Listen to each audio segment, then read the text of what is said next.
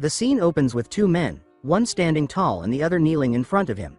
The standing man drags a blood-soaked sword behind him, its tip scraping against the ground with a dull rasp. He says that it's ironic, even as a celebrated hero, he ended up like this. If only he'd stayed home, safe and comfortable, none of this would have happened. The kneeling man is Hayden Reich, known across the continent as the Fallen Star. The man holding the sword is Julian. As Hayden lifts his gaze, he asks Julian how he could betray him like this. Julian responds coldly, saying Hayden should have treated him better when he was loyally supporting him as a hero. Hayden asks if Julian truly intends to kill his own master. Julian responds with a crooked smile, then breaks into laughter. He declares that it won't be difficult at all. He raises his sword and, without hesitation, brings it down. Hayden's head is severed in a single, clean strike. Everything fades to black. A scream pierces the silence, someone shouting in disbelief. A man clutches his own head, eyes wide in shock. He grabs his monitor, shaking it, yelling that this can't be real. He refuses to believe Hayden just died like that, so pointlessly. This wasn't how things were supposed to go. We learn this man is Lee Sahu. He's outraged because Hayden Reich wasn't just any hero. He was the hero of the Northern Frontline, the one who stood unshaken in the worst of times, a tactical genius and a noble legend. Most importantly, he was the protagonist of * Kill the Demon King starting now, Sihu's favorite game. How could the protagonist die so suddenly, and at the hands of Julian, a traitor who turned on his own master? Sahu yells that Frommel, the game's developer, has betrayed him. They had promised a sequel, and now they've gone and killed off his boy like this. He complains that he's poured endless time and money into this game. It's revealed that he's rank 1, with a jaw-dropping 100,000 hours logged. Likely in-game, not real time. He rants aloud, asking why no one warned him that grass exists, mocking how absorbed he's been in this virtual world. Other fans comment online, speculating that Julian might be the new protagonist. But many can't understand why, especially with his appearance. They call him Slit Eyes. It doesn't seem meant as a racial slur, more a jab at his cunning expression. Sahu doesn't buy it. He insists Julian is nothing but a backstabbing traitor. He declares he'll cancel his pre-order. Hovering over the button, he hesitates for a moment, then he clicks. Pre-order cancelled.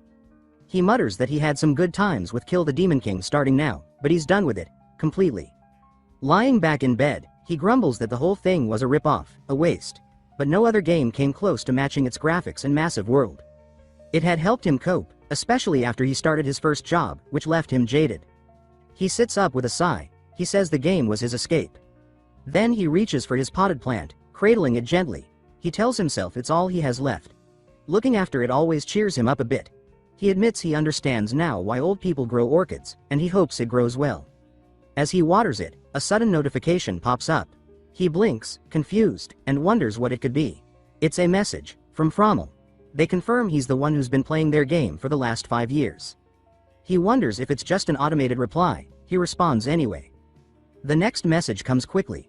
They ask if he cancelled his pre-order because he wasn't satisfied with the story's ending. He's caught off guard. The way they worded it, it almost feels like they don't plan on giving him a refund. Another notification appears. It tells him to click the link below. Without thinking too hard about it, he clicks. A burst of light explodes from his screen. His glasses fly off as something starts pulling him toward the monitor. He yells that he needs to shut this down, now. He slams the power button and holds it down. Nothing happens. The force keeps dragging him in until the monitor shuts off by itself. He screams, trying to understand what's happening. He feels like he's falling. But where to? Everything around him is pitch black, until a wasteland materializes in the distance. He crashes straight into it. Groaning, he pushes himself up and looks around, asking aloud where he's ended up. Then it clicks. This is the battlefield. The very place Hayden and Julian last clashed. Suddenly, a massive scorpion charges at him, one claw raised to strike. He recognizes it instantly. It's one of the scorpion demons from the game. On cue, a stat window opens before his eyes. It says he's an exceptional swordsman with remarkable instincts. He stares at it, stunned. Then he turns and bolts, screaming, saying that for now, this is all he can do, run. The scorpion charges without pause, forcing him to keep running. Its claws tear through the ground with terrifying ease, and he realizes with a chill that if one of those hits lands, he's finished. It closes the distance rapidly, and he screams in panic, throwing up his arms, convinced he's about to die. But the impact never comes, not the pain, not the blood. Just a dull thud. He blinks in confusion, wondering aloud why it doesn't hurt. The scorpion moves in for another strike, but he ducks under the attack and clenches his jaw. If pain isn't real here, he figures he might as well fight back. So he launches an uppercut straight into the creature's jaw. It staggers backward. His eyes widen. The hit actually worked. He's stunned, not just by the impact, but by how light his body feels, how responsive, nothing like real life. Then it clicks. A message, one he hadn't seen before, flashes through his mind. Frommel had told him to change the story himself. Character repossession, they called it. As the scorpion screeches and leaps toward him again, he turns his back to run, still trying to process it all. He doesn't understand everything, but one thing is becoming clearer. He's not just playing the game, he's inside it. He glances down, reaching instinctively for the weapon at his waist. His fingers wrap around a familiar hilt, and he spreads his feet, grounding himself. He mutters that he's lucky. He's taken over none other than Hayden Wright, the very character he spent thousands of hours mastering. As he swings the blade, a powerful aura surges from the weapon, cutting through the air like a beam of light. It slams into the scorpion, splitting it nearly in two and obliterating the ground beneath. The monster is dead before it hits the dirt. He stares at the carnage and says that it's insane, but expected. This was Hayden's power. Looking down at his hands, he mutters that maybe, with this strength, he can rewrite the ending. Maybe he can stop Hayden from dying at Julian's hands. Maybe he can fix what he hated. Just then, a notification pings. He's earned a new skill, Crescent Slash. It's labeled as a common move, part of his swordsmanship foundation. But he frowns. This doesn't belong to Hayden's moveset. Something isn't right. A suspicion creeps in. He peels off his hoodie and glances at the blade, trying to catch his reflection. The face that stares back isn't Hayden's. Silver hair. A blank, emotionless expression. Narrow, slitted eyes. The status window confirms it. He's not Hayden. He's Julian Cruppert Plusone. He screams in disbelief, unable to accept the twist. He was supposed to be the hero, not the traitor. The window outlines Julian's traits. Demon King's vessel, exceptional swordsman, immaculate mana control, incredible instincts. All of it fits, but none of it feels right. The scene shifts to a lavish estate. Julian, because that's who he is now, stands in front of a mirror, still processing the nightmare. A week has passed since the possession began, and no matter what he tried, he couldn't escape back to reality. He sighs, drained. One of Julian's traits forces him to speak with formal politeness in every language, so even when he thinks something casually or sarcastically, it comes out refined and respectful. It's jarring, but he admits there are upsides. He starts smiling, saying that Julian isn't bad looking. He now understands why the character was so popular. Something about his proportions. He mutters about having a small head, something Koreans obsess over, apparently. The perspective shifts again. A man trembles nervously, his leg bouncing as he hesitates outside a grand door. He whispers that he doesn't want to go in. Meeting Julian feels like stepping into a grave. Still, he gathers the courage, opens the door, and calls out to Julian. We learn his name is Sir Horn. Julian recognizes him instantly, noting that Horn is a direct blood relative. Horn asks if his body is okay. Julian replies that yes, thanks to Horn's help, he's been fine. Horn breathes a sigh of relief and admits he couldn't believe Julian had fainted. He confesses he might have been too worried and lets out an awkward laugh. The tension between them is thick, both unsure of what the other is really thinking. Julian observes that he expected a servant or minor noble, not Horn himself, to visit. He wonders silently what the man is truly after. Horn tries to read Julian's demeanor. Seeing him so calm despite the situation, Horn considers testing him. He mentions a rumor he heard. Julian asks what kind. Horn says there's talk that Julian lost his memory. The statement takes Julian by surprise. He hadn't heard it before, but now that he thinks about it, the whispers and stares make sense. People had seemed suspicious lately. Horn studies his reaction closely. Julian responds by calling Horn's name in a deep, deliberate tone that sends chills down the man's spine. Then he asks if Horn also believes the rumor. Horn panics. His heart pounds in his chest, and he swears he doesn't. Internally, he realizes his little scheme might have gone too far. But externally, he misreads Julian's intensity as proof that the man knows exactly why he's here, that he's acting under orders from the Noble Elders Association. He has no choice but to drop the act. Clearing his throat, he advises Julian not to take the rumors floating around the maids too seriously. Then he delivers the real reason for his visit. Although Julian is still recovering from his injuries, the Elders Association sent him to deliver a message. We learn that the Elders Association is a powerful group formed by noble families. Bloodline is everything to them, and they don't tolerate any member of a collateral branch. Like Julian, trying to rise too high. Despite being from a lesser line, Julian's extraordinary swordsmanship and magical talent have made him a threat. enough of one that the association would rather eliminate him than let him climb higher. And now, with this message, it's clear. Julian needs to tread carefully. Julian asks what the message is, and Horan hesitates, clearly reluctant to say it. Eventually, he explains that Julian has been chosen to participate in the Shut Eyes entrance test, as an instructor. Julian pauses at that. He explains internally that the Shut Eyes are no ordinary group. They're a secretive elite unit, carrying out covert missions for the palace. In public, they serve as the royal guard, but their real duties are far more critical and hidden. Only the most capable warriors are allowed in, and Julian is already a member. That fact alone makes the request strange. The same people who despise him now want him to represent them in this test. That alone raises red flags, and he starts questioning whether he should even take the offer seriously. Horan forces a smile, admitting silently that under normal circumstances, Julian would see through the Elders Association's schemes and decline without hesitation. Now, Horan scrambles to think of a convincing argument. But to his complete disbelief, Julian simply says that he'll accept the request and act as the supervisor. The words hit Horan so hard that he looks like he's about to glitch out of reality. Trying to protest, Horan reminds him that he's still injured, but Julian pulls off his bandages and says that, coincidentally, the wound is already healed. Panic sets in for Horan. He realizes that Julian is dead serious about going, and it's too late to reel him back. He mutters to himself that he's taken the bull by the horns. He assumes Julian must not fully understand the political weight of this, and likely wants to use the opportunity to win some favor, or at least play along. As Horan prepares to leave, hoping to put as much distance as possible between himself and whatever Julian is planning, Julian suddenly tells him to wait. That sends Horan spiraling. He wonders if Julian intends to trap him somehow, maybe keep him from escaping. Julian approaches, sticking out his hand. In it is a plant. He says that he just wanted to give Horan this, claiming it will help ease his mind.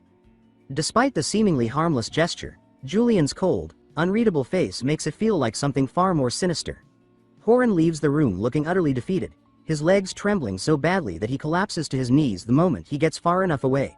Panting, drenched in sweat, he mutters to himself that he'd completely forgotten one of Julian's most infamous nicknames, the Smiling Executioner. Now, more than ever, he understands why people call him that. Back in the room, Julian sighs, saying that he's managed to deal with one of them. His room is full of orchids, apparently because he once mentioned he liked them in his sleep. Now, he's trying to get rid of them. He says vaguely that someone is probably waiting for him, though he doesn't clarify who. Then he grabs his sword, saying that if he's going to leave, he's not dumb enough to do so unarmed. And if he's going out, he should at least dress properly. He opens the closet, scowling at the wardrobe. Julian's fashion sense, he complains, is ridiculous. But he admits that if he's going to play this role perfectly and not draw attention, he'll have to dress the part. He steps out, telling Horan that he's ready to go and says he's looking forward to the interview. He also asks where it will be held. The scene cuts to a carriage traveling through a forest. Horan sits across from Julian, repeating what he said earlier, that the Shut Eyes entrance exam will be held on the training grounds of Vile Academy. Julian reflects on the name. In the game, Vile Academy hadn't been a particularly significant location, but he does remember it faintly. He comments aloud that he's curious what kind of place it is. That catches Horan off guard. He expected Julian to know the academy well, after all, he graduated from it. Julian covers quickly, saying that it's been a long time since he was there and things have probably changed. Horan nods, accepting the excuse. He then adds that the academy might be an uncomfortable place to revisit, especially if there are people who still remember the Julian from back then. He expresses hope that those people are long gone. As the carriage slows to a halt, the driver announces their arrival at Vile Academy. Julian steps out and remarks that the place is enormous. He says he's only ever seen it from inside the game. Horan, visibly shaken, asks Julian to repeat what he just said. Julian lets out a light laugh and brushes it off, claiming he didn't say anything. But Horan's face is pale, he's terrified. Internally, Julian is far from calm. He admits to himself that no matter how advanced the game's graphics were, reality surpasses them. The textures, the weight of the air, the way people react, it's all sharper, more visceral. Horan, meanwhile, is convinced that Julian is plotting something. He wonders why Julian is acting so unreadable and sinister, and what scheme might be unfolding in his mind. Julian can tell that he's scaring him. He says that he actually feels bad about it. He then calls out to Horan again, startling him even more. Julian says that he can leave if he wants. He's grateful for the escort. But Horan responds that since he's already here, he wants to see how the test is conducted. Julian raises a brow at that. He says that he thought Horan couldn't wait to escape, so it's strange that he suddenly wants to stay. Then, something catches his attention. There's a strange, dark haze hovering above Horan, an ominous energy he hasn't sensed before. It doesn't feel like mana, or at least not any kind he's familiar with. It seems more like an emotion, perhaps fear itself. He opens his status window and sees a passive trait listed, extreme sensitivity to negative emotions directed toward him. The trait allows him to read those emotions based on the aura's color. He confirms it. The aura around Horan is thick with fear. Julian reflects on this. It makes sense. In the game, Julian was always unnervingly good at reading people's emotions. He could manipulate fear to paralyze opponents without ever drawing his sword. He'd provoke anger so foes would lose control and make critical mistakes. That talent, he realizes now, was rooted in this very trait. He thinks it through. If Horan is afraid but still choosing to stay, then the Elders Association must have sent him here to observe. They likely suspect that something is off and want to keep an eye on him. He knows they see Julian as a threat, a ticking time bomb with too much talent and not enough loyalty.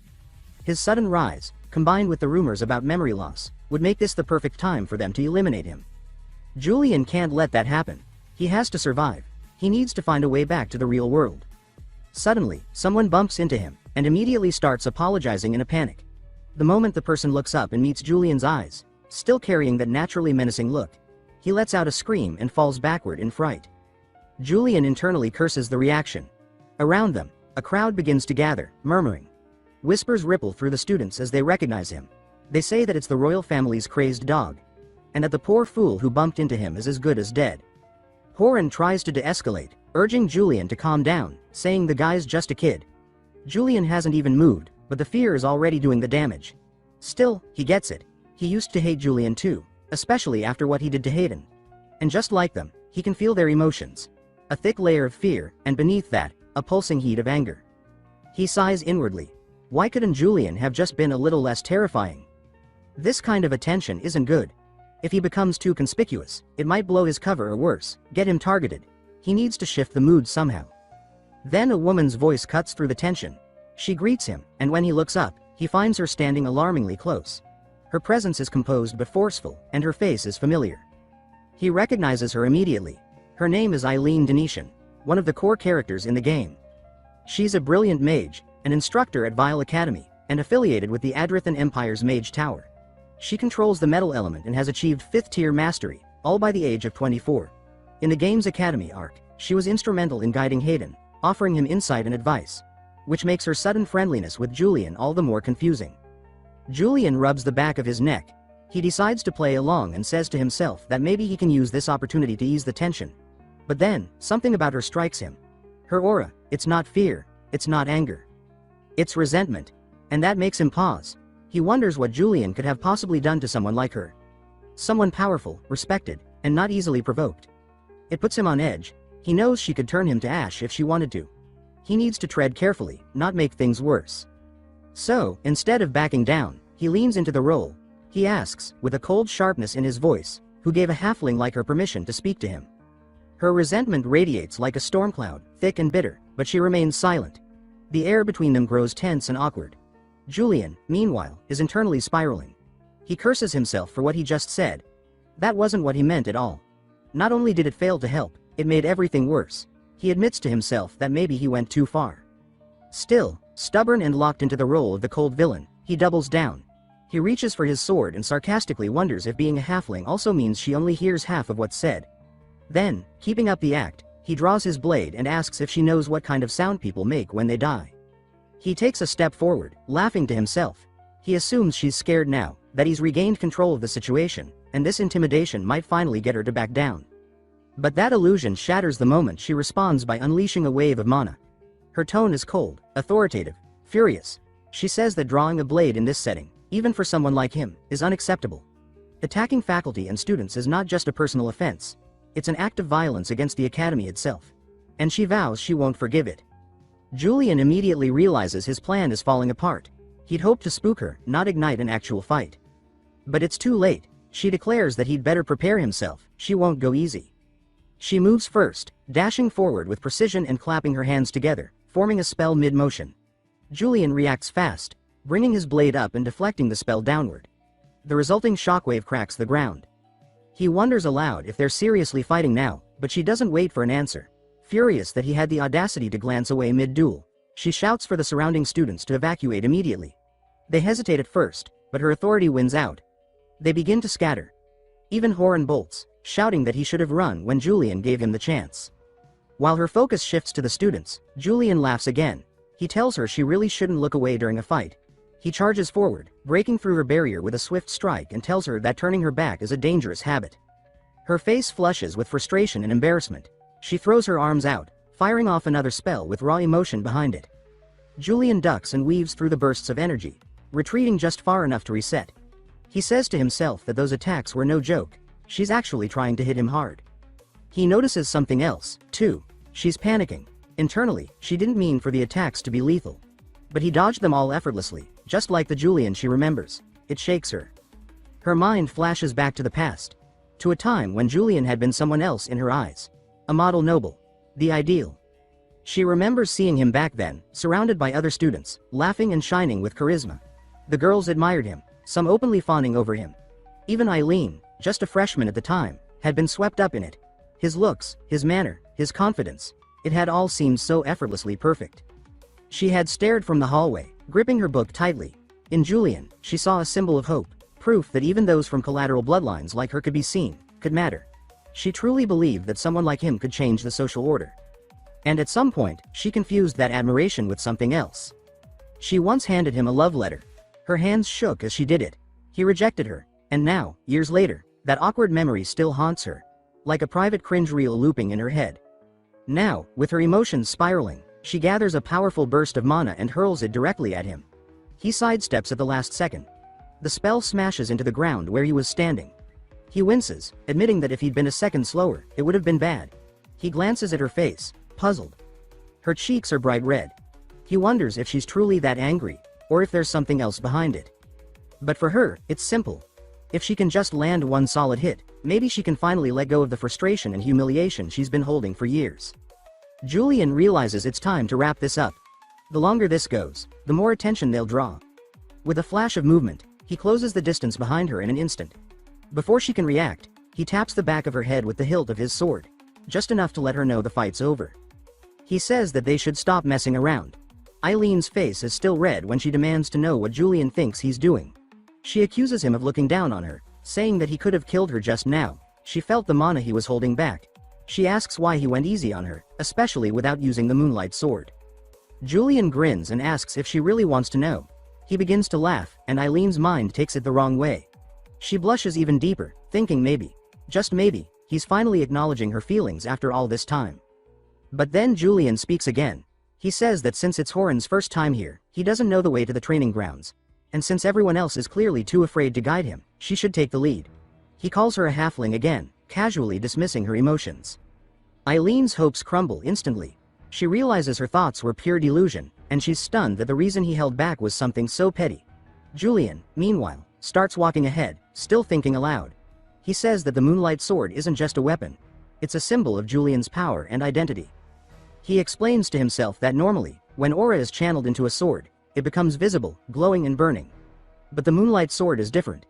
The blade itself turns an eerie bluish hue, like it's soaked in the light of a full moon. It's a weapon he's known for, one he's used countless times to slay demons. People named it out of fear, reverence, and legend. And now, Julian, no, the man trapped in his body, knows there's no way he could replicate that power. Because he isn't truly Julian. Not really. If Eileen starts to suspect something, things could spiral quickly. He tells himself he has to be careful, she can't figure it out. He steals his expression, trying to look cold and confident, but to Horan and Eileen, it just looks like he's scheming something dangerous. He asks if there's a problem, and they both stiffen immediately, shaking their heads and saying it's nothing. Eileen silently resumes leading them, keeping her distance until they finally arrive at the training grounds of Vile Academy. Julian pushes open the doors, stepping inside with an air of authority. He greets the room, saying he hopes everyone's doing well and apologizes for being late, blaming Eileen for the delay. Her jaw tightens, but she swallows her annoyance and stays quiet. He then introduces himself formally and announces that he'll be conducting the Shut-Eyes entrance exam today. He adds that surely everyone here has heard of him. While Julian speaks, Horan scans the group, eyes flicking through the faces until he spots the one he's looking for. He mutters that he knew it. The second son of the Torso family is here. The Torso and Cruppert families have shared a long-standing friendship, making this presence significant. Joining the Shut Eyes is considered one of the greatest honors, an elite organization directly under the imperial family. But because of that prestige, the exam is brutal. It's a direct battle between the applicant and the instructor. If Julian defeats the second son in front of everyone, he knows the Elder Association will jump on it, framing it as dishonor and using it to bring him down. Julian says that it seems everyone is here to join the Shut Eyes. The students reply with a firm yes, sir. He pauses, then begins laughing. He mocks them, saying all he sees is a crowd of sheltered children. Their swords look more like ornaments than weapons. He warns them that the Shut Eyes is the bloodiest, most unforgiving place in the Empire. As their senior, he says he'll give them a taste of what that's really like. He announces that the exam will now begin. Gripping the hilt of his blade, he says the only requirement to pass is simple: they must kill him. Instant panic spreads among the students. Julian immediately cringes at his own words. He can't believe what just came out of his mouth. Only now does he realize that the entrance exam is a literal duel. Horan had warned him not to go easy on them, but this is a disaster. He only survived Eileen's attack by dodging. In a real duel, under scrutiny, his lack of actual skill might be exposed. He thinks quickly. If he doesn't use the Moonlight Sword, people might assume it never existed. Or worse, they'll start believing he's truly lost his memories. Either way, suspicion will grow. The pressure from the students builds. The weight of Eileen's watchful eyes adds to it. If he acts out of character, she might attack again, and this time, he won't be able to fake his way out. He decides that his only option is to intimidate, to go full villain. He shouts, demanding to know why no one is moving. He declares that the exam ends when he dies, or when there are no more applicants left. His voice echoes through the training grounds. The students stare at him in silence, paralyzed by fear. Then, finally, one of them raises a trembling hand and says that he forfeits. One by one, the students start backing away, eyes wide with fear. Some mutter that they didn't sign up for this, that they're not ready to die, that they don't want to be here anymore. The panic spreads like wildfire. Even the second son of the Torso family, who had tried to keep his composure, clenches his jaw in frustration. But when he sees everyone else retreating, he gives in and follows suit. He wants no part of this madness. Horan stands frozen, disbelief etched across his face. He says there's no way this is happening, but the truth is undeniable. Every single applicant has forfeited. Julian starts to laugh, covering his mouth with a gloved hand as if trying to hold it in. He strides past Eileen and Horan with a smug calm, saying that with no applicants left, the exam is officially over. Inside, he's celebrating like he just beat the final boss. He says that he actually pulled it off. His ruthlessness paid off, just like he hoped. But he shifts his attention to Eileen, curious about her reaction. Did fear finally eclipse her resentment? Yet when he glances at her, he's caught off guard. There's no negative aura. No fear, no hatred, nothing. Just a calm, unreadable expression. He narrows his eyes, wondering if something's wrong with his ability. Is it possible for his emotion-sensing trait to just shut off? Did it break? But then she speaks. She says what he just did reminded her of the past, of the old Julian, the one who avoided unnecessary bloodshed by intimidating his enemies instead of fighting them. Julian is completely lost. His trait only shows negative emotions, but whatever she's feeling now isn't showing up at all. He's left guessing. Later, back at the Shut Eyes base, Horan calls out to him and steps in front to get his attention. He says that Julian did good work today. Julian, though, has something else on his mind. He places both hands on Horan's shoulders and stares at him. Instantly, Horan's knees nearly give out. Fear overtakes him like a wave crashing down. He stammers, asking what's wrong. Julian brushes it off, saying that it's nothing, that Horan was the one who worked hard today.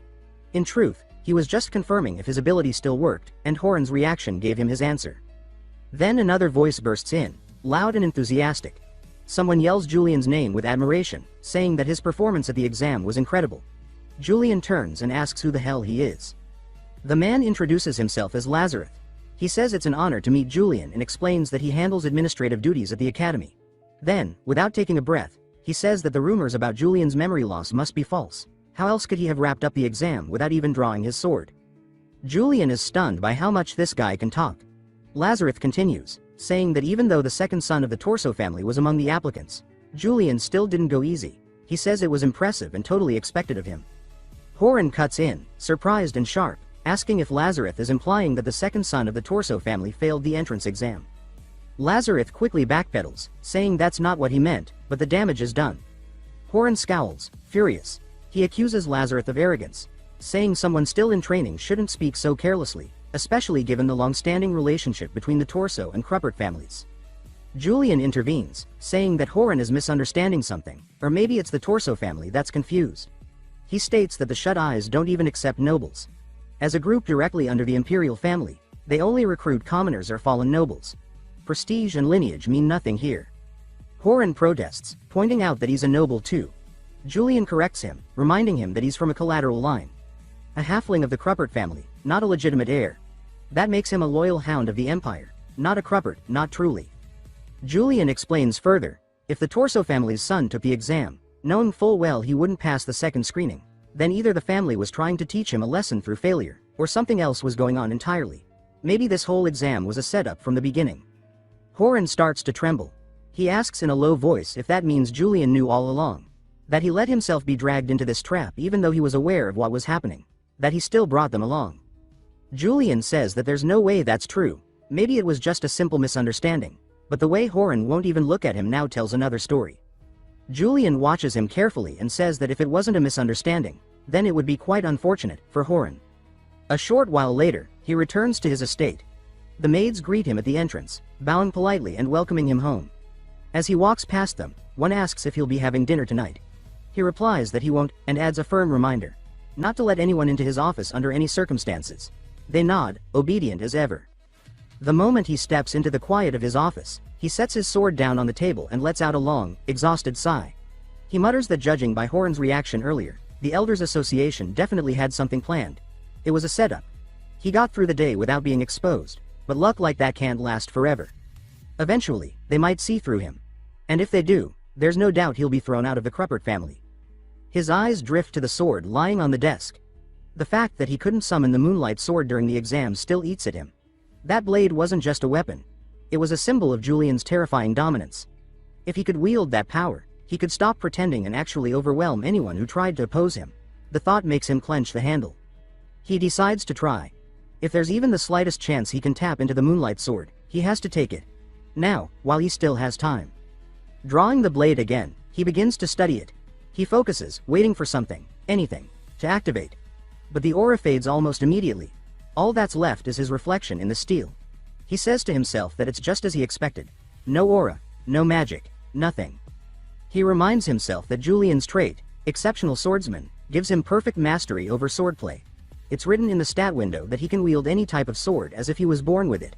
But even with that, it's not enough to awaken the Moonlight Sword. In the Empire, there are countless warriors as skilled as the original Julian in terms of raw technique. Dozens, maybe hundreds of named characters with legendary reputations. What set Julian apart wasn't just his swordsmanship, it was his mastery over aura and mana. The way he used it, the way it flowed through his strikes, was on another level. That kind of control comes at a price. One mistake while channeling mana could rupture internal organs. He knows that.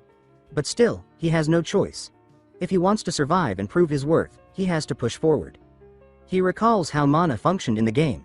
And if this world mirrors that system, then he already knows the method, because he's done it in-game for thousands of hours. He closes his eyes and starts to focus, pulling the mana stored in his heart and sending it toward his meridian pathways. He whispers to himself that out of the 38 known mana meridians, 6 are vital gray veins. Among them, the one in his head, the Great Vein, connects directly to the heart and serves as the source of pure mana flow. If he can activate it, everything else will follow. Suddenly, something inside him snaps. When he opens his eyes, aura is already pulsing through him. He can feel it swirl and wrap around his body. With determination, he grips the sword tightly and tries to relocate the aura from his core into the blade. But the resistance is overwhelming. The transfer isn't smooth, and the strain makes it feel like his veins are burning. Still, he knows this body is capable of it. Julian was born for this. After several painful seconds, something finally gives. A shimmer of light dances along the blade, just for a moment. It works, briefly. A flicker. A success, sort of. He stares at the sword and says that while the aura has taken shape, it's still weak and unstable. If he had to compare it to the moon, it would be a thin crescent. But a crescent is still part of the moon. It has begun. The following day, he's back at the training area. With a deep breath, he lowers his stance and draws his sword in one smooth motion. In a flash, he slices through 3 practice dummies. Each one is cleanly severed, and as the pieces fall apart, a glow flickers along the edge of the blade, the Moonlight Sword, faint but present. He remarks that at the very least, he's reached the skill level of a proper knight. And all it took was a day, not bad. But now comes the hard part, completing the Moonlight Sword. refining it, perfecting it. The problem is, his knowledge of the game's mechanics is starting to hit its limit. There are gaps, things he never paid attention to before, things the game didn't explain. What he needs now is someone who knew Julian personally. Someone who can offer insight, even if they don't realize they're helping an imposter. He needs answers. And fast. One of the maids gently calls out, informing Julian that he has a visitor. He pauses for a moment, genuinely wondering if Julian, the real one, had any friends, but regardless, the timing is perfect. That fleeting hope dies instantly when he sees who it is. It's Lazarus. Julian stares at him, unimpressed. Internally, he says he had been wrong to expect anything useful, it's just the tier 1000 yapper again. Lazarus beams, clearly not reading the room, and expresses surprise that Julian remembers his name. He asks if it's because of how talkative he was yesterday. Julian shoots him a flat look and says he wouldn't forget someone who talks that much even if he tried. He genuinely can't tell whether Lazarus is fearless, or just hopelessly stupid. He asks him bluntly why he's here.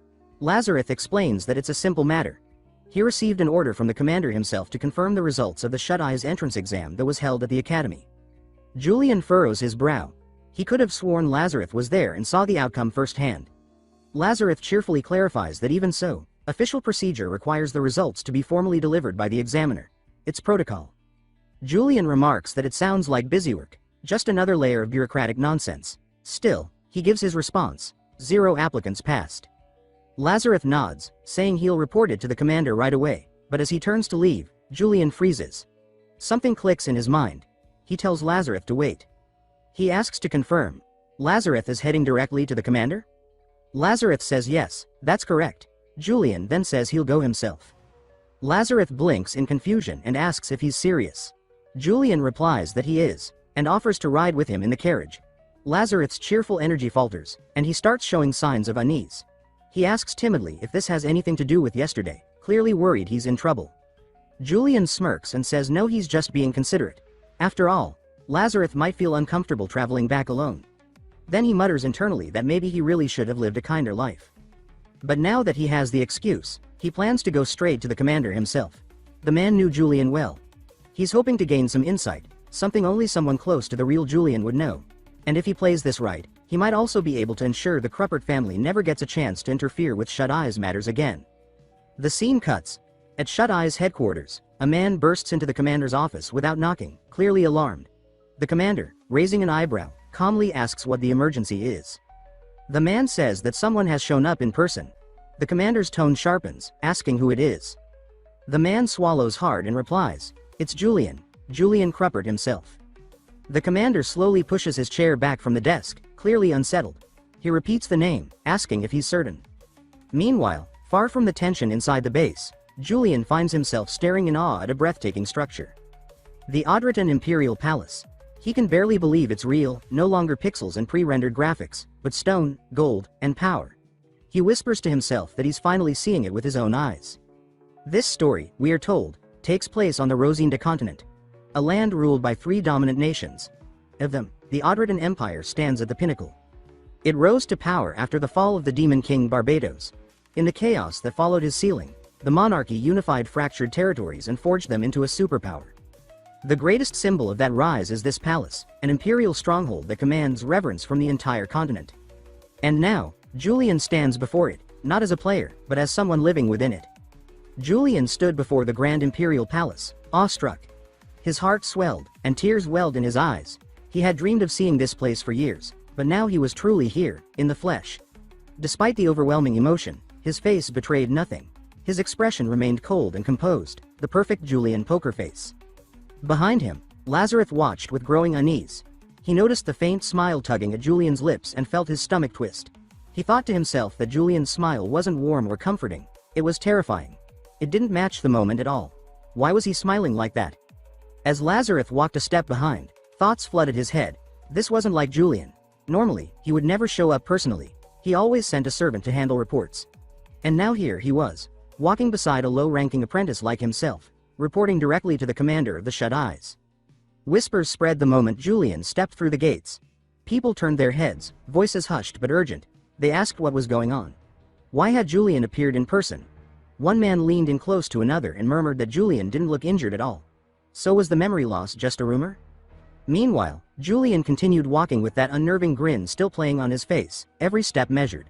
Lazarus followed behind, his legs shaky. He thought to himself that this was an incredible honor, unimaginable even. But it was also the kind of honor that might knock him out cold. As they moved through the palace grounds, Julian remarked aloud that the view was as beautiful as ever. He seemed genuinely impressed by the scenery.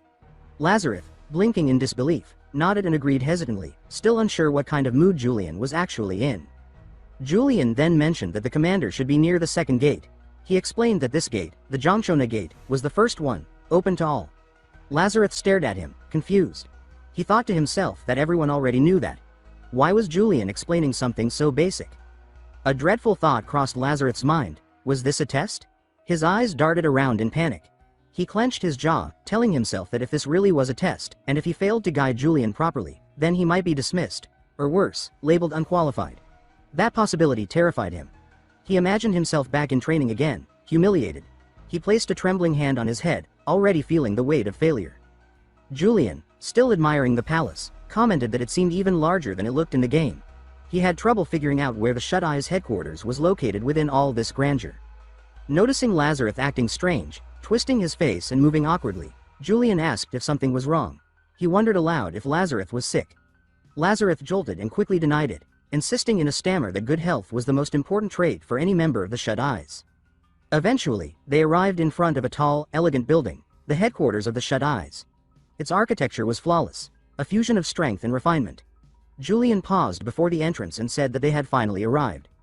Lazarus immediately turned to him with hopeful eyes and asked if he had passed. Julian blinked, confused, and asked what he meant. Lazarus hesitated, his voice barely a whisper, wondering if this entire thing had been a secret test. Julian frowned, visibly irritated, and said that it was not a test, not even close. He asked why on earth he would be testing Lazarus. But Lazarus didn't seem to care about the answer.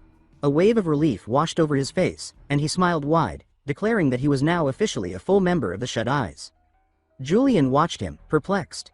He muttered under his breath, wondering why Lazarus always said such bizarre things. But Lazarus offered no explanation. Instead, he simply bowed again and again, repeating his thanks before cheerfully excusing himself. As Lazarus walked away, actually singing to himself, Julian watched, stunned. He thought to himself that Lazarus was an odd one, to say the least. Then again, he wasn't exactly in a position to judge anyone's sanity. After all, he was still pretending to be Julian Cruppert. A soldier stepped out from the front of the Shut Eye's headquarters and addressed Julian with a sharp salute. He announced that Commander Odwin had given permission. Julian could enter. Julian thought to himself that it was finally time to meet Commander Odwin Balladeer, his superior, and the only heir of the once mighty Balladeer family. The Shut Eyes, a group loyal only to the Imperial family, had been unified and shaped solely by Odwin's skill and leadership. No one else could have done it. As he followed the soldier down the hall, Julian's thoughts churned. He admitted to himself that he felt nervous. When they reached the command room, Julian took a deep breath, steadied himself, and announced his entrance. From inside, a voice, calm but authoritative, told him to come in. The door opened, and there she was. Commander Odwin Balladeer sat at her desk, scribbling notes in a thick book. She looked up at him without any expression of surprise and greeted him, noting that it had been a long time since they last saw each other. She said she'd heard he was injured, and asked if he was fully recovered. Julian stared, and 1,000 thoughts ran through his mind. This was the legendary commander of the Shut Eyes?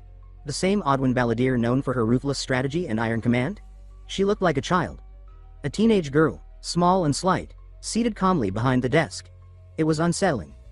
He thought to himself that there was no mistaking the description. Odwin was supposed to be small, but this was smaller than he had imagined. And was she really a girl? Or just incredibly young looking? As if reading his thoughts, because she was, Commander Odwin pointed at him sharply and declared that he had just been thinking about her height. Flustered, Julian quickly denied it aloud, though the panic in his voice betrayed him. Internally, the man inside Julian, Lisa Hu, marveled that she could read his mind. That confirmed it. This was indeed the commander. Odwin returned to the topic of his injury and ordered him to give a report. Julian fidgeted nervously, one hand gripping the other behind his back. His thoughts spun again. How could he possibly explain anything to her? She wasn't ordinary. She wasn't someone he could bluff or charm. Sweat formed on his brow. He worried that if he said something wrong, she might begin to suspect him, and behind him, the guards subtly placed their hands on their swords, ready to act. Even Julian, a man known for his cold demeanor and formidable presence, respected this commander. She was not someone to underestimate. Finally, gathering himself, he thanked her and admitted that it had not been a minor injury, but, he added firmly, his loyalty to the imperial family remained unshaken. That was something no wound could compromise. Odwin studied him carefully, her expression unreadable. She seemed surprised by the answer, and for a moment, her mind wandered. She placed a finger to her chest and tapped lightly, as if trying to access something deep inside. Then, in a sudden burst of energy, she slammed her hand on the desk and stood up. She walked toward him, her eyes sharp. She said that something was strange. She asked if he had always spoken like this. Then she held her sword under his chin and said she could tell, something wasn't right. Julian's thoughts turned grim. He told himself that this was it, the color of injustice. The moment when suspicion would blossom into something dangerous. Then, unexpectedly, a glowing panel flashed into view. Again, the phrase appeared, the color of injustice. Julian, or rather, Lee Sahu, trapped in his body, clutched his head and scolded himself. He asked aloud how the original Julian had treated his superior before. And then, acting on sudden impulse, he grasped the blade pointed at him and leaned closer to the commander. With a chilling smirk, he said they should begin, like a proper villain would. He stared straight into Odwin's eyes and asked, mockingly, if there was any problem here. The commander blinked. Then she stepped back, lowering her sword. She turned away and walked back to her desk. She said it was rare for someone to visit the main headquarters of the Shut-Eyes in person. Most instructors submitted their reports and left without saying a word. That was how it had always been.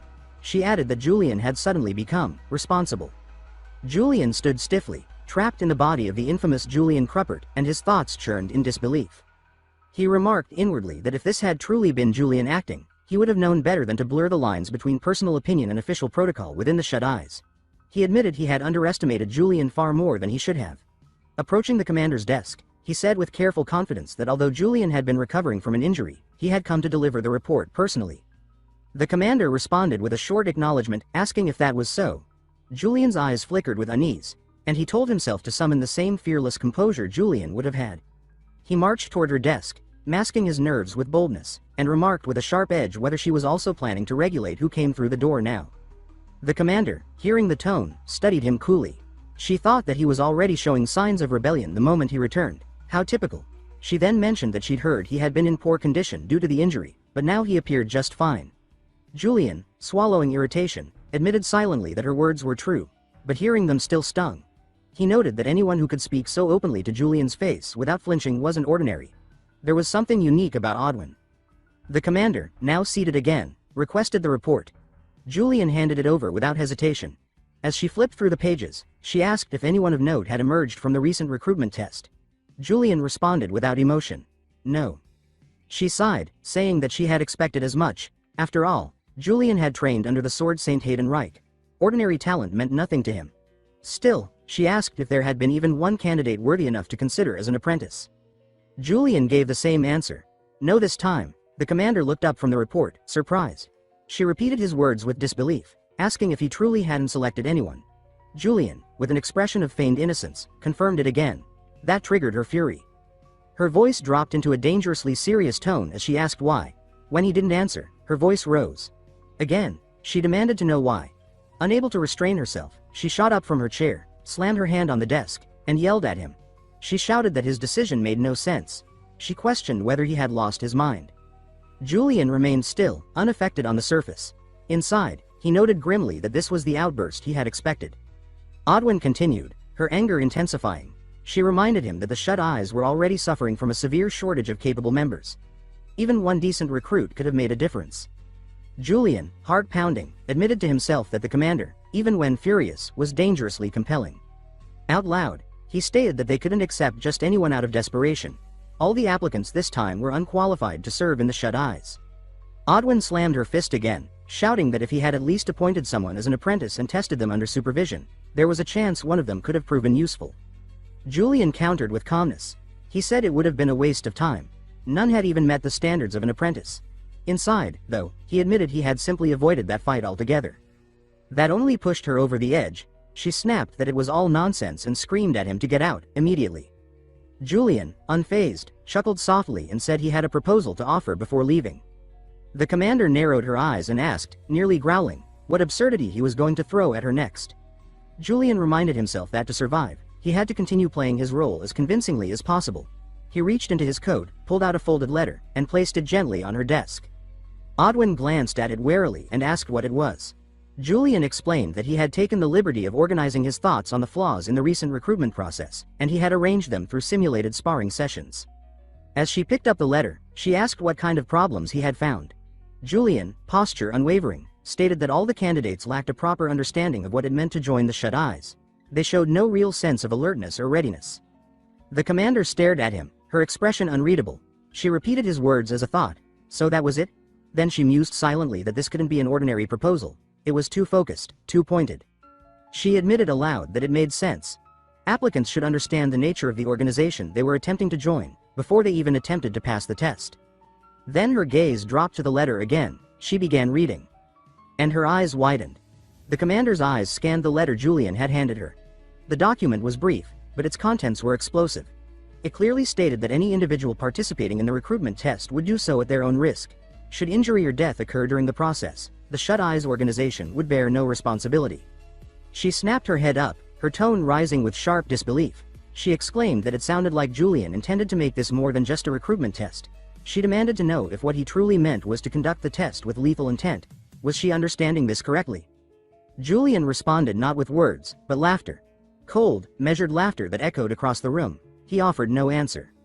The commander narrowed her eyes, then pointed back at the letter, her thoughts racing. No answer, so that was confirmation enough.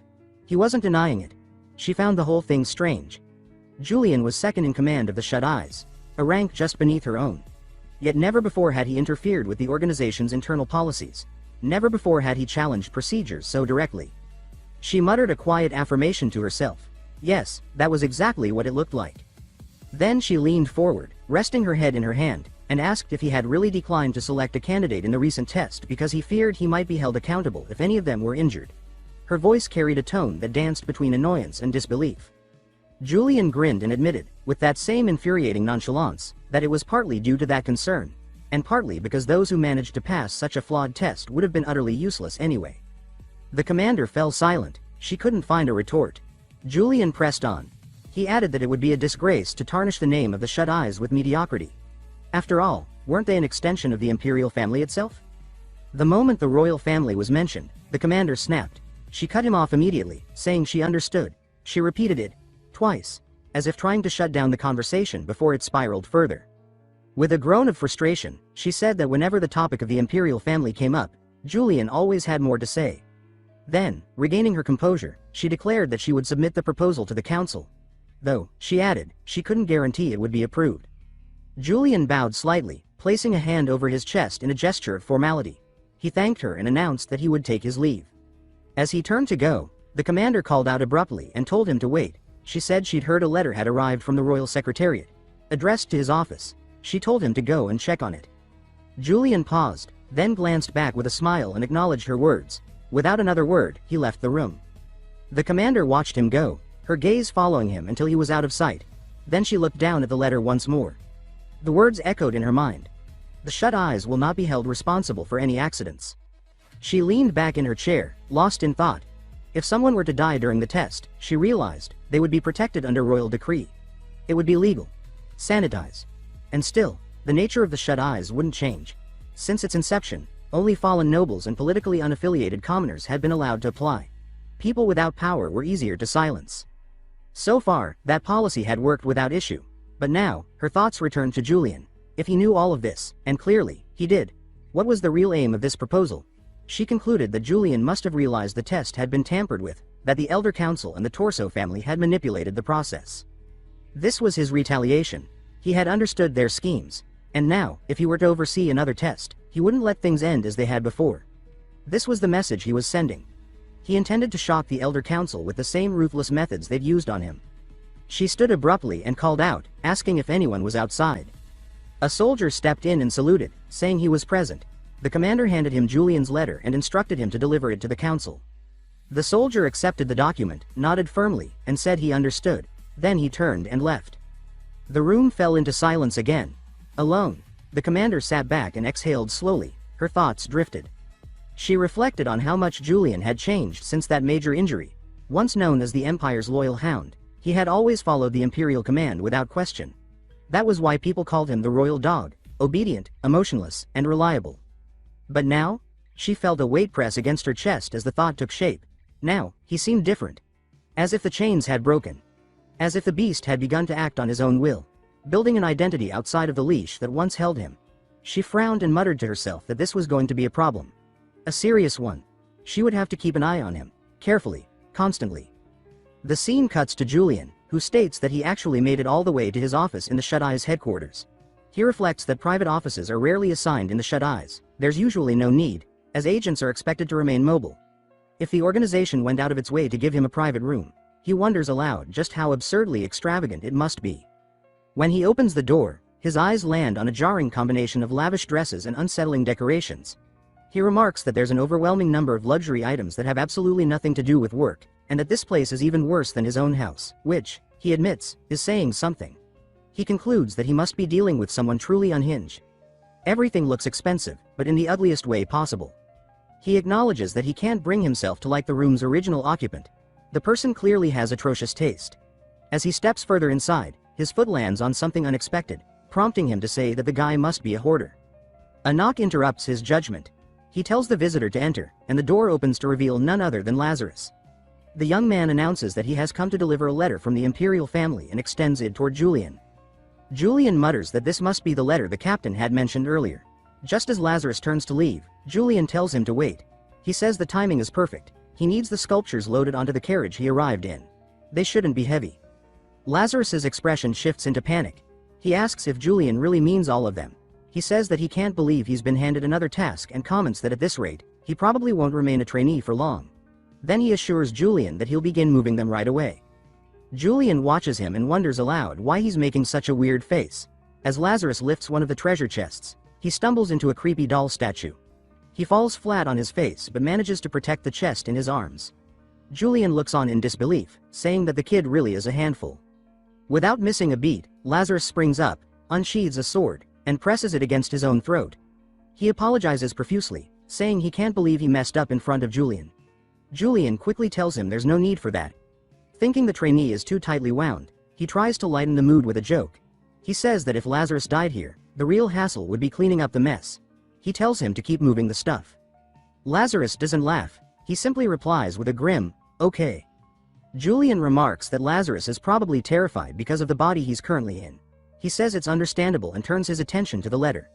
The imperial seal matches the one from the game, and it's addressed directly to Sir Julian, naming both his family and the Shut Eyes.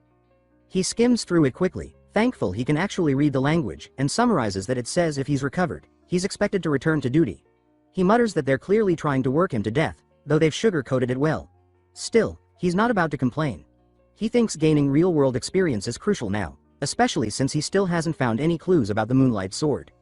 The letter assigns him to a mission, the restoration of a resonant stone. He begins to explain what those are.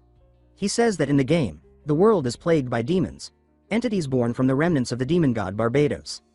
After Barbados died, his lingering essence either infected living beings or turned into physical monstrosities. These beings became known as demons and started attacking humanity. To combat them, people use resonant stones, powerful artifacts passed down from the Age of Mages. Julian marvels at the idea that anyone could forge stones using mana. Since he's not a mage himself, he assumes the mission will involve guarding the one who is. He doesn't see a good reason to refuse, even if fighting demons always carries risk. If he pulls it off, it might finally shut down the rumors and suspicion surrounding him. He wonders aloud who the mage in charge will be. Handling resonant stones requires serious magical skill, so he just hopes it's someone competent. The perspective shifts to Eileen, who's stretching inside the Imperial Palace. She complains that she's still being forced to write reports even after earning the title of professor. She grumbles that constantly proving oneself seems to be the mage's eternal burden. Still, she feels the Imperial family is asking too much. Someone taps her shoulder. She turns, curious, as a voice asks what she's doing here. Eileen recognizes the girl and greets her warmly. It's Diana. She says it's been far too long and asks how Diana's doing. Diana replies that Eileen must be drowning in work now that she's the youngest professor, and she mentions how hard it's become to even run into her. Eileen chuckles, saying Diana doesn't need to flatter her. Diana asks if Eileen's free, because she's headed to a tea party and wants her to come along. Eileen politely declines, explaining that she has to work on her thesis. Diana remarks that she's as diligent as ever, and the scene reminds her of their student days. She adds that nothing about Eileen seems to have changed. Noticing something seems off, Diana begins to comment on Eileen's expression, but then something behind her catches her eye. She points it out, saying she recognizes it as Julian's carriage. Eileen turns and confirms it. She says the crest belongs to Julian's family, no doubt about it. Diana comments that she heard he was on the verge of death not long ago and calls him persistent for showing up already. Eileen frowns and admits she agrees. Diana picks up on her tone. She says that this must mean what she thinks it means, and asks if Eileen still has feelings for him. Eileen quickly denies it, saying she has no idea what Diana is talking about. Diana laughs, saying Eileen used to be such a sweet girl. Then she brings up a story. She remembers when Eileen once heard a rumor that if you confessed under the cherry tree, you'd never be rejected, and how she called Julian over there and actually did it. Eileen suddenly says that they should go to the tea party together. Diana raises an eyebrow and reminds her that she said she was busy. Eileen lets out an awkward laugh, admitting that she just realized she had a bit of free time after all. Her face turns crimson, and Diana chuckles, telling her there's no need to be embarrassed. After all, everyone liked Julian back then. Eileen agrees, saying Diana's right. Thinking back, he really was a different person before. That all changed after he returned from the Northern Front and joined the Shut Eyes. Since then, everything about him shifted, his attitude, his energy. He's not the same man anymore. Diana tells her she should just go and say hello. Eileen quickly shoots back that just because she used to like him doesn't mean she still does. She says there's no need for her to see his face, at least not anytime soon. Diana, curious, asks why. In response, Eileen raises a hand and begins to channel magic. A faint glow surrounds her fingers as she summons a sealed envelope into her palm. Diana's eyes widen in recognition. She exclaims that it's a letter from the Imperial family. Eileen confirms it with a nod and explains that she's been assigned a mission. Diana asks what kind, and Eileen tells her flatly that she's been put in charge of the restoration of a resonant stone. Diana reacts with mild surprise, knowing full well what kind of assignment that entails. The scene shifts. A group of knights marches in formation, murmuring among themselves about the unusual number of troops present. One of them wonders aloud if they're about to meet someone of high status. Another points out that even the Blue Lion Knights are accompanying the Shut Eyes on this mission, and it's said that Sir Julian himself will be there. The first knight seems impressed and says he heard rumors that Julian lost parts of his memory after an injury. His friend brushes it off, saying that's probably just gossip spread by people who dislike him. He adds that Julian always had a fearsome reputation, and someone like that wouldn't fall to a mere wound. Julian, meanwhile, listens from a distance and thinks to himself that taking this mission was the right call. Public opinion is clearly shifting in his favor. Two knights approach and greet him, Fern and Heinrich, both members of the Blue Lion Knights. Julian comments that the Blue Lions are still as dependable as ever. They respond that their priority is safely escorting the mages. Julian says there's no predicting what might happen out there, then lets out a laugh, not from amusement, but from unease at the thought of demons. His expression, however, is so intense that the others misread it and nervously laugh along. Fern then brings up a proposal, with Heinrich following suit. They ask if Julian would consider riding in the carriage to Gielan instead of marching with the escort. Fern explains that it would allow the knights to manage security more effectively. Julian considers it. On the surface, it sounds like a generous offer, but he sees through it. The Blue Lions are an imperial regular unit, largely composed of nobles. Unlike the Shut Eyes, they care deeply about status. They're clearly trying to keep a branch family member like him in the background, away from the spotlight. He sighs internally, thinking that in most novels, people who end up in another world live grand lives. But here he is, stuck as the villain in someone else's story, being boxed in by class politics. Still, he admits that traveling by carriage sounds more comfortable than making small talk with scheming nobles. Fern and Heinrich interpret his silence as acceptance and express relief, saying they're glad they worked through that misunderstanding. But Julian suddenly freezes as someone steps forward. She walks with composure, greeting everyone and remarking that the weather is beautiful today. She introduces herself by her full academic and government titles, officially declaring that she's in charge of the resonant stone restoration. As soon as she sees Julian, her breath catches. Julian's eyes widen in disbelief. He immediately says that maybe the carriage isn't the best idea after all. Eileen flushes red, wondering why he's here. But more than that, she knows he's actively avoiding her. Julian, meanwhile, mentally groans. He thinks she's unpredictable, and that makes her difficult to deal with. Not knowing what she's thinking unnerves him. Fern and Heinrich exchange confused looks. They whisper to each other, trying to figure out why Julian is suddenly reversing his decision. Fern clenches his jaw, suspecting that Julian caught on to his subtle plan to sideline him. He admits grudgingly that Julian must be the type to survive the Imperial Court's cutthroat politics without aligning to any faction, Still, he's just from a collateral branch, how dare he act like this? Fern thinks he's arrogant, just because the royal family favors him. But Julian isn't playing political games. He just really didn't expect to be stuck in a carriage with Eileen. She seems just as disturbed by the idea as he is.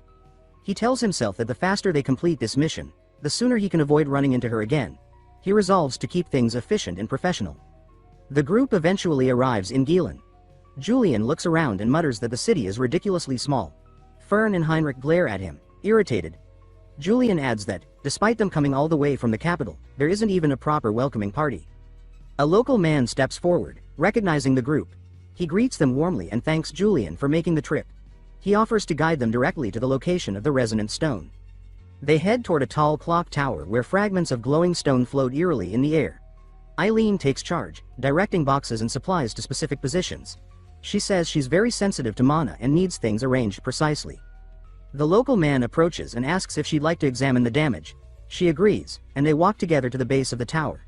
The crystal is visibly fractured, with deep cracks running through it. Eileen frowns, saying the damage is too extensive for standard repair. She tells him a partial replacement will be necessary.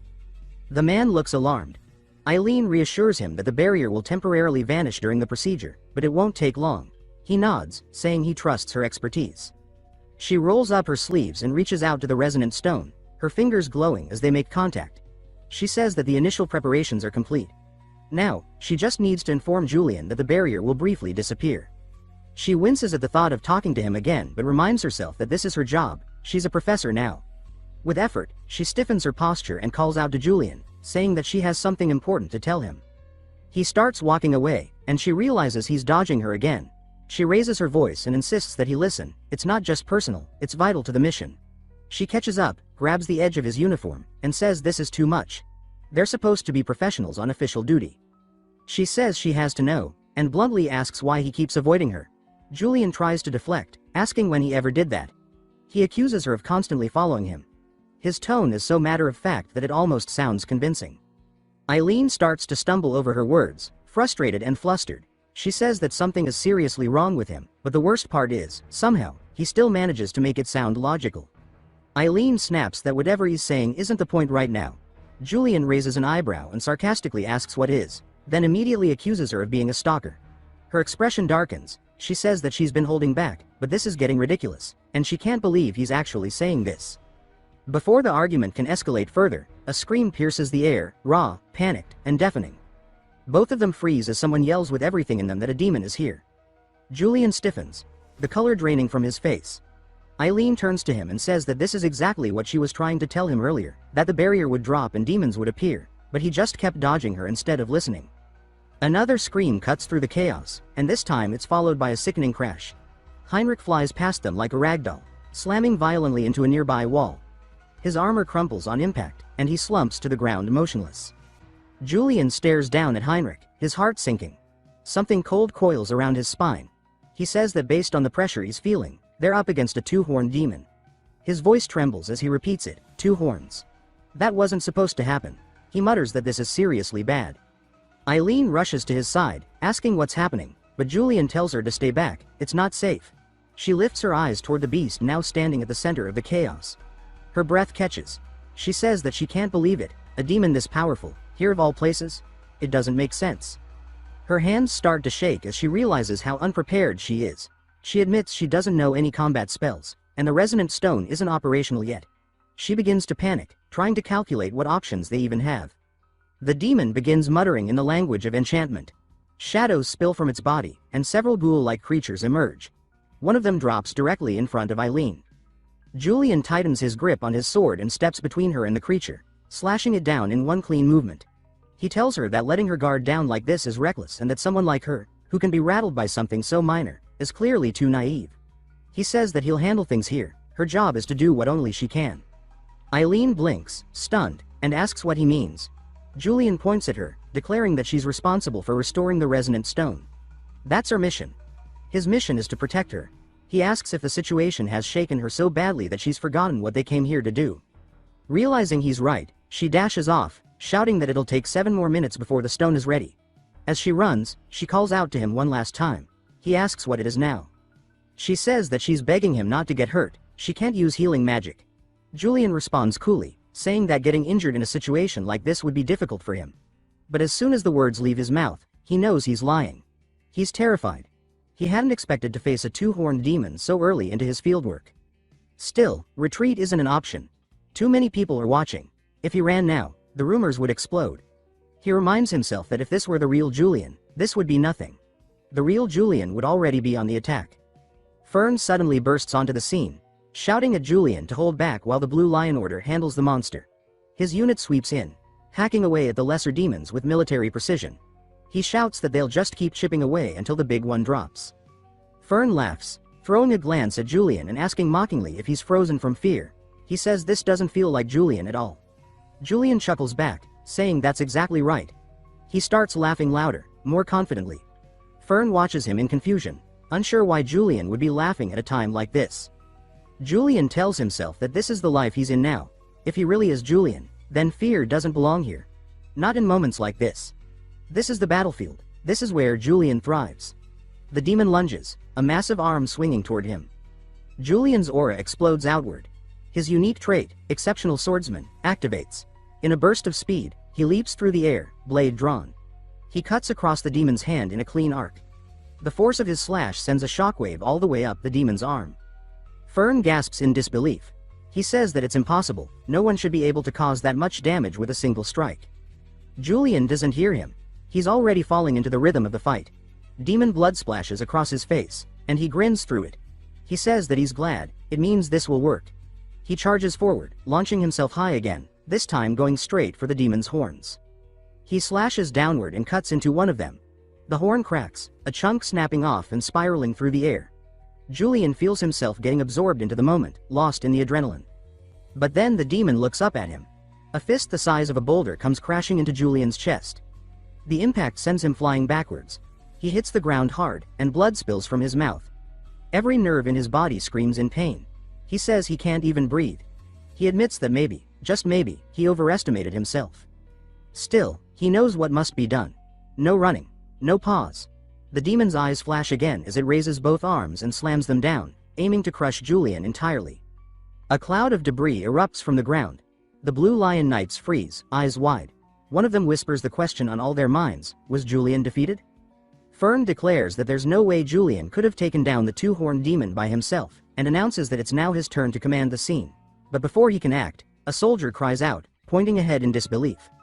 Fern follows his gaze, and freezes. Emerging from the dust and fading chaos is Julian's figure, outlined by the remnants of magic and shadow. His sword, once dull steel, now gleams with a strange, pulsing blue aura. Murmurs ripple through the soldiers. They whisper the name with awe, the Moonlight Sword. Though only Julian knows the truth. This version is incomplete, a flawed imitation of the legendary weapon. Still, the illusion is convincing enough. Julian says that it may not be even half as powerful as the real deal, but for now, it'll serve. With a manic grin, he charges at the demon, laughing as he surges forward. The demon snarls back with a cackling laugh of its own, lunging at Julian in response. Julian shifts, sidestepping effortlessly. He comments on how fast it is for something so huge, but adds that he's already memorized its movements. He says he's going to try using a new ability, the trait of insight. As the demon unleashes a flurry of vicious strikes, Julian's eyes narrow. He can see every attack's path in advance. With the bare minimum movement needed, he weaves through them, left, right, duck, pivot, dodging each one like a dancer on a battlefield. Every motion is clean, efficient, lethal. The Blue Lion soldiers erupt with shouts of disbelief, watching Julian move like a ghost among death blows. One of them says it's like watching a masterclass in survival. Fern, now clearly uneasy, admits that Julian's strength might be even greater than the rumors suggested. Meanwhile, back at the tower, the final piece of the resonant crystal clicks into place. A magical hum fills the air as a massive circle ignites around it. Eileen, breathless and covered in sweat, exclaims that the restoration is complete. She runs to the edge of the tower and shouts down that the barrier will reactivate soon. As the demon turns to look, distracted by her voice, Julian smirks. He says that looking away mid-battle is one of the dumbest things an opponent can do. He promises the creature won't live long enough to regret it. Energy erupts from his blade, a massive blue wave that blasts outward like a living storm. Julian moves in a zigzag pattern, each step sinking with a slash. The aura slices clean through the demon, disorienting it and slowing its regeneration. Eileen stands frozen in disbelief. So does the Blue Lion Order. Julian's blade cuts straight through the demon's skull in a final, precise strike, splitting it in two. For a heartbeat, all is still. Then the pieces fall, sliced meat and shattered bone hitting the dirt behind him as Julian calmly resheathes his sword. The silence breaks with a squelch, followed by his heavy breathing. He wipes sweat from his brow and mutters that he can't believe that actually worked. Everyone stares at him with a mix of awe and fear. He notes that of course they're scared, he is a villain, after all. That's how they see him, and after displaying that kind of power, it only makes sense. One soldier stumbles forward and calls out to him. When Julian asks what's wrong, the soldier grabs his hand and thanks him profusely. He says he truly believed they were all going to die. More cheers erupt from the soldiers. Julian looks around, stunned by the praise. Even Fern steps up, reluctantly thanking him for the effort. Julian gives a polite smile, and Fern immediately feels unsettled. Julian casually asks if he can leave the rest of the cleanup to them. He says he's not exactly built for follow-up management. Fern agrees, though his voice carries a strange tension. He says Julian really is different. Even among nobles, he stands apart. He wonders how someone can remain so composed after a fight like that. He mutters that Julian must not even be human, and he doesn't mean that as an insult. Later, Julian walks into a quiet forest, finding a secluded pond where he finally collapses onto a rock and lets out a long, exhausted sigh. He says that whole ordeal was far too dangerous. The fear and adrenaline had him shaking more than he wants to admit. His hands tremble slightly as he recalls the demon's face. He says it was terrifying. Cutting through that monster left a horrible sensation in his bones. He wonders how the real Julian ever got used to things like that. Then he admits something even stranger. The longer he stays in this body, the more his thoughts seem to shift. He says he's starting to scare himself, becoming more like Julian with each fight. Curious, he pulls up his status window. A new ability glows on the screen. He explains that the trait of insight came from the fusion of his own knowledge and Julian's combat memory. Together, they created a power that reveals an enemy's weaknesses. He says that this trait will be useful, it'll help keep suspicion away, but there's still one major flaw. The moonlight sword is incomplete. Julian looks down at the blade and draws it slowly. The metal is nicked and worn, the surface scratched from the intense battle. He says he had to pour an absurd amount of mana into it just to trigger the aura. Neither the power nor the stability matches the real version. But as he obsesses over the issue of stability, a spark lights in his eyes. He smiles and says that maybe, just maybe, he's got an idea. The scene cuts to a grand hall draped in banners. Robed men fill the chamber, murmuring among themselves. A familiar figure steps forward. The Noble Elders Association has convened. One of the elders gestures for the man to sit. It's Horrend, and his entire body is shaking. The elder asks him if he's saying Julian saw through the plan. Horrend doesn't answer at first. His lips quiver. His hands tremble. Finally, in a barely audible voice, he says yes, that seems to be the case. The elder leans back and says that he knew Horrend's incompetence would one day drag them into danger. He adds that if Horrend weren't blood related to the current family head, he would have had him executed on the spot. Horrend lowers his head, apologizing profusely as he addresses the man across the table as Lord Ern. His voice trembles with guilt and fear. Another figure in the room leans forward and informs Ern that the shut eyes have been moving strangely as of late. He says they've recently submitted a proposal directly to the Imperial Secretary's office. The proposal, he explains, changes the framework of the entrance exams. From now on, the responsibility will no longer lie with the instructors. Even if a participant dies during the test, the shut eyes will not be held accountable. All of it will fall under the protection of the Imperial family's name. Ern's eyes widen at the revelation. A third man slams his fist against the table and declares that this is clearly Julian's doing. He says it's an underhanded warning to them, an assertion of dominance, cloaked in official procedure. They scoff at the idea, calling Julian nothing more than the Imperial family's pet, and now he dares to pull this? But another noble interrupts with a different take. He tells Ern that this situation, while frustrating, is also an opportunity. Ern narrows his eyes and asks what exactly he means. He turns specifically to Lord Aiden for clarification. Aiden leans back in his chair and says that up until now, Julian has been strictly obedient to the Imperial family. He followed their orders to the letter. But this new move suggests he's starting to make independent decisions. That kind of change creates openings. He speaks metaphorically, saying that it's like someone finally removing their shackles, only to end up injuring themselves in the process. Julian, he suggests, might have broken free only to expose a weakness. Aiden proposes that unlike before, when they could conveniently send Julian off to the northern front, he may now become more manipulable. They just need to observe him carefully, not provoke him. Someone asks if Aiden truly means to just let Julian act freely. Aiden laughs and says yes. He suggests they sit back for now and let the situation unfold on its own. Back with Julian, he reflects that although the mission was short, it left him drained. Too much mana spent, too quickly. Yet he's content. The plants in his quarters are thriving, their greenery bringing a rare peace of mind. He says that decorating the space the way he likes actually helps him stay grounded. He's pleased to see the plants so lively, but more than that, the mission yielded valuable outcomes.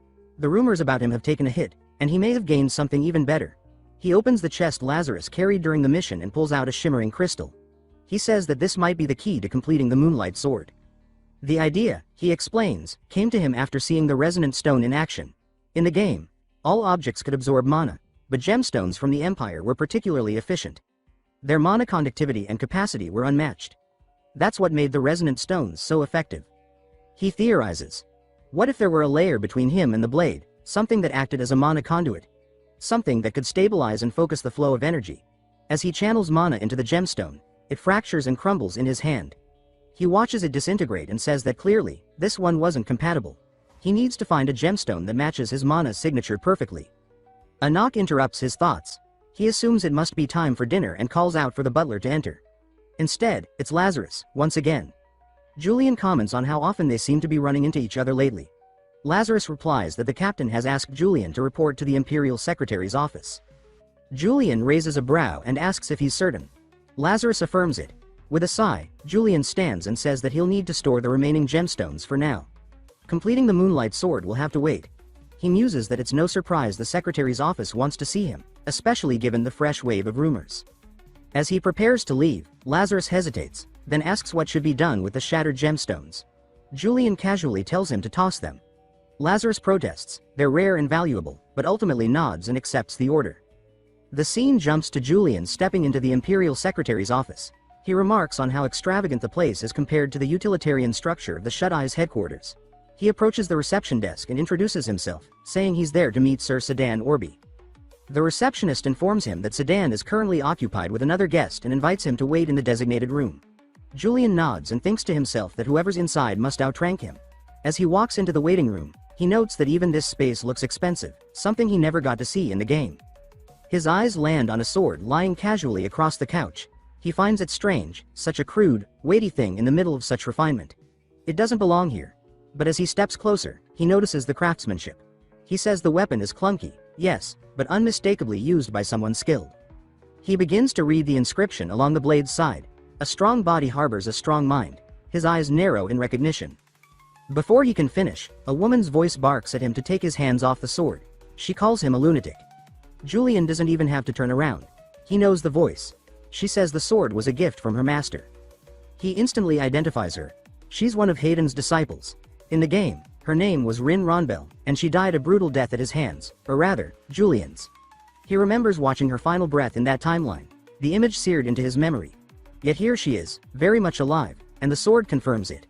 Julian watches her closely. He thinks that she may become key, maybe even vital, to finding a way out of this world. The young swordswoman stood firm, her eyes shut, her blade pointed skyward, glowing faintly. Her name was Lynn Rondabelle, daughter of the noble Rondabelle family, a bloodline rooted deep in the Imperial knighthood. But Lynn wasn't merely a legacy, she was a force. A sharp, gifted fighter, known not just for her skill but for her unwavering loyalty to Hayden Reich and his companions. She was one of Reich's own disciples, and her eyes, when open, burned with a focus that cut as clean as her sword. Her golden hair framed a face as composed as it was beautiful, and she carried both grace and lethality in equal measure. Some even whispered that she could one day eclipse the great Julian himself. That potential set her apart. She was the shining knight who beamed whenever Reich patted her head. Everyone knew she adored her master, Hayden Reich, with unquestioning devotion. And when she wore that wedding dress, the entire community had pause. The dress became iconic, celebrated in forums and constantly topping player polls. Yet now, that same breathtaking figure stood before Julian with eyes colder than steel. To her, he was the enemy. A system warning flashed in his vision. Negative emotion detected, hatred. Lynn's expression tightened as she demanded in a voice hard as ice what he intended to do with her father's sword. Julian raised both hands in mock surrender, wearing a crooked smile that didn't reach his eyes. He said he only wanted to take a look. Inside, though, he was already scheming. Perhaps he could push her buttons, draw out some information, maybe even make her drop her guard. He added with casual ease that he was surprised someone like her would leave such a valuable sword just lying around. Lin chuckled softly. She said that her master wasn't some reckless fool who felt the need to carry a weapon everywhere inside the imperial palace, unlike him. Julian's thoughts clicked into place. He noted that she was exactly what he expected. Meticulous, rigidly upright. He then shifted tactics, asking slyly if the guest who'd come before him had been the sword Saint Hayden. Her eyes sharpened like twin daggers. She demanded to know what that had to do with him. Julian covered his mouth and let out a short laugh. He said he was merely curious. After all, Reich had once been his teacher too. Inside, Julian marked her reaction carefully. Her hands shook with fury, her grip on her sword tightening until her knuckles blanched. Without warning, red flames flared to life around her. Her voice was raw, laced with pure rage, as she growled and asked what he had just said. How dare he speak that name? Negative emotion detected. Rage. Sweat rolled down Julian's temple as he forced his grin to hold. Yep. She was beyond furious. He cursed himself silently. Maybe he'd pushed too far. Before the tension could boil over, the wooden door creaked open. A voice from within called out, requesting that Miss Lin report to the secretary's office. She turned without hesitation, striding away, scowling as she did. She said goodbye with an icy finality, pointing directly at him. She added that she hoped they never met again. But then, the voice called again, this time summoning Sir Julian as well. All three froze. Julian exhaled slowly and reminded himself to stay cool. He pasted on his best charming smile and walked toward Lin, who looked as if the ground had just betrayed her. He told her not to be so cold. After all, they shared the same master. He even winked. Inside, he was thinking that he might be seeing Hayden again very soon, but Lin's expression didn't soften. With clenched teeth and a look sharp enough to cut steel, she said that wouldn't happen again. She turned to leave, her voice dropping low with warning. She told him never to speak of her master again. Julian said nothing. He just smiled faintly to himself, thoughts twisting in his mind. He was about to meet his favorite character, only now he was the traitor in their story. He wasn't sure if he should feel thrilled or terrified. His hand curled tighter around the piece of paper marked with the sword insignia. A man at a desk nearby shuffled some papers into a neat stack before greeting them both warmly. He welcomed Miss Lin and Sir Julian to the Imperial Secretary's office. He leaned forward slightly, his expression polite but curious. He said he'd heard about Julian's recent mission. Was it true he'd defeated the two-horned demon alone? Julian shrugged and gave a soft laugh. He said that was just a warm-up. Lin, visibly irritated, cut in immediately. She demanded to know where her master was. Julian stayed quiet but mirrored her curiosity. He had been wondering the same thing. The man's tone shifted to something more formal. He explained that Lord Hayden had left shortly after assigning Lin her last task. Her eyes widened. She asked what he meant. The man continued, saying that Reich had also instructed someone to accompany her, Sir Julian. Lin erupted. She shouted her disbelief. Why did she have to be paired with a traitor? Unfazed, the man explained that the mission could be dangerous, and since Sir Julian was present, Lord Reich asked for him to be assigned. Julian smiled awkwardly, sweat trickling down his face. Lin's expression darkened further. She whispered under her breath, questioning what her master was thinking. The man let out a dry chuckle and gave his order, investigate the slums. Julian leaned his chin into his hand, wearing a confident smirk. The slums, huh? Beside him, Lin sneered. She said she didn't see why they had to care about some filthy slum district. The man clarified. According to reports, strange and terrifying creatures had begun to appear in that area, demons. But the locals had rejected royal intervention.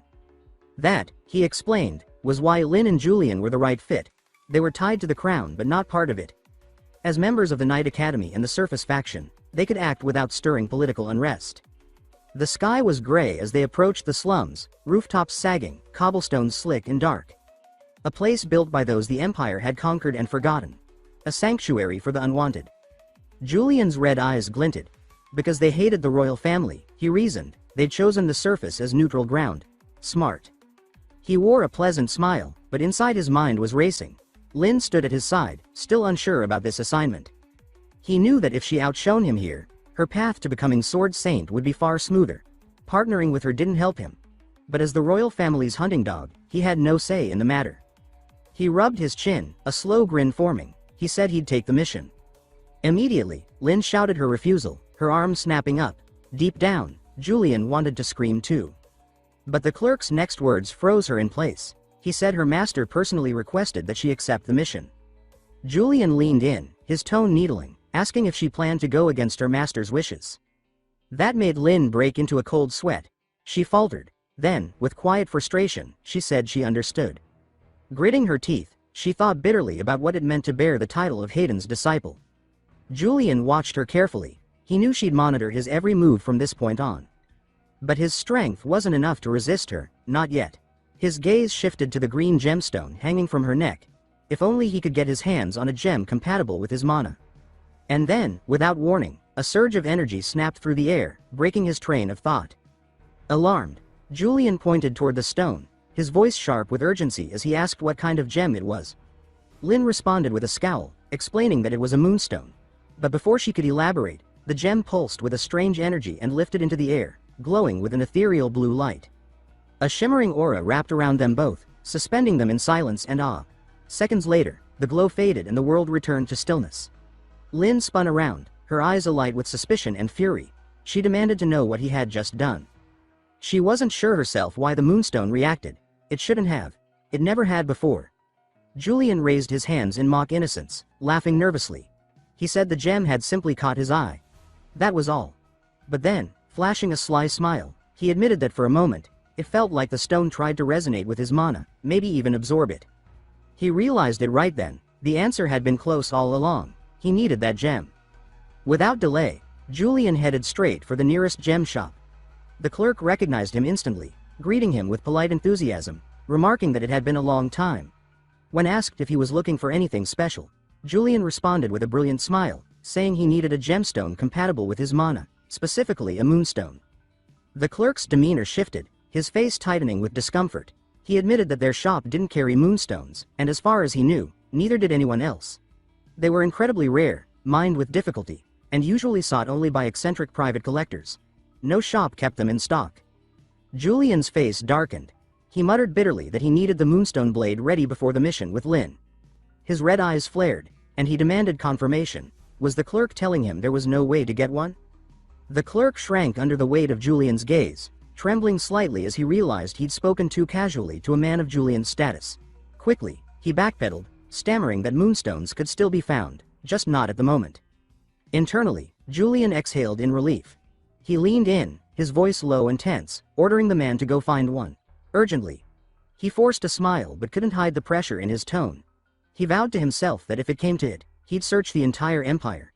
Lin would notice if the moonstone sword was incomplete, and he couldn't allow that to happen. The day of the mission arrived. As Julian stepped outside, he muttered under his breath that maybe he hadn't threatened the clerk hard enough. He was still empty-handed. Bitterness stirred in his chest. Lin stood nearby, arms crossed, her voice cold and heavy with sarcasm. She questioned whether his important business was actually at a jewelry store. Julian laughed awkwardly, replying that one day she'd understand the beauty of gemstones. She said nothing, just turned on her heel and told him to follow. He called after her, pointing out that she was heading in the wrong direction. With visible irritation, she turned around and snapped, asking what he meant. Julian grinned and explained that the slums were a labyrinth of illegal buildings and hidden paths. You couldn't just follow signs and maps. Lin unfolded her map and declared that she'd rather rely on printed signs than trust him. Julian gave a helpless smile. She wasn't wrong. But he knew this zone, the eastern slum, was a death trap for rookies. Even the game developers had acknowledged it was notoriously difficult. Lin's grip tightened on the map. Her voice dropped into something wary and sharp as she accused him of trying to trap her. She said that as the disciple of the Sword Saint, she wouldn't fall for the tricks of a traitor. A radiant golden light flashed around her as she said that unlike him, she was different. She intended to become the next Sword Saint. Her eyes burned with ambition, her tone unwavering, her posture proud. Her voice rang with conviction. Julian scratched his cheek, his smile awkward. He couldn't help thinking she had gotten the wrong idea somewhere along the line. With that, she turned and walked away decisively, leaving Julian standing there, confused and slightly amused. He muttered to himself that this mission wouldn't be easy. The clear blue sky hung above them as Julian's voice rang out with concern. He asked if she was truly planning to take that particular path, noting the danger signs weren't there for decoration. Lin furrowed her brow as she studied the map and asked if First Officer Julian had ever visited this slum in secret. Julian hesitated. He hadn't. Not exactly. He dodged the question by throwing one back at her, asking what she thought. She caught the evasion instantly and pressed him further. She demanded to know how he planned to navigate if he didn't know the way. Julian simply smiled, pointing to the sky and saying he would rely on instinct. Lin looked at him like he was insane. Sighing, she pushed forward and mumbled that they should just split up and get it over with. Julian followed behind, reminding her that the Empire's orders had been clear, they had to work together. His next words triggered something fierce in her. Her voice flared, and her eyes burned with rage. She snapped, asking if he thought Hayden Reich was more important than Imperial orders. She told him to never speak her master's name again. Her hands clenched into trembling fists. Julian kept his smile intact, playing it cool even though he felt the heat of her fury. Lin's thoughts turned bitter. She acknowledged to herself that Julian was still a step above her. Everyone had said it, compared them endlessly. The weight of it bore down on her. She told herself that if it had been him, the mission would already be done. If it were him, the answer would already be found. If it were him. But then something in her eyes shifted. Her brow furrowed, her shoulders squared. She remembered who she was, the top disciple of the Sword Saint. She resolved to prove herself through this mission.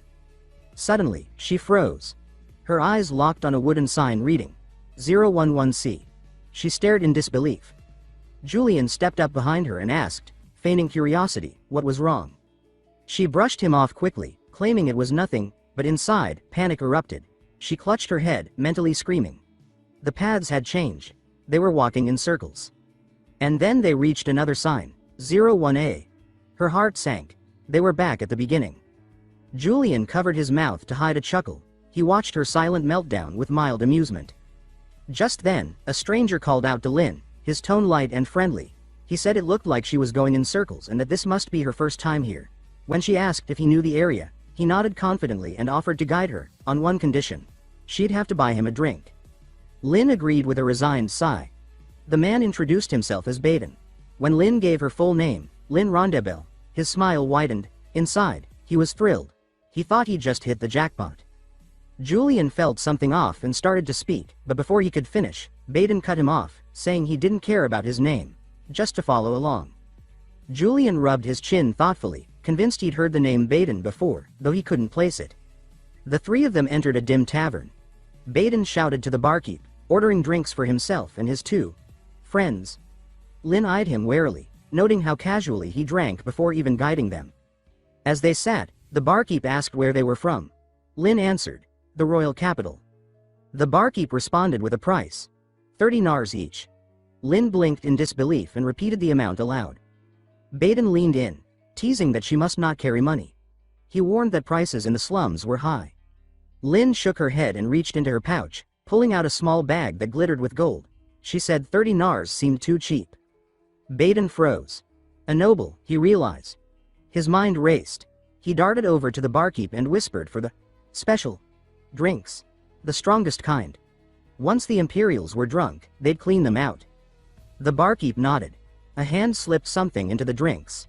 3 glasses were brought to their table. The barkeep declared them the best in the slums. Lin grabbed hers without hesitation. But before the glass touched her lips, Julian's hand shot out, snatching it away. He asked what had been added to the wine, still smiling but with eyes that gleamed like blades. Baden tried to play dumb, yelling in protest. Julian thrust the glass toward him and demanded that he drink it himself. Baden hesitated. Julian leaned in, his voice chilling, and asked if he should pour it down his throat instead. Lin called out for him to stop. The room went still. At the sound of his name, both Baden and the barkeep froze. The latter whispered urgently, asking if that really was Julian, the Imperial dog.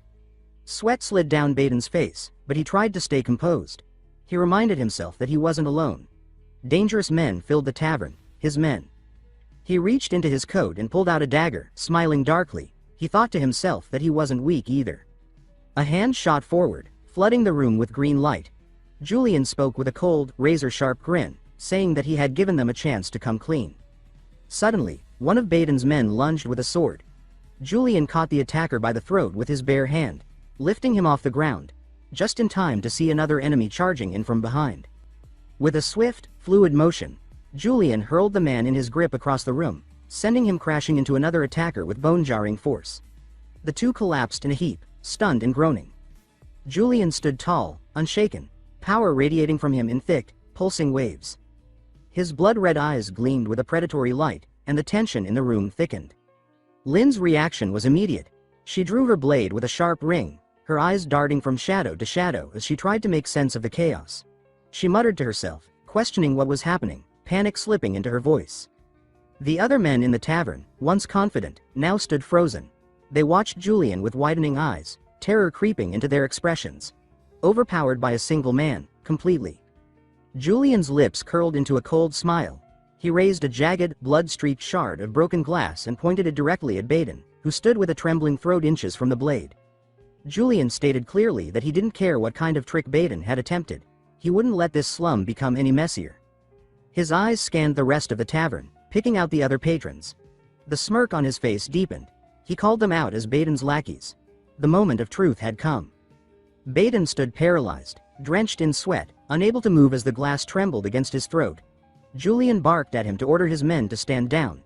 He warned that if they kept their weapons drawn, they'd share the same fate as the shattered glass. The silence was suffocating until Baden, voice cracking, shouted in desperation for his people to retreat. Reluctantly, they obeyed, grumbling and backing off with gritted teeth. The tension deflated, if only slightly. Julian lowered the shard, setting it on the table with a clink. He exhaled slowly and said that all this could have been avoided with honest answers. If they had cooperated, surrender would have been an option. Baden stumbled backward, speechless, before finally choking out a surrender. Julian lowered himself into a chair, his tone shifting to something cool and commanding. He offered Baden a choice, between death and surrender. He recommended the latter. With a dangerous smile playing on his lips, Julian told him to decide. Baden, shoulders sagging in defeat, muttered his surrender once again. Behind him, Lin stepped forward, her voice cutting and her blade pressed against Baden's back. She seconded the offer, saying that surrender would be preferable to dying. Trembling, Baden raised his hands in submission. Julian, satisfied, asked once more for confirmation. Baden gave a final, quiet nod. Outside the tavern, Julian led the way, casually mentioning that he'd been suspicious the moment Baden offered to guide them. He admitted he'd assumed Baden was just a petty thug, but now it looked like they'd uncovered a slum-wide crime ring. A scrap of paper fluttered in his hand as he smiled, clearly pleased with the unexpected outcome. He had gained useful information. Behind him, Lin trailed with her head bowed, burdened by self-blame. She whispered that it was her fault for not noticing Baden's true nature earlier. Julian responded with easy confidence, agreeing, though with a teasing edge. He said that someone of her upbringing had likely never encountered people like that. Lin said nothing, her head lowering further. Julian paused, watching her. Was she beginning to lose confidence? After a quiet moment, she asked how he knew. How had he spotted the trap? Julian turned and smiled, recognizing the curiosity in her voice. She urged him to explain. Her hands were clasped together, her posture tense but respectful. Julian thought to himself that despite her dislike for him, she still sought to learn. That was just like Lin Rondebel, proud, but never too proud to grow. He extended a hand, letting a green glow pulse across his fingers. He explained that he sensed hostility within the glass itself, a reaction triggered by his mana detection trait. Lin repeated the term, visibly intrigued. A system notification seemed to echo in her mind. Mana detection trait unlocked. Julian elaborated, saying everything, objects, people, places, carried traces of mana. When two forces of mana met, they reacted. He turned slightly, soft green sparks trailing from his hand, and said he had used mana detection before they even stepped into the tavern. He recalled how Baden's mana had already felt aggressive back then. That had been the first sign. Lin nodded slowly, trying to picture it. She compared it to sonar, like bat echolocation. Julian laughed, admitting the analogy worked, more or less. He walked forward, letting more of his mana pulse freely. He noted that most mages used this skill, but because his mana output was so high, it was easy for him to sense things others couldn't. Lin, thoughtful, posed another question. She pointed out that Julian hadn't asked Baden anything about demons, only about living conditions in the slums. Julian smiled cryptically and confirmed that was true. Then he turned the question around. He asked Lin what she knew about demonization. After a pause, she recited what she had been taught. That remnants of the Demon King Barbados could possess non-human life, spreading corruption and transforming beasts into monsters. Julian gently corrected her, explaining that the slum's geography made things different. The capital was surrounded by resonating stones. Barriers no demon could cross. No nearby forests, no animals to corrupt. Only humans. The realization dawned slowly. Lin's face drained of color. She said, with a trembling voice, that if no other hosts existed, the only choice left was humans. Julian nodded. That's what he believed was happening. Lin clutched her forehead, visibly shaken. She cursed herself for believing in him, even for a moment. But Julian held up 3 fingers. He said that 3 households were scheduled to pick up fever medicine that week, high fever, a common sign of demonization. He grinned and told her that if he was wrong, she could punish him however she liked. Lin remained unsure.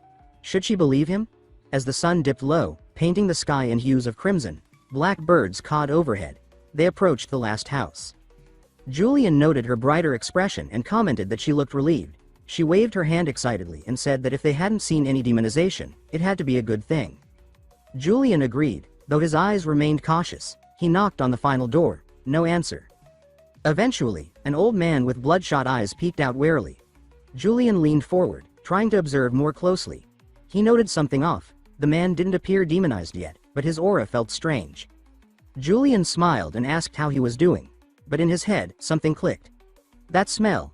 He'd encountered it before on missions involving resonating stones. He quietly identified it as the scent of demon blood. Lin stepped forward and introduced them formally, stating they were from the royal court. Julian added his name. Julian Creepartson of the One Eye. The old man's face changed immediately. He shouted for them to leave and slammed the door. But Julian caught it with one hand and shoved it open. The old man stumbled backward, hitting the floor. Julian stepped inside, mocking him with formal thanks for his cooperation. Lin followed, demanding an explanation. He ignored her, praising her kindness instead. She asked what he meant, more confused than ever. His red eyes gleamed. He said that kindness would eventually destroy her. He approached a sealed door bound in iron chains. Lin protested. They weren't there to attack anyone. He replied that the Empire only cared about results. Her eyes widened. What? Julian held up a sheet of data, gesturing to a steaming bowl on the table. He noted that according to records, the old man lived with 1 son. But there were 3 servings of food. He stirred the soup and commented on its red hue, suggesting it was laced with sedatives to drug the guests and feed them to something hidden. Specifically, the demon behind that door. Lin stood in stunned silence. The old man made a sudden dash for the door, shouting for his son to escape. He fumbled with the keys, opening it. A thick red mist spilled into the room, then came the scream. The demon emerged with glowing eyes, its claws raised high.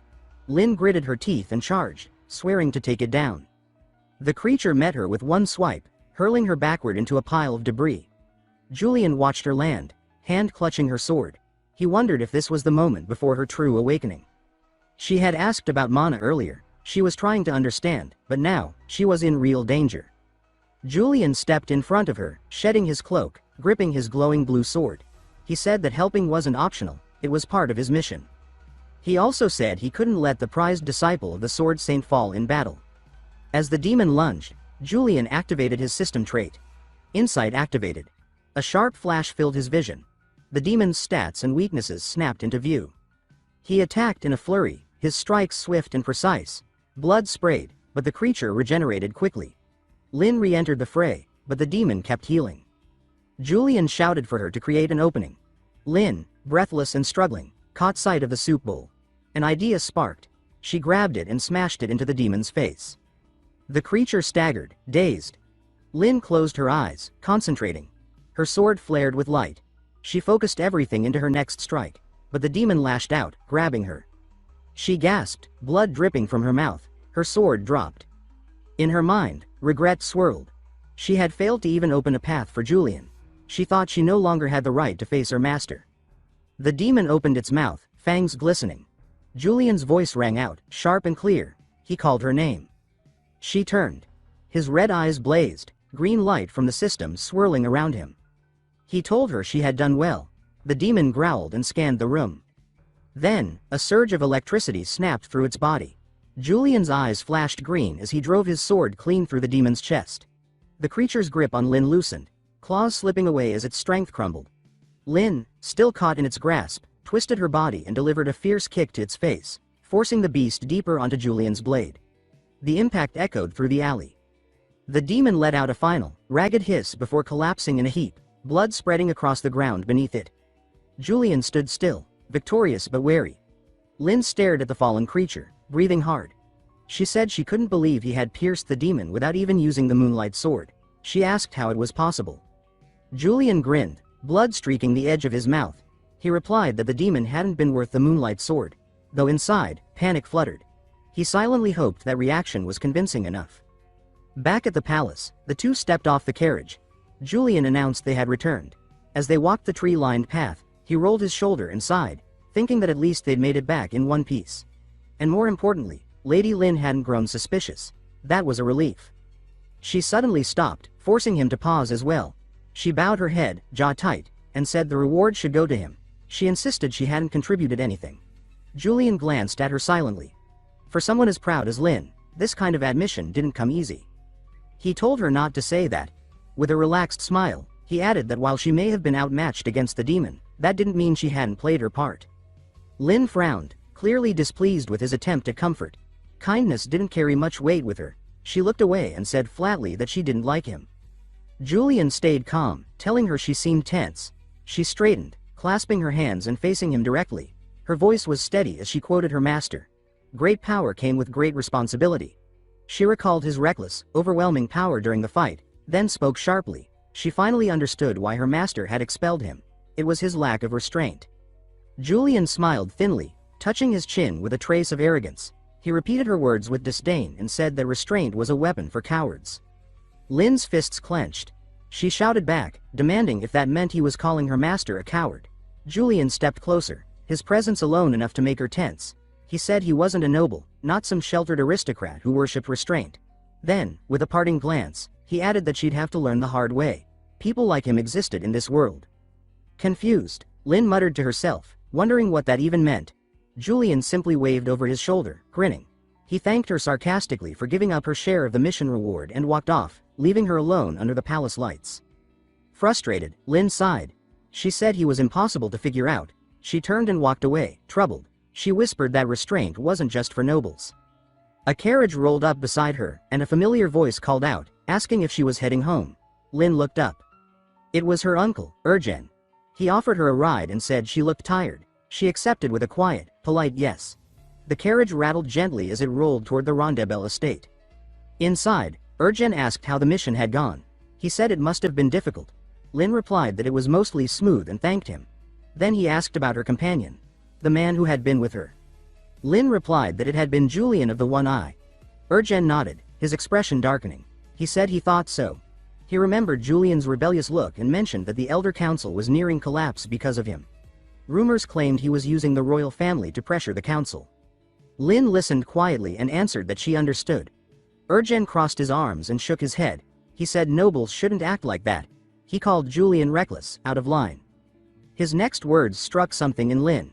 He mentioned Julian being from a branch family. Her eyes widened slightly. She remembered Julian's words earlier, and suddenly it clicked. So that's what he meant. Urgen continued, warning her to stay away from Julian. He said the man was dangerous, like a wild horse. Then he softened and told her she'd already proven herself as Hayden's disciple. Maybe Julian wasn't as strong as people once thought. Lin, after a pause, replied slowly. She said that wasn't true. She turned toward her uncle, her eyes steady, and added that no matter what else Julian was, he was strong. Even she had to admit that now. The sky had gone dark, the estate glowing golden beneath the stars. Elsewhere, in a dimly lit room, a figure leaned forward. The voice of Commander Ordwin pierced the silence. She asked what Julian had done this time. Her expression was grim, eyes sharp. Julian gave a weak laugh, pretending confusion. He asked what she meant, but inside, his mind raced. He imagined the tavern incident, the complaints, the collateral damage. His confidence cracked. Ordwin held up 2 papers and explained that a criminal named Baden, wanted by the One Eye, had turned himself in. She stared at Julian. When questioned, Baden had named Julian as the reason. Julian exhaled slowly. Just Baden. That was fine. He relaxed slightly and shrugged, claiming Baden must have realized his own guilt too late. He feigned innocence, pretending not to know why his name had come up. Ordwin didn't press. She passed him a sheet and told him to review the mission payout and report back. Julian's face lit up.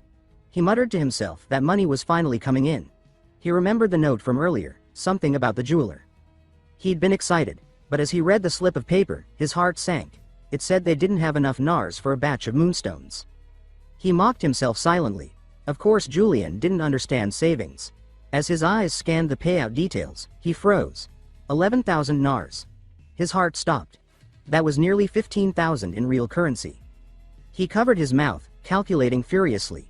Even with Lin's share factored in, that was impressive. But before he could celebrate, Ordwin spoke again. She said this payout was low. Injuries had kept her sidelined. Julian stared at her in disbelief. This was considered low. He noticed deductions. Maintenance fees. Registration. Installments.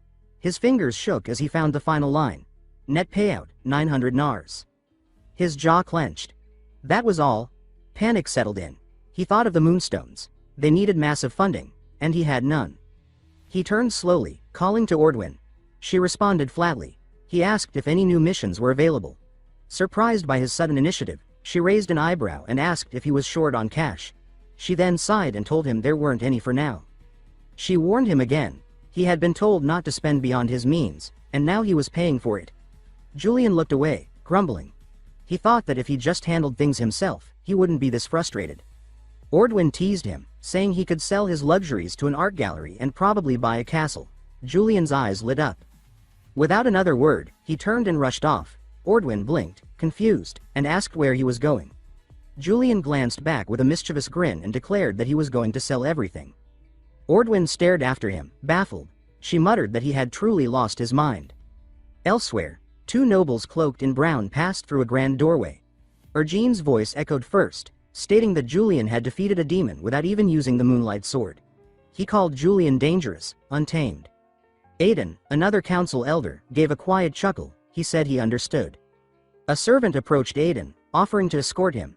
Aiden waved him off, saying he had more to discuss with his subordinate. In the shadows, another figure spoke.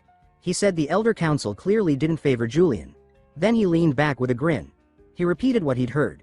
That Julian had taken down a demon without even drawing his best weapon. The man across from him confirmed it. Yes, sir. Unsettled, the figure leaned forward and gave his order. He said they'd recruit that monster and make him part of their strength. Back at the Eid Cosmos Art Gallery, Julian wandered through the displays, eyeing the art. He muttered to himself that now was the time to sell. He just wasn't sure if the piece would be worth anything. A pale-faced appraiser appeared and greeted him warmly. "W welcomed Sir Julian." Julian smiled and offered his hand in thanks. The appraiser, Perso, followed him eagerly. He asked if the piece under the cloth was what Julian had brought. Julian nodded. Perso pulled the cover off to reveal a striking painting. His eyes gleamed as he examined it with a monocle. He commented on the unique brushwork and guessed it could be by Carusius Vincent. Julian leaned in, curious, but Perso then shook his head. He said it wasn't authentic, it was a fake. Julian froze. A fake? He cursed himself inwardly. He remembered where he got it, hanging in the villa's entrance. He thought it was a masterpiece. Now it was nothing more than a well-made imitation. Perso, however, seemed impressed. He said he had never seen such a finely crafted fake. Then he grinned and declared he wanted to buy it. Julian blinked, stunned. Even though it was fake? Perso nodded, saying the condition was excellent. He offered 1,000 NARs. Julian rubbed the back of his neck. He assumed the offer was out of pity, but money was money. It wasn't enough for the moonstones, though. As Perso left to prepare the contract, he invited Julian to browse the other works. Julian nodded, then stopped as a new voice chimed in. Eileen had entered. Her presence lit the room, and she spoke softly. She asked if selling it at that price was really okay, because that painting, she said, was definitely the original. Lady Eileen's sudden arrival snapped Julian's attention like a whip. He spun on his heel, eyes sharp as steel, his voice low and biting with suspicion. He demanded to know what she was doing there, and what she meant by original. His arms crossed tightly, locking his eyes on hers. His pulse surged with a mix of curiosity and caution. He stood firm, waiting for her reply. Eileen tilted her head slightly as her gaze swept toward Perso, who quivered where he stood, clutching the painting as if it were the only thing anchoring him to reality. Her voice turned hard, no trace of doubt within it.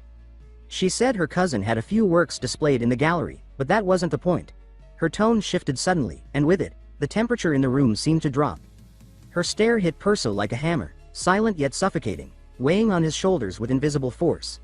His hands shook, the painting wobbling, sweat beading on his forehead as if he might crumble under the pressure. Eileen stepped forward, Her voice cut through the silence like a cold blade. She declared that no one in the Empire painted with oil in such a way. She seized the canvas from Perso, her fingers gliding along the surface. She halted, her hand pointing to a barely noticeable mark in the corner. She explained that the signature was unmistakably Koroskius's. Julian, standing just behind her, examined the painting with new intensity, his brow furrowed, eyes narrowed with thought. Perso, his body trembling, his face drained of color, stammered in disbelief. He admitted he had missed the signature entirely. Julian turned his gaze on Perso, his voice icy. He asked if Perso had meant to deceive him. The question struck with such weight that Perso collapsed, the pressure crushing his chest, his breath coming in ragged gasps. On the floor, he clutched his head, his voice barely holding together as he begged for forgiveness. Julian stepped toward him, but Aileen moved quickly, grabbing his arm, stopping him in place. She told him to stop. Her voice was calm but firm, her expression clear with both concern and authority. She reminded him that appraisal errors happen, and that no one was perfect. Julian halted. The fire in his eyes dimmed into reluctant restraint. A flicker of guilt passed through him. He thought to himself that if he drew his sword now, in front of so many eyes, he'd be the villain. He gave a short laugh, brushing off Eileen's hand. He admitted that going any further would only make him look worse.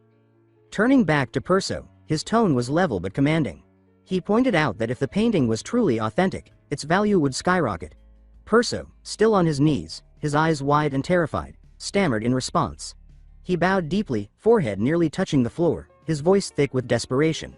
He admitted the gallery couldn't afford it, not even all his assets combined would be enough. Julian threw his head back in laughter, the sound echoing through the room, wild and amused.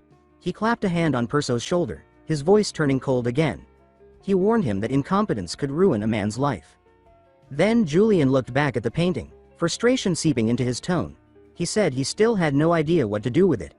Perso was speechless, tears streaking down his face, his body trembling. Aileen spoke then, her voice low but steady. She said she would help him. Julian turned to her, suspicion flashing in his eyes. He asked if she really meant to help him. Aileen crossed her arms, sighing lightly, a weariness creasing her brow. She confirmed it, adding that she knew of one buyer who would purchase any Koroskius painting without asking a single question. Just one person. Julian narrowed his eyes, studying her. He asked what the catch was. She said there were two conditions. First, she didn't want Perso punished. Julian agreed immediately, flashing a grin. He said he hadn't planned to hurt him anyway. Aileen hesitated, her voice meek as she blushed and laid out the second condition. She needed his help with something only he could handle. Julian smiled with relaxed confidence, saying he was available and willing. They shook hands, the air around them tense yet full of promise. Eileen's tone hardened. She clarified that she wasn't helping out of kindness. She didn't like owing anyone. This was a trade. Her help now for his help in Jelen. Julian laughed, saying that now he owed her. He asked what she needed, his voice laced with curiosity. Eileen's voice dropped low, her eyes turning distant like she was remembering something unpleasant. She described how a guard at Bayerl Academy had been patrolling when the air turned icy cold. He'd felt dozens of eyes staring at him, filled with murderous intent, enough to freeze the soul. Julian's brows drew together, suspicion rising. He asked if it was ghosts. Aileen shook her head, her tone calm but heavy with unease. She explained that while the administration had initially ignored the signs, things had escalated. Strange sounds echoed from the old wing of the academy at night. Guards had been attacked, some injured. Julian's curiosity deepened, his eyes narrowing. He asked what could be doing it, if not ghosts. Eileen's voice turned sharp, confident and grim. She said she believed it was a demon. The academy was protected, but she suspected a demon had slipped through a weakened barrier. A deep, mocking voice interrupted her. It belonged to Hardy Godfrey, a professor at the academy, who stepped forward with an arrogant smile. He greeted Julian, his tone thick with sarcasm. Aileen turned sharply, her eyes blazing. She snapped that he could at least acknowledge her presence. Was a greeting too much to ask? Hardy shrugged, voice cold and dismissive. He said they weren't close enough to warrant that. He questioned why she dragged someone like Julian into this. Aileen shot back, saying Julian was an expert in slaying demons. If they wanted the students safe, he was the best chance they had. Hardy sneered, his voice soaked in disdain. He said if she wanted to escape the shadow of her family, she should try harder on her own. Eileen's face flushed with rage, her eyes flashing. She snapped back that he was the one who needed to try harder, especially after his last paper had nearly failed. She suggested he rewrite it instead of mocking her. Hardy's face contorted in anger, the insult hitting deep. He growled that a branch family brat had no right to speak to him like that. Aileen fired back, her voice rising like thunder, demanding to know what he'd just said. Julian, his hand already on his sword hilt, stepped forward. His gaze was ice, a storm held back by sheer will. Eileen's heart raced wildly, confusion pulsing through her. She wondered if Julian was angry over Hardy's insult to her family, or at her own fiery temper. She stammered a plea for him to wait, but Julian had already drawn his sword. The steel shimmered under the gallery lights, cutting the air with an icy edge. Her heart pounded as she shut her eyes tight, bracing for what might come. Hardy's panic erupted instantly. He raised his trembling hands, his face ghost white with fear. Then, without warning, a small stone struck the side of his head with a dull smack. From the wall behind him, shattered stones tumbled down in a cascade, revealing horrific impish faces, each one with blood-red eyes burning with malice. Hardy let out a scream that cracked with pure terror. He shouted that demons were hiding in the walls. Julian moved like a storm unleashed. His sword slashed through the imps in a brutal rhythm, each blow swift and lethal, a deadly dance with no wasted motion. When the last imp fell, he turned, his gaze cutting across the scene like frost on glass. Hardy, now on his knees, screamed for help, his voice cracking. He wailed that a demon was on his back. Julian looked closer and spotted a small imp clinging to Hardy's shoulders, its red eyes oozing malevolence. The moment Julian's eyes locked on it, the demon flinched, as if scorched by his very presence. Julian gave a chilling smirk and stated coldly that it didn't matter whether someone was from the main or the branch family. He didn't spare demons. With eyes blazing, he told Hardy that if he wanted to survive, he'd better beg a branch family member to save him. Then, gripping his sword with finality, Julian drove the blade into the ground. A harsh metallic ring echoed, followed by an explosive burst of force that vaporized the imp clinging to Hardy's back, telling him that he was overreacting. Nearby, Aileen flinched as if struck by a wave of something sinister. She pointed ahead, her eyes wide with both fear and determination, and shouted that it was there. The remaining imps began to swarm together, their bodies swelling grotesquely. From their mass, dark magical tendrils erupted like writhing shadows, cloaking the space with ominous power. Aileen and Hardy both trembled under the building pressure, their hearts pounding in their chests. Then, the imps merged, forming a monstrous rat larger than anything they'd seen. Its crimson eyes glowed like fire, and its razor-sharp teeth gleamed like freshly polished blades. With a ground-shaking lurch, it raised one claw and slashed through the air. Julian didn't flinch. His face remained calm, still as glass. Lifting his sword, its edge catching the dim light, he spoke in a quiet, threatening tone. He asked if this grotesque creature was the demon's true form and mocked its pitiful attempt to survive by fusing weaker pieces together. His cold, scornful words made the giant rat hesitate. Its massive form quivered, its eyes flickering with uncertainty. But then it roared, its tongue lashing out like a whip, and it struck at Julian with brutal force. Julian met the attack head-on, charging forward.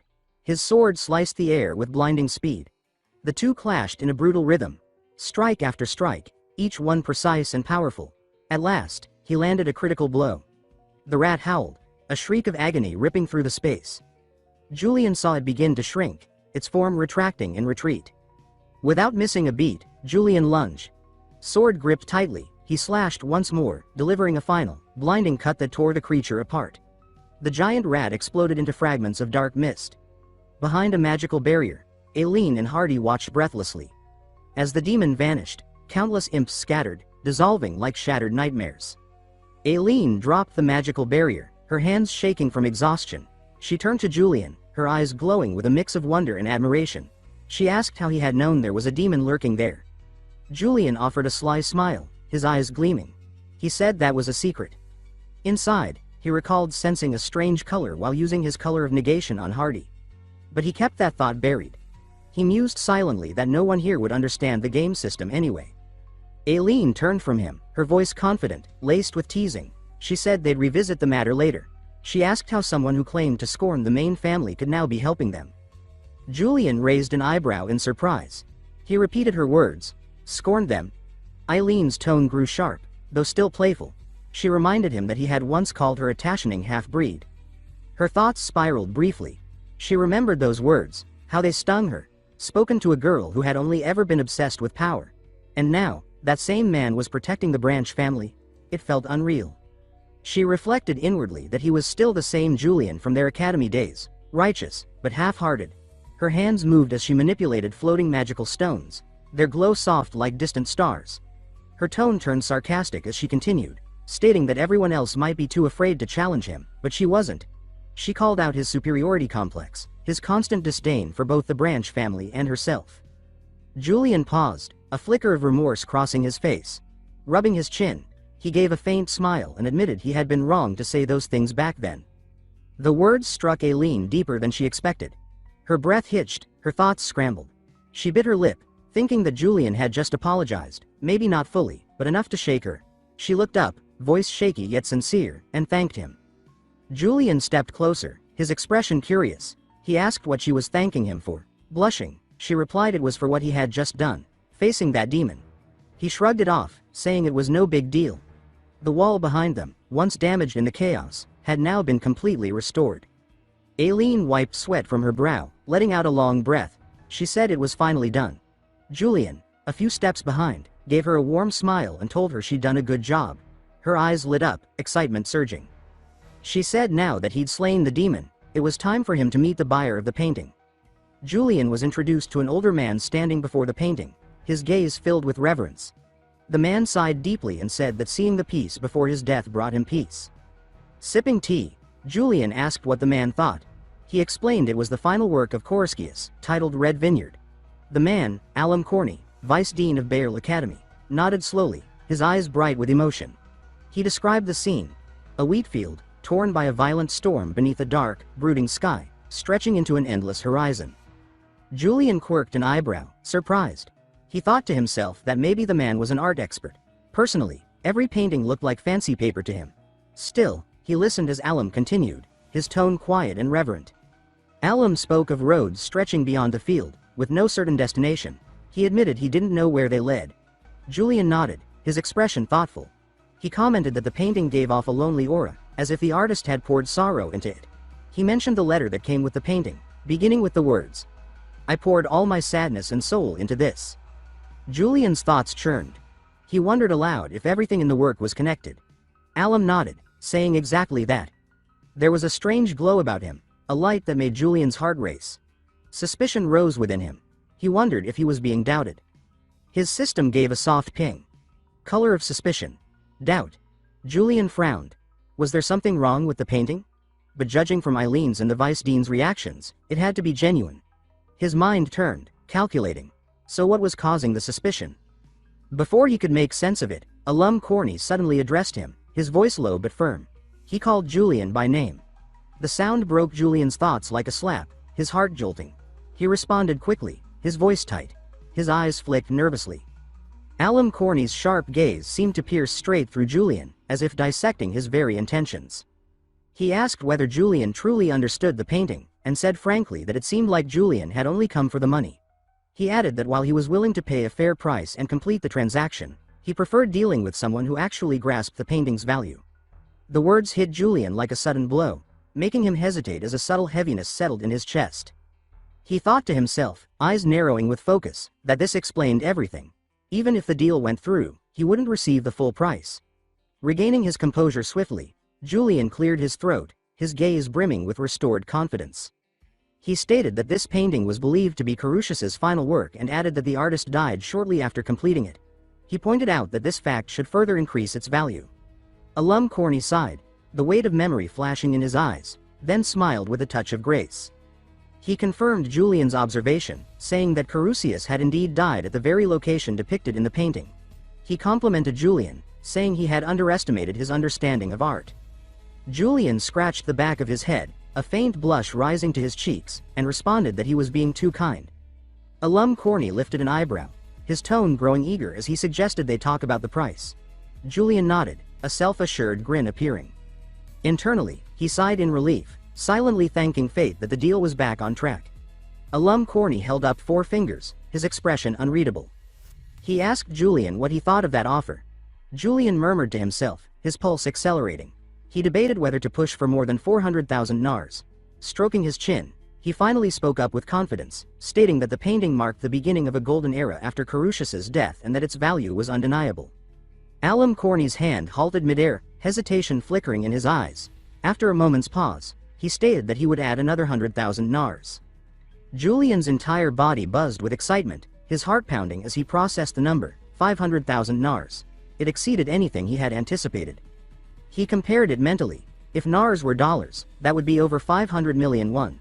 He chuckled inwardly, half in disbelief, thinking how absurd it was that such an ugly painting could be worth that much. Lost in the moment, Julian didn't notice Alam Corney calling his name. The sudden address snapped Julian out of his thoughts. He smiled smoothly and commented that Alam could now clearly see the painting's worth. Alam Corney agreed and said they should finalize the transaction. Julian's joy bubbled under the surface. He recalled Perso's claim that the gallery couldn't afford the painting, even if all assets were sold. Now he truly understood why.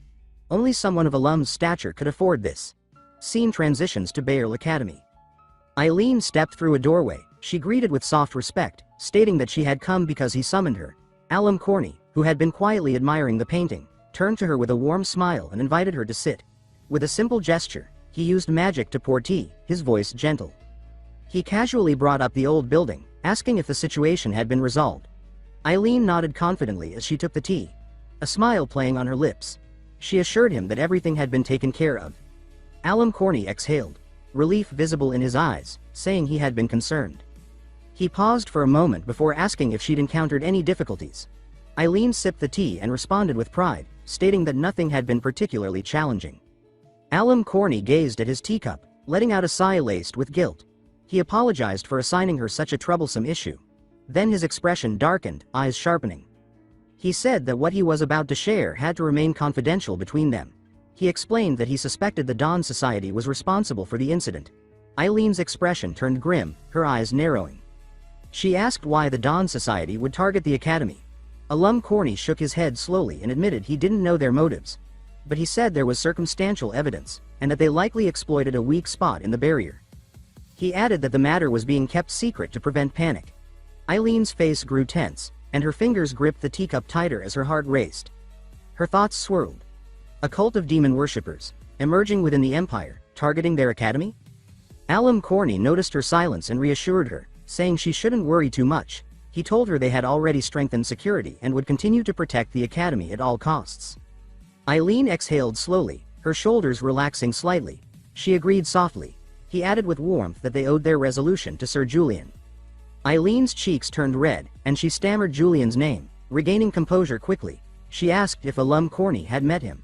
Alam chuckled, his eyes gleaming. He confirmed that he had, and remarked that thanks to Julian, he had acquired a priceless piece of art. Eileen smiled with genuine warmth. She said she'd hoped to thank Julian for defeating the demon, but that he had vanished. Alam nodded as he took a sip of tea, mentioning that Julian had accepted payment and left in a hurry. He added that he had heard Julian went to purchase a large number of moonstones. At that, Eileen gasped, choking on her tea in surprise. Her face flushed in shock. She wiped her mouth, stammered in disbelief, and stood up abruptly, stating that she had urgent business, before dashing out. Alam watched her run, confused. He sipped his tea and wondered aloud why everyone was suddenly so busy. Eileen raced through the streets, heart pounding, until she reached the gem shop. The shopkeeper looked nervous. He apologized, explaining that they had sold out. Eileen interrupted, insisting that she was certain there were still some left. The shopkeeper shook his head, saying that Sir Julian had bought more than expected. Eileen slammed her hand on the counter, fury flashing in her eyes, and demanded to know when the shop would restock. The shopkeeper trembled and confessed that it would take significantly longer this time.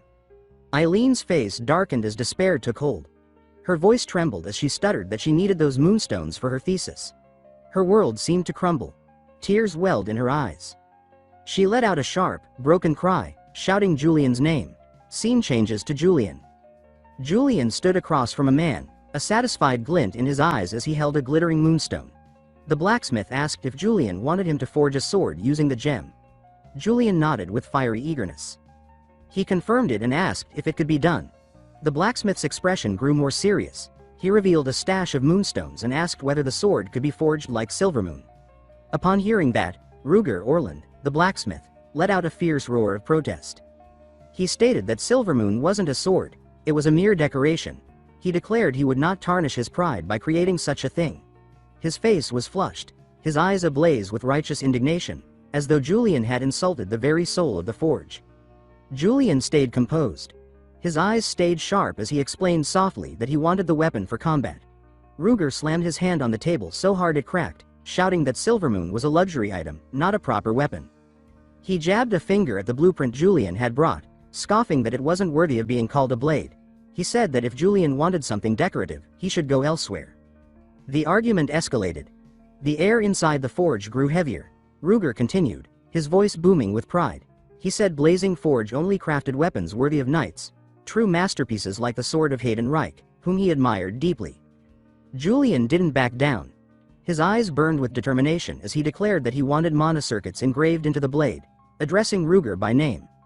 Ruger shook his head with a scoff, amusement flickering in his gaze. He said embedding a moonstone in the sword's core was foolish and dangerous. No warrior could fight with a blade weaker than basic steel. Julian rubbed his chin, considering the problem carefully. A young woman stepped forward. She was Ruger's assistant, her voice gentle but unwavering. She told Julian that they only made weapons that deserved the Blazing Forge emblem. If the blade shattered easily, so too would their reputation. Julian's pulse quickened under the weight of their refusal. He thought to himself that this was a problem. He wanted the sword made here, at the forge where Hayden Reich's blade had been born. After a long pause, Julian raised a hand and said with resolve that he understood. He promised the sword wouldn't break. Ruger pointed at him, skeptical, and asked if he really believed that. Julian grinned with defiance. He declared confidently that he was Julian, and if they doubted him, they were free to test his skill. He slammed a heavy coin pouch on the table and said they could forge the weapon first. He'd pay a premium price. Ruger and the assistant hesitated. Their eyes flicked between curiosity and doubt. Julian leaned in, voice low and compelling. He said if the sword broke during testing, he wouldn't ask for his money or the moonstone back. Ruger frowned, thinking deeply. He considered Julian's boldness. After a moment, he finally nodded and agreed, saying that if it broke, they'd act like it never happened. Days passed. The sword was completed. Ruger presented it, his face filled with both pride and uncertainty. He said their best smiths had worked tirelessly and failed many times before succeeding. He looked Julian in the eye and asked if he really planned to use it in battle. Julian took the weapon, the blade catching the light and reflecting it into his eyes. He activated flawless swordsmanship. A wave of mana erupted from the blade like a violent storm. He nodded, confidence in every syllable, and said absolutely. He asked, ready and certain, if they should begin the test. The scene shifted to the bustling streets, where a crowd had gathered, their voices rising and falling like crashing waves. Julian glanced around, mildly surprised by the number of onlookers. He remarked that it was quite the audience. The assistant, her cheeks tinged with pink, replied with a shy tone, admitting that everyone was eager to see the demonstration. She offered to disperse the crowd if it made him uncomfortable. Julian let out a laugh, brimming with confidence, and declined the offer. Ruger then emerged, hauling out a set of iron armor. He struck it firmly, his tone brimming with challenge as he announced that the armor had been crafted specifically for the test. He emphasized that it was no ordinary set, locking eyes with Julian as he spoke. He explained that the armor was a full centimeter thick, composed of nearly pure steel. If they were going to test the sword, he said, they would go all out. He invited Julian to try cutting through it. Julian took hold of the sword, his confident smile widening. He remarked that Ruger had come well prepared. As he channeled his power, both his body and blade became wreathed in a vortex of mana, a storm of energy whirling around him. With a shout filled with exhilaration, he declared that too easy a target would have been dull. The crowd gasped, their murmurs transforming into a rising tide of cheers. Ruger gave a faint nod, muttering to himself with a doubtful gaze. He questioned if this truly was the sword of rumor. Even with the moonlight blade activated, he reasoned, the structure shouldn't withstand the force. Julian raised the blade, now glowing with a light as soft and cold as moonbeams. His heart raced with excitement. He noted inwardly that the sensation was different from before, as if the blade had finally found its own rhythm, its own purpose. Then, with a powerful swing, he struck the armor. A piercing crack split the air. The armor shattered in an instant, steel shards flying like a burst of metallic petals. The crowd exploded with awe, screams of amazement echoing in all directions. Ruger's face turned pale as he exclaimed in disbelief that it was impossible. The assistant covered her mouth, her voice trembling in shock as she asked how it could be. Her eyes were wide, unable to comprehend what she had just seen. Julian smiled, pride gleaming in his eyes. He channeled swirling mana into the blade, its energy spinning like an endless spiral. He declared that this was the true moonlight blade. Gripping the hilt tighter, he could feel its strength coursing through his arm. The assistant bowed slightly, her voice shaking as she acknowledged that even without Julian using his full strength, their custom armor had been reduced to scrap. Julian turned to Ruger with a confident smile. He asked what the next test would be. Ruger remained silent, teeth clenched, his eyes complicated. It was as if the pride of the forge had been struck down by the very weapon they once rejected. The mana still shimmered in the air like scattered moonlight, casting ethereal reflections over the forge's walls. Then, before Julian's eyes, a translucent panel appeared. The system displayed a message. The imperfect Moonlight Blade trait had evolved into Moonlight Blade. Julian smiled, heart pounding with exhilaration, his eyes glowing with satisfaction. A new trait had activated. He studied the sword in his hand, admiring its perfect craftsmanship, pride welling inside him. He reflected on the effort he'd invested. Not a single blemish marred the blade's surface. It was flawless. At last, he had succeeded. Ruger Orland stepped forward from behind, still shaken, awe clinging to his expression. With a hand covering his mouth, his voice low and filled with respect, he admitted that he had clearly underestimated Julian. Julian sheathed the sword in one smooth motion and turned to face Ruger, a confident smile on his lips. He remarked that sometimes, actions spoke louder than words. Ruger nodded slowly, his face turning serious, his voice dropping to a firm warning. He said that if the sword ever broke, so too would the reputation of the Blazing Forge. He urged Julian to wield it with that weight in mind. He turned back with a smile, his gaze steady and resolute. He promised that he would wield the blade with honor. At that moment, a man approached the heap of shattered armor, his eyes narrowing with amazement. Picking up a jagged steel shard, he muttered that it was Blazing Forge's custom armor, and yet it had been sliced through cleanly. He looked up at Rinna, voice carrying curiosity. He confirmed that Julian had been there. Rinna frowned, visibly surprised, and asked if he was certain. The man lifted another shard, turning it over in his hands, and said thoughtfully that he felt no trace of Julian's spiritual energy. He added that Julian was impressive, a swordsman who poured all of himself into each strike. He remarked that it would have been a sight to see him in action against the armor. Rinna let out a soft sigh, her eyes distant.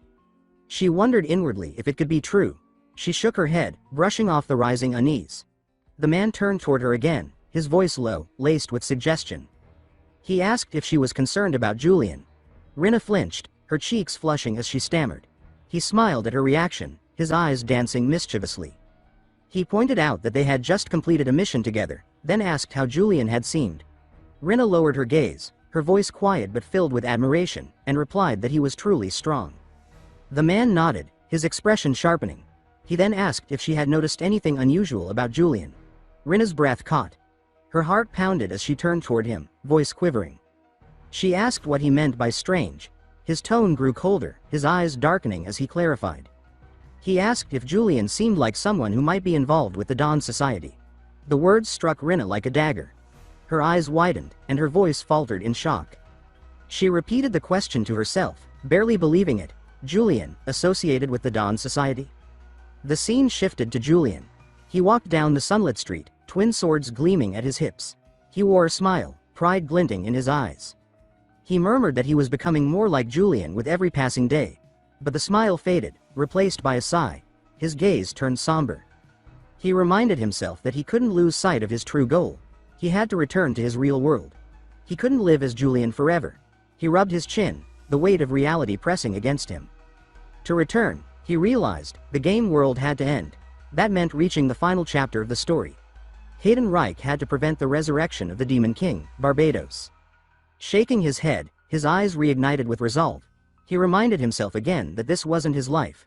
His thoughts turned inward, voice low and steady. He wondered where they were in the plot. He noted that the Dawn Society was beginning to make its move, a secret cult trying to resurrect Barbados, the archenemy of Hayden Reich and Rinna. His eyes darkened further as he remembered that Rinna's father, Ron Bell, had been killed by them.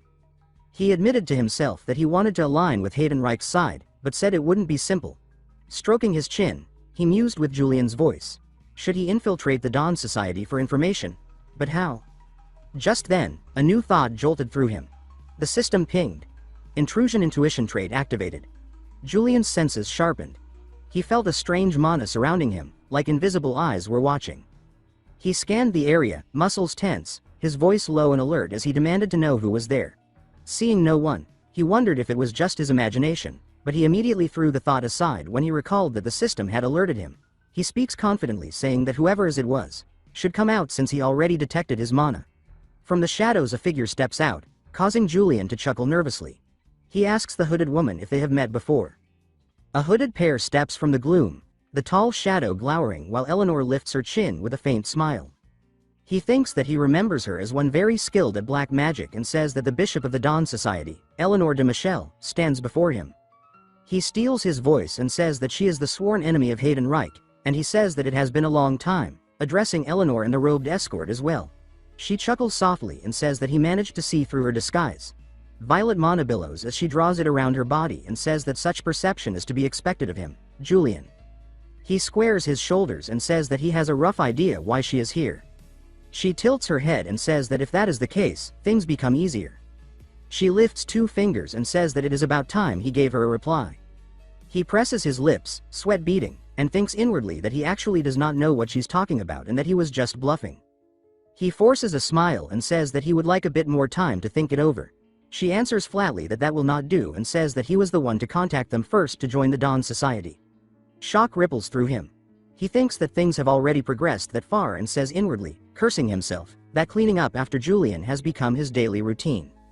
He steadies his breath and thinks that, no matter what route he takes, the original flow says that Julian will be defeated by Hayden and eventually joins the Dawn Society after seeking power from demons. He clenches his jaw and says inwardly that it does not have to be right now and that there is no time limit. Her eyes sharpen. She says that while that may be true, she assumes he realizes they might take that the wrong way and says that it could be his tactic to bring them down, that the whole thing may be a setup, and that he is a royal dog of the imperial family. He grimaces and thinks that she is suspicious of him. He thinks that joining the Dawn Society is dangerous, that if the imperial court finds out it would be the end of him, a shortcut to the worst ending, and that if Hayden learns of any association he will be forced into a path where either he or Hayden kills the other, which might mean he can never leave this game. He smooths his coat, forces calm back into his face, and says that he did not realize she held such suspicions. She lifts her hand from within the cloak's sleeve and says that he knows too much, Julian, and she says that if he were to back out now, she would not let him off the hook easily. He tips his head and says that if he does, she lets a smile cut sideways and says that she will not let him off easily, then glances past her shoulder and says, almost amused, that a Monsignor stands ready. The hulking hooded figure steps forward, gravel rolling under heavy boots, and the cobbles seem to tremble around him. He moves like a battering ram, shoulders squared, fists clenched. A low voice rumbles as she explains with cool certainty that the combat unit of the Dawn Society are much stronger than knights, and she says that he had better decide quickly or else. The hooded man tears back his cowl, white hair bristling, eyes burning, and he bellows that he, Pelkor, the Iron Fist, will destroy him. He pounds forward, the street quivering with each stride, stone flecks jumping. He bares his teeth and says with feral glee whether the other remembers this scar, and he says that he can still feel pain from the wound he received from him. The MC grimaces inwardly and thinks that it is Julian again, that it is truly tiring to deal with all of Julian's victims, and he says aloud that they must have met before. He shows a courteous smile and says that he apologizes, then says that he does not really remember small fries. Pelkor's face splits with manic laughter as he howls coo ha ha ha, and the MC thinks that he really needs to stop pretending like he is Julian. The next instant he vanishes from the spot, a streak of motion, and a startled whisper follows that he disappeared. Pelkor squares up and says that they should see how long that attitude can be kept up. A crystalline window flashes, and a system-cold voice declares that a trait is activating, exceptional swordsman. Julian's hand settles on the hilt, steel hisses free. He meets the incoming fist and his eyes widen. He says nothing but reacts with a sharp intake, and his thoughts snap that he accidentally used the old steel sword instead of the new Moonlight Stone sword. Pelkor's massive forearm grinds against his guard, and his coat bunches under a grabbing hand. He thinks that habits are scary and that, for now, he needs to hold the opponent back for as long as possible. He clicks his tongue and says tisk while driving his blade along a tight blue arc. Thunderous exchanges ripple down the alley, blades and knuckles shattering air, sparks raining. He slides back and thinks that this is dangerous and that he needs to take some time and... The air turns violet. Sigils coil. A pillar of sorcery erupts, wrenching Pelkor off balance, then hammers the street in a geyser of shattered stone. Debris blasts outward. He staggers, coughing dust, and says Kuj as rubble clips his ribs and spins him into a wall. Pelkor's laughter rakes the smoke. He says ha ha ha and taunts, asking how it feels to lose to a small fry. Julian exhales, shoulders heaving, and says ha. He stares at the badge glinting against his breast and thinks, with weary bitterness, why he has to go through such a thing, the thought flaring red in his mind like a wound that refuses to close. Julian stands in red flames and says that he is tired of having to clean up messes he did not leave behind. The white-haired bruiser looks over and asks if he can still move. Eleanor says that he should hold on, Pelkor, because something feels off. A blue system panel says that his emotional intensity has reached its peak.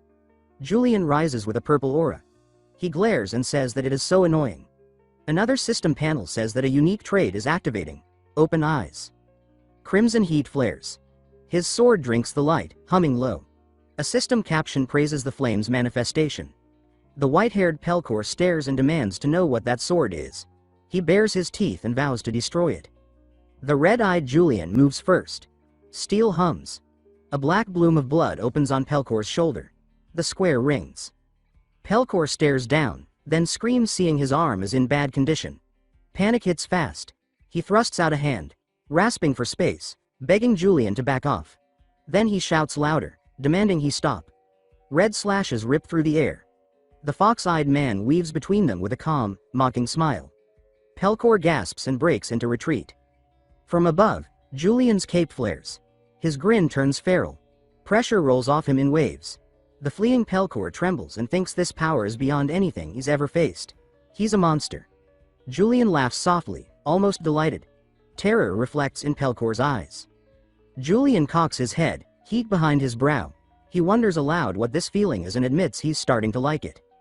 A system pane explains open eyes, exclusive to fox-eyed users, activated only at emotional peak. It boosts impulse strength, suppresses reason, and pushes aggression higher. Below, Pelkor turns mid-run, cracking as he begs Julian to stop. The pane adds a final line. The user becomes very aggressive. The fox-eyed man raises his sword, eyes glowing with childlike thrill, and says he doesn't want to stop. He vanishes. The blade arcs. Red light scatters across the stone as the sword impales Pelkor. A beat later, Pelkor collapses, gasping, bleeding.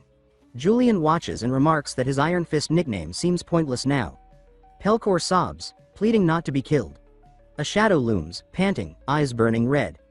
A pale hand grabs Julian's collar. Purple light swirls like moonlit water. Eleanor says that it's enough, don't you think? His pupils flicker. The glow falters. A system pane drops. Removes open eyes effect. Julian drops to a knee, coughing. Purple light shields them. He stares at the ground and whispers, asking what he's done. Eleanor studies him. He thinks Julian's aggression is surfacing more clearly now, and that the trait is dangerous. Regaining composure, he tells Eleanor that Pelkor started it and she agreed that Pelkor had been rude.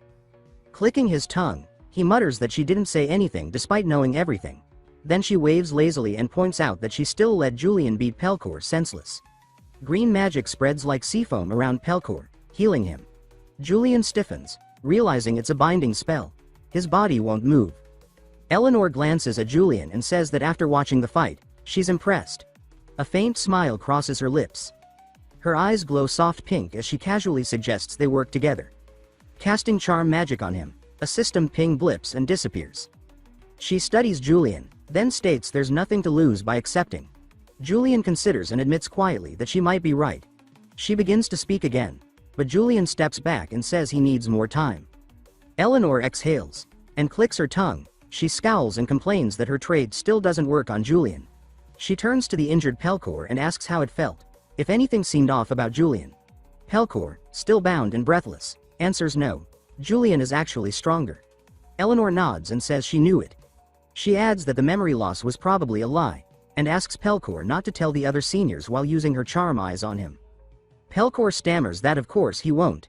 She watches Julian vanish down the alley and thinks again that as expected, her trade only fails with Julian for some reason.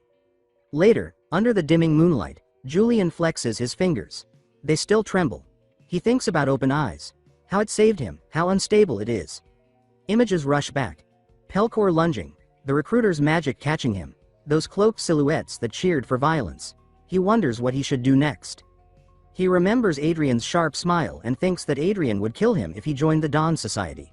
He'd never go back to his world. But he also remembers the recruiter's gleam, and the other side of the blade. If he joins, they might kill him. He exhales. Closes his eyes. The conclusion sets in. As expected, he has no choice but to join the Dawn Society. He presses a hand to his brow, steadying his breath. He tells himself it's settled. He'll join the Dawn Society. Not because he wants to, but because it's the only path left. He plans to get close, gather intel, and stop the resurrection of the demon god. Dragging his hand down his face, he forces a crooked smile that doesn't reach his eyes. This, he thinks, is the only way back to his world. Moonlit stone towers stand. This is Genmel Monastery. Inside, the Sun God Church is the church with the most followers on the continent of Rosenda. This monastery is under that church. Novices whisper that Julian the atheist is here and say that they are sure he is here to purge someone. He smiles in silence. A nervous priest steps forward and asks what brings him to their monastery. He says that he is here to see the High Abbot. The priest stammers about the abbot and says that he did not hear that he was coming. Footsteps approach. A nun bows and says that she will lead the way and asks him to follow. He walks beside the nun and thinks that they sent someone to guide him. Purple light ripples and the nun's form changes. She turns with a smile and says that he is here sooner than she expected and says that she honestly thought he would not come at all. He says that it has been a long time and addresses her as Miss Eleanor, and he thinks that she disabled the disguise spell right in front of his eyes. He looks around the violet-lit corridor and says that it is impressive to have hidden the Dawn Society's headquarters within such a large monastery. She says that the Archbishop is waiting for him and tells him to be respectful. He says that he will think about it. He thinks that she is much more guarded than the last time and says inwardly that it must be because the leader of the Dawn Society is inside. They enter a hall where robed members murmur that it is Julian and say that it is really him and that it is true he is back. A voice asks if he is Sir Julian. He looks toward a masked man on the dais and thinks that he is supposed to be an archbishop, but he does not seem very dignified. This is as expected of Tenelron, shown as a regular farmer who was selected by a sacred relic to lead the Dawn Society. Eleanor steps closer and says that Julian is in the presence of the archbishop and asks him to kneel. He lifts his hand and says that he asks why he should. She faces him and says that he chose to join them and says that he must prove his loyalty. He lifts a hand and laughs and says that he is not here to place his hopes in some noble faith and says that he is here to establish a cooperative relationship. He spreads his arms while thinking that Julian suddenly turning toward Faith is ridiculous and thinks that he needs to act shameless like this. He thinks that everyone here is aiming for his status and influence and thinks that he similarly needs help from the god they serve. Hooded members protest and say that Julian is rude and say that he is arrogant and is trying to flaunt useless pride. The masked archbishop raises a hand and says enough. He says that if it is to establish a cooperative relationship, then there is no need to test him like this, and he says that everyone other than Julian and Eleanor is dismissed. The robed members answer that yes, Archbishop, and whisper about what he is trying to do. He snorts and says PFFT. The Archbishop says that he is really as arrogant as the rumors and says that he likes it. He waves and says to follow him because he has something to show. The MC startles and thinks with a question mark. The Archbishop walks to a corridor and says that only bishops and above have access beyond this point. He asks if that is so. The Archbishop says that this is where the sacred relic is. He thinks that it is the sacred relic. Carrying a lamp, the Archbishop asks why he thinks he is showing this place. He asks why that is. The Archbishop says that he does not want to let him leave like this. He reacts with confusion.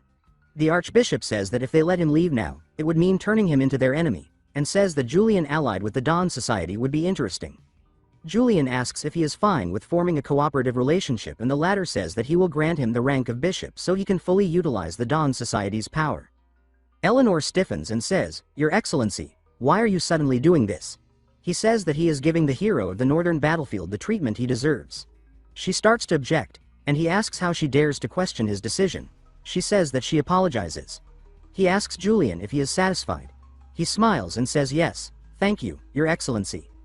The masked Archbishop laughs and says that he will show something worthwhile since he came all the way. Red liquid roars in a circular pit. They approach.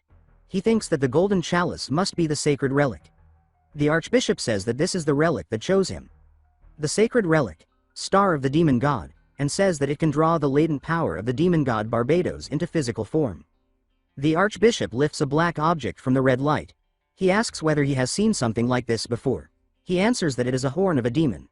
The Archbishop says that, using this relic, he can create the horn of demons, the power source of the demons, and asks if it is not wonderful. A gray image of a horn hangs in his mind. He thinks that he has never seen a horn being created but understands what it can do and thinks that, if he were to use it, he is sure. The Archbishop calls his name. He says that creating a demon's horn is fascinating. He asks whether the horn can let him use a demon's power. The Archbishop says that is correct. He says that he has come to the right place and that the horn is what he needs to fulfill his dream. The Archbishop says that he can keep the demon's horn. He thinks that he is giving it away this easily. Archbishop Tenelron says that many demons must be sacrificed in order to create a single horn, and Tenelron says that it requires a lot of resources but gives that much power. Tenelron chuckles and says that he wonders how strong it will be in Julian's hands and says that perhaps Julian will be able to overcome the Sword Saint. Julian thinks that he is well aware of the power the horn can bring him since human-type demons are also created using this horn. Julian thinks that, rather than borrowing the power of a demon, it is more accurate to say one becomes a demon, and Julian thinks that he does not even want to imagine that happening to him. He asks himself how he should refuse this. Eleanor says that she thinks it is a bit too early to give Julian the horn. Archbishop Tenelron repeats that it is too early. Eleanor says that Julian has not decided to join them yet and says that the horn is the root of power in the organization. Eleanor adds that the other members would not look on it favorably. Archbishop Tenelron hums and says, "Is that so?"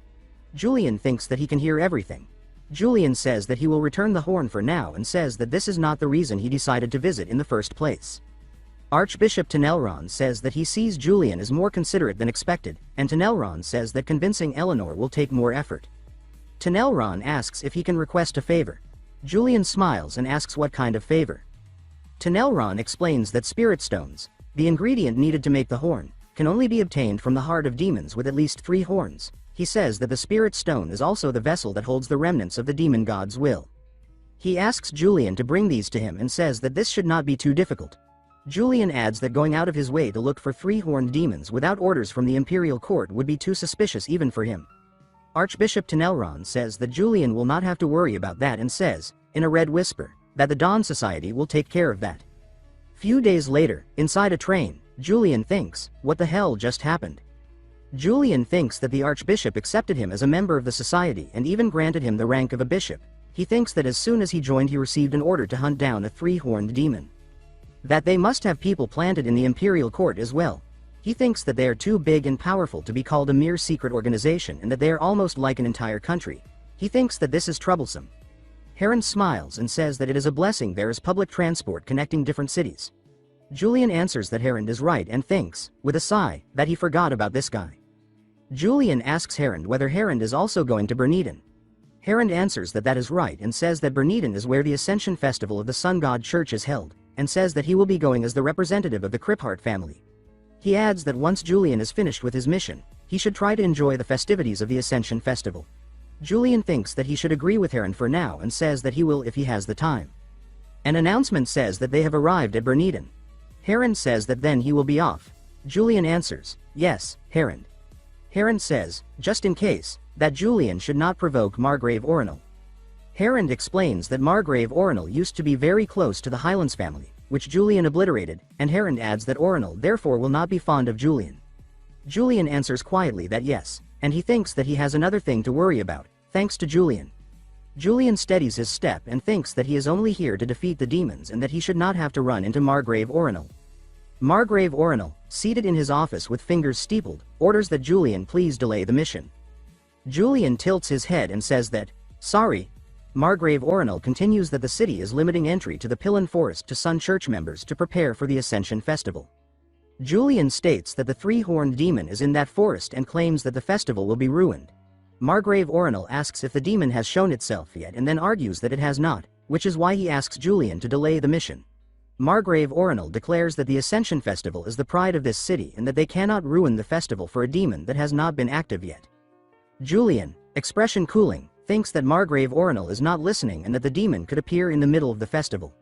Margrave Orinal proposes that the festival will be held in a week and suggests that Julian enjoy it first, adding that no matter how cold-blooded Julian is, he should be able to enjoy a festival. A child's voice cries, "Daddy!" Julian turns with a questioning sound. Margrave Orinal stiffens and shouts, "T. Tarina!" Tarina peeks in, eyes sparkling, and asks who this person is and says that he is really handsome. Julian observes in thought that she must be Sir Orinal's daughter. Margrave Orinal rushes forward and yells to stay away from him and to come here quickly. Julian, calm. wonders if Margrave Orinal really thinks he would attack a little kid. A system glow outlines father and daughter with the notice. Color of negation. Fear.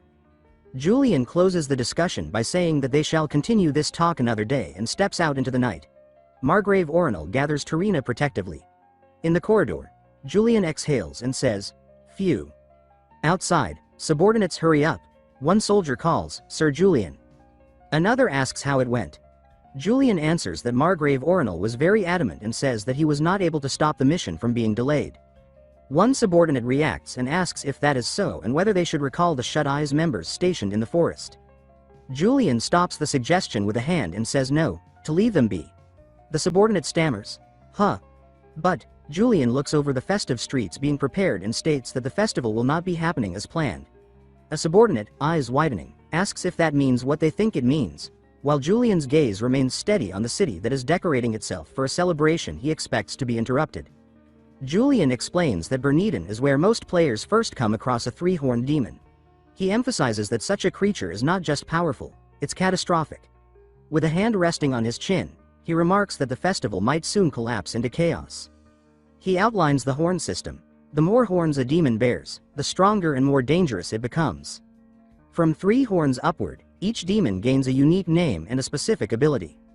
He cites an example, Hamelin, a parasitic beast cloaked in earthy reds, wrapped in a mantle of fur, its eyes searing with an internal fire. He describes its methods. Hamelin does not merely attack, it infests. Any area it occupies becomes warped into a personal fortress, no longer a place, but a trap. Entrances and exits shift unpredictably. The land rots into a poisonous swamp. Julian recounts how adventurers who venture in stumble out in panic, their bodies failing them. Some collapse within minutes. And even escapees are not safe. Hamelin wages psychological war beyond its borders, breaking minds as easily as it corrupts soil. He notes that these effects make the area nearly impossible to clear. The scene shifts to a quiet inn. Julian sets down a white cup, eyes narrowing. He reasons that Hamelin must be close to finishing its nest. He predicts Sir Orinal will summon him soon. A guard bursts in, breath steaming in the cool air, and announces that Sir Orinal requests Julian at the mansion immediately. Julian notes the haste and the guard, flustered, apologizes for interrupting his meal.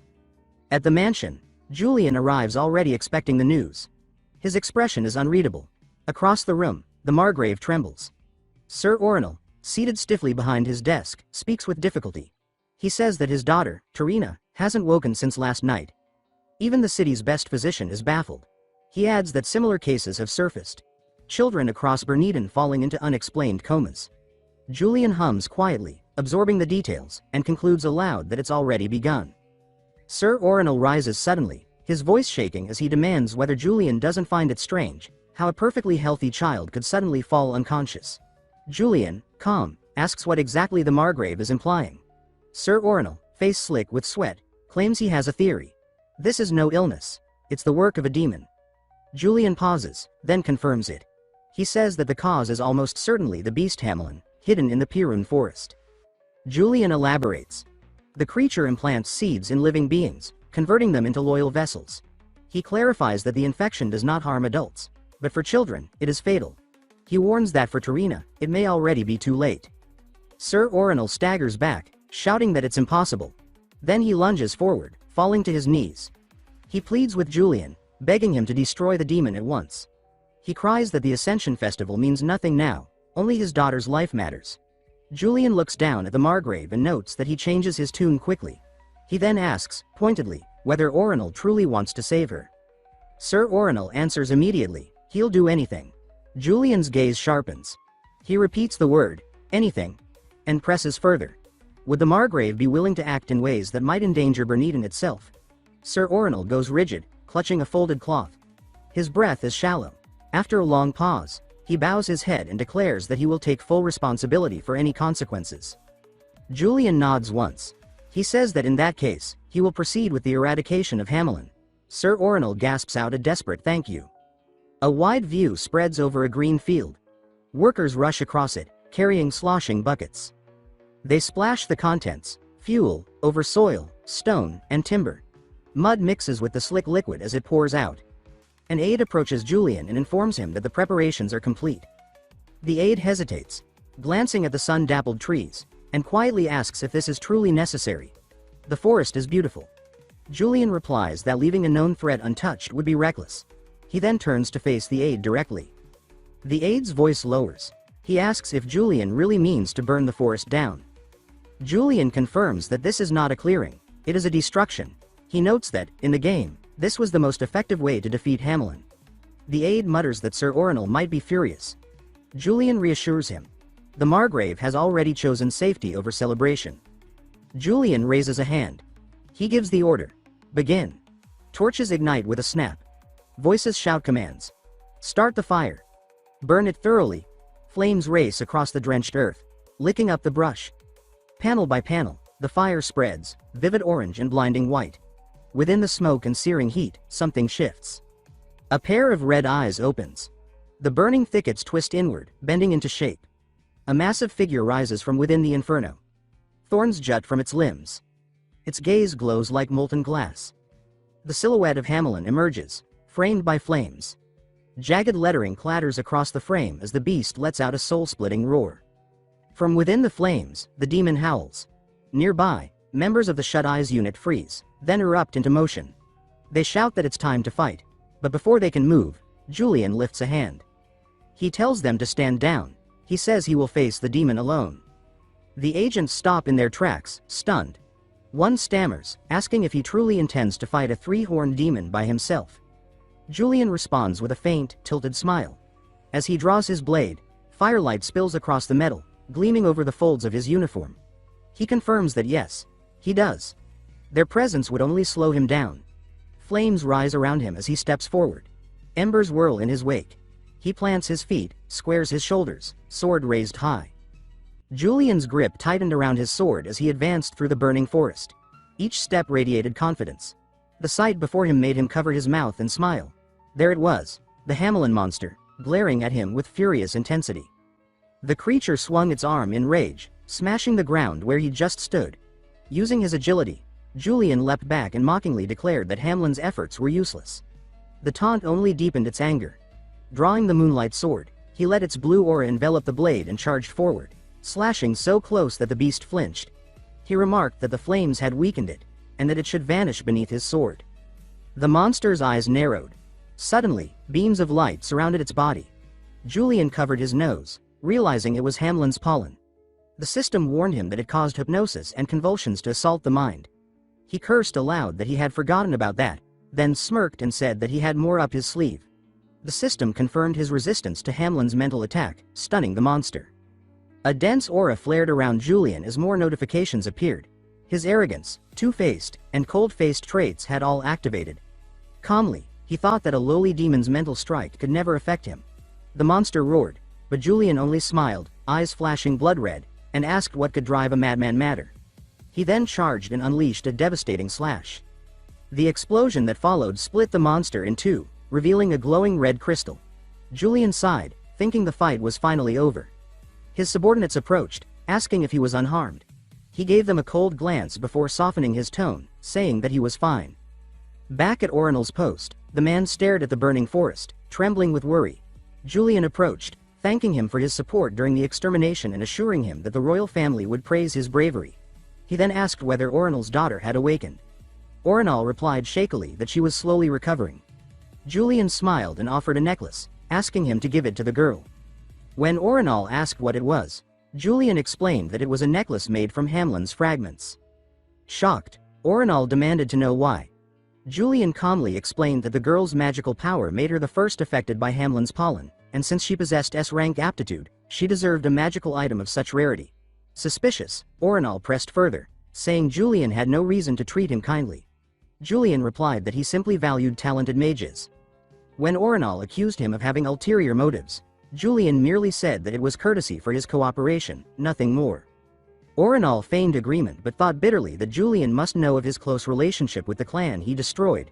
He suspected ulterior motives behind every polite gesture.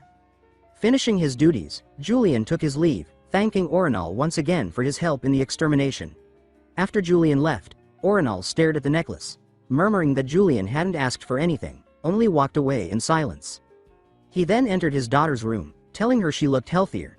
Smiling, he handed her the necklace as a recovery gift. The girl blushed with delight, saying that it was beautiful. Orinal patted her head and asked if she liked it. She nodded eagerly. He sighed with relief. The item seemed harmless. Watching her joy filled him with quiet surprise, though he resolved to inform the noble council. He thought grimly about how they had delayed the extermination to follow the chairman's plan to restrain Julian, and how that nearly cost his daughter Tarina's life. There would be no more alliances. He prayed silently for forgiveness, admitting they had chosen family peace over revenge. Meanwhile, Julian boarded a train bound for his organization, holding a small wooden box. Inside was the demon's heart, Hamlin's stone. He admired the dark energy it emitted, noting that though it seemed ordinary, its aura reeked of malice. He pondered his next move. Handing it to the Dawn Association could earn trust, but perhaps there was a better use for it. A crewman announced that they would soon dock in Londrian. Julian muttered that he needed to return to the capital first and hide the stone before discovery brought disaster. Then, light footsteps approached. Renee appeared, looking for her seat, which happened to be right beside him. Their eyes met, tension instantly thickening the air. Julian cursed inwardly at his bad luck. She was from Hayden's faction. He forced a smile, thinking it would be dangerous if she noticed the demon stone. He discreetly placed the box in his bag. Then he greeted her casually, remarking that fate had brought them together. She frowned and looked away, clearly displeased. He noted her reaction and teased that she must be wondering why he was here. She admitted she was. He replied that he had business in Bernadine and observed that she seemed bound for a warmer place, pretending not to notice part of her clothing sticking out of her bag. She dismissed the comment, and he apologized for any discomfort, grateful for the distraction that drew her attention away from his cargo. But then Renee suddenly called his name, startling him. Her suspicious eyes narrowed as she remarked that their meeting seemed too coincidental, asking if he was following her. Julian feigned surprise and explained that his trip had been arranged by the royal secretaries, suggesting that perhaps she was the one watching him. The remark caught her off guard. She stammered in protest. Julian only smirked and said there was no need for such an overreaction. Her words made the girl shyly turn her face away, while Julian muttered inwardly that he had nearly been exposed and needed to hide the jewel somewhere safe. He thought bitterly that, had he known it would come to this, he would never have taken the ruby out in the first place. Suddenly, Renee gave him a cold look and remarked that the jewel box seemed rather important to him. The comment made Julian flinch, and she continued, saying that he kept touching it endlessly. He didn't answer right away, only wondering to himself if she had already realized what it was. Finally, he stammered that it was just an ordinary jewel box. His awkward tone made her look at him with suspicion. She then said that living so indulgently must be tiring, and that she had heard his sword required gemstones. Relieved she hadn't identified it, Julian sighed quietly and forced a smile, saying that more jewels were always better. As he spoke, he carefully slid the box back into his suitcase, but before he could latch it, the train screeched to a sudden stop. He cursed silently, asking why such an emergency had to happen now. The speaker crackled to life, announcing that the train had halted due to heavy rain. In that moment, the jewel box slipped from his grasp and fell to the ground.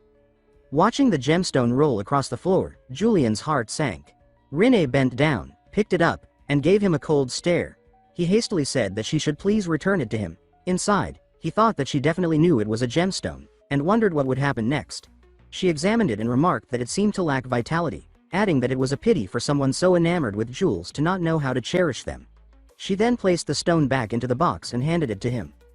Taking it back, Julian exhaled a quiet sigh of relief, thinking that perhaps the Hayden faction was still unaware of the gemstone's true nature. As he put the box away again, his hands trembled. He muttered that the encounter had probably shaved 10 years off his life, yet noted that moments like these were when an emotionless face truly proved its worth. When the journey ended, he tried to lighten the tension by saying that the train was more comfortable than a carriage, though sitting too long was still tiring. He didn't speak without purpose. The sudden silence after the rain had stopped made his heart pound, so he rambled to calm himself. Renee responded dryly that traveling with him was like being in hell. Julian tilted his head, smiled, and said that he was simply happy to have someone to talk to, all while thinking that he no longer knew what he was saying. A servant then approached, bowed, and told Renee that her carriage was ready to take her to the academy dormitory. She nodded and thanked him. Seeing the chance to leave, Julian thought he needed to get away quickly, waved goodbye, and said he would take his leave first. Just as he turned, Renee called after him, asking him to wait. His voice tightened as he asked what it was, already imagining she had discovered the jewel. After a pause, she said that she wanted to thank him for what he had done in the slum district, that it wasn't personal gratitude, but thanks from one swordsman to another. Feeling another wave of anxiety, Julian sighed softly and replied that it was nothing, adding that they were both followers of Hayden Reich. She shook her head, saying that he had already been expelled. He then turned away, remarking that she remained as cold as ever, while she watched him go and told the servant to proceed. The servant nodded in reply. The next day at Shut Eye's headquarters, Captain Ordwin asked Julian if he liked Bernadine. Julian gave a dry smile and said that he wouldn't go that far. Then, eyeing the towering stacks of papers on the table, he asked what all that was. Ordwin groaned, tearing her hair in frustration, saying that it was all his fault and that the paperwork had piled up beyond reason. Julian stepped closer and joked that with so much paperwork, Bernadine must be popular indeed, thinking to himself that he sounded just like Julian from before, acting crazy just to see how she'd react. After a moment, Ordwin shouted, demanding if he knew why all that work had accumulated. He laughed and said that it must be due to her negligence. She exploded, yelling that it was absolutely his fault for setting fire to the Pyrene forest. Julian raised his hands, telling her to calm down, saying that Shut Eye's members were allowed to act on judgment in the field. She clutched her head and said she was foolish for even asking, explaining that most of the letters were warnings from the Sun Church since the Pyrene forest was sacred to them. She added that the Imperial Court would handle it, but thanks to him, her workload had doubled. Julian replied indifferently that she should see it that way, which only enraged her further. He thought to himself that her sharpness irritated him even more, though he apologized internally. Holding up a few letters, she mentioned that one proposal had been sent directly to him, a request to give a speech at Veal Academy. Julian examined the letter and muttered that it contained a new clause he hadn't seen before. Then she mentioned a name that startled him: the Genmel Monastery. Remembering his past conversation with Tenelrin, Julian had said that he wasn't foolish enough to hunt the three-horned demon without imperial orders, since that would be too suspicious. Tenelrin had reassured him that they would handle everything, but recalling that promise now made him uneasy. Ordwin continued, saying that the Sun Church viewed him as a thorn in their side, and yet he had submitted a proposal to them. Her sharp tone sent chills down Julian's spine. With her insight, she had already realized there was something deeper about him, something Julian couldn't hide. Julian gritted his teeth, thinking that the cult leader intended to send the report directly to the Shut Eyes unit from the start. The tension in the room was suffocating when Lazarus suddenly burst through the door, shouting that the royal secretary demanded to know what had happened in Bernadine. His sudden arrival startled them both. It was urgent, and he had clearly come at the worst possible time. Julian's expression turned awkward, though inside he was secretly relieved, thanking fate that Lazarus had appeared to rescue him. Realizing he had interrupted something serious, Lazarus quickly apologized to Commander Odwin and asked if he should return later. But Odwin, clearly exhausted from arguing, sighed and said that it wasn't necessary. She told Julian to go and to take his documents with him. Julian, genuinely relieved, thanked her and said they would meet again. He left with Lazarus, grateful that the tension had dissolved. As they walked, Lazarus took the chance to ask if it was true that Julian had defeated the three-horned demon god alone, saying that the rumor had spread throughout the capital. Julian smiled faintly and replied that it was nothing worth mentioning. Outwardly calm, he was inwardly shaken, thinking that he had been close to death during that fight. The letter from the Dawn cult, however, was what truly concerned him, far more dangerous than the demon itself. He told Lazarus to wait outside the secretariat while he finished reading it. When alone, Julian carefully opened the letter to see what it contained. At first, the contents seemed harmless, almost disappointingly ordinary. But that itself was suspicious. The Dawn cult would never send something so plain. Then, as he expected, black mist seeped from the parchment and formed into a large, pitch-black serpent. The creature spoke in a low voice, saying that the Archbishop wished Bishop Julian to come to the district. The letter had been concealed with sound-masking magic. Judging by the phrasing, he suspected it had been written by Eleanor herself. He realized they were after the demon stone of the three-horned god, but how had they known his exact return date to the capital? Information known only to the commander and the secretariat. The precision unsettled him deeply. Still, he had no choice but to comply. Arriving at the Dawn cult's district, Julian immediately felt the weight of stairs. Fear and curiosity filled the air as he walked through the corridors, forcing a strained smile. Being scrutinized like that always made him uneasy. After a tense moment, Bishop Eleanor appeared to greet him. He mentioned that everyone's eyes on him were unnerving. Eleanor simply laughed, saying nothing could be done about that. His aura alone kept most people away. She removed her disguise and invited him to walk with her. As they went, she spoke with fascination about his recent exploits, defeating the three-horned demon god and burning down the Pyrene forest. She said that hearing the tale from his own mouth would be an honor. Julian was flattered but quickly turned serious, saying that her method of contacting him, through such blatant letters, was far too risky. Eleanor waved off his concern, saying that with her cipher magic, no one could decode the message anyway. Julian replied cautiously that there was always a chance of failure and asked her not to repeat it. Amused, she asked how he planned to stay in touch now. Julian smiled and said that from now on, he would receive information only through direct meetings. Eleanor was surprised but didn't press the matter. She said lightly that he must already know where to find her.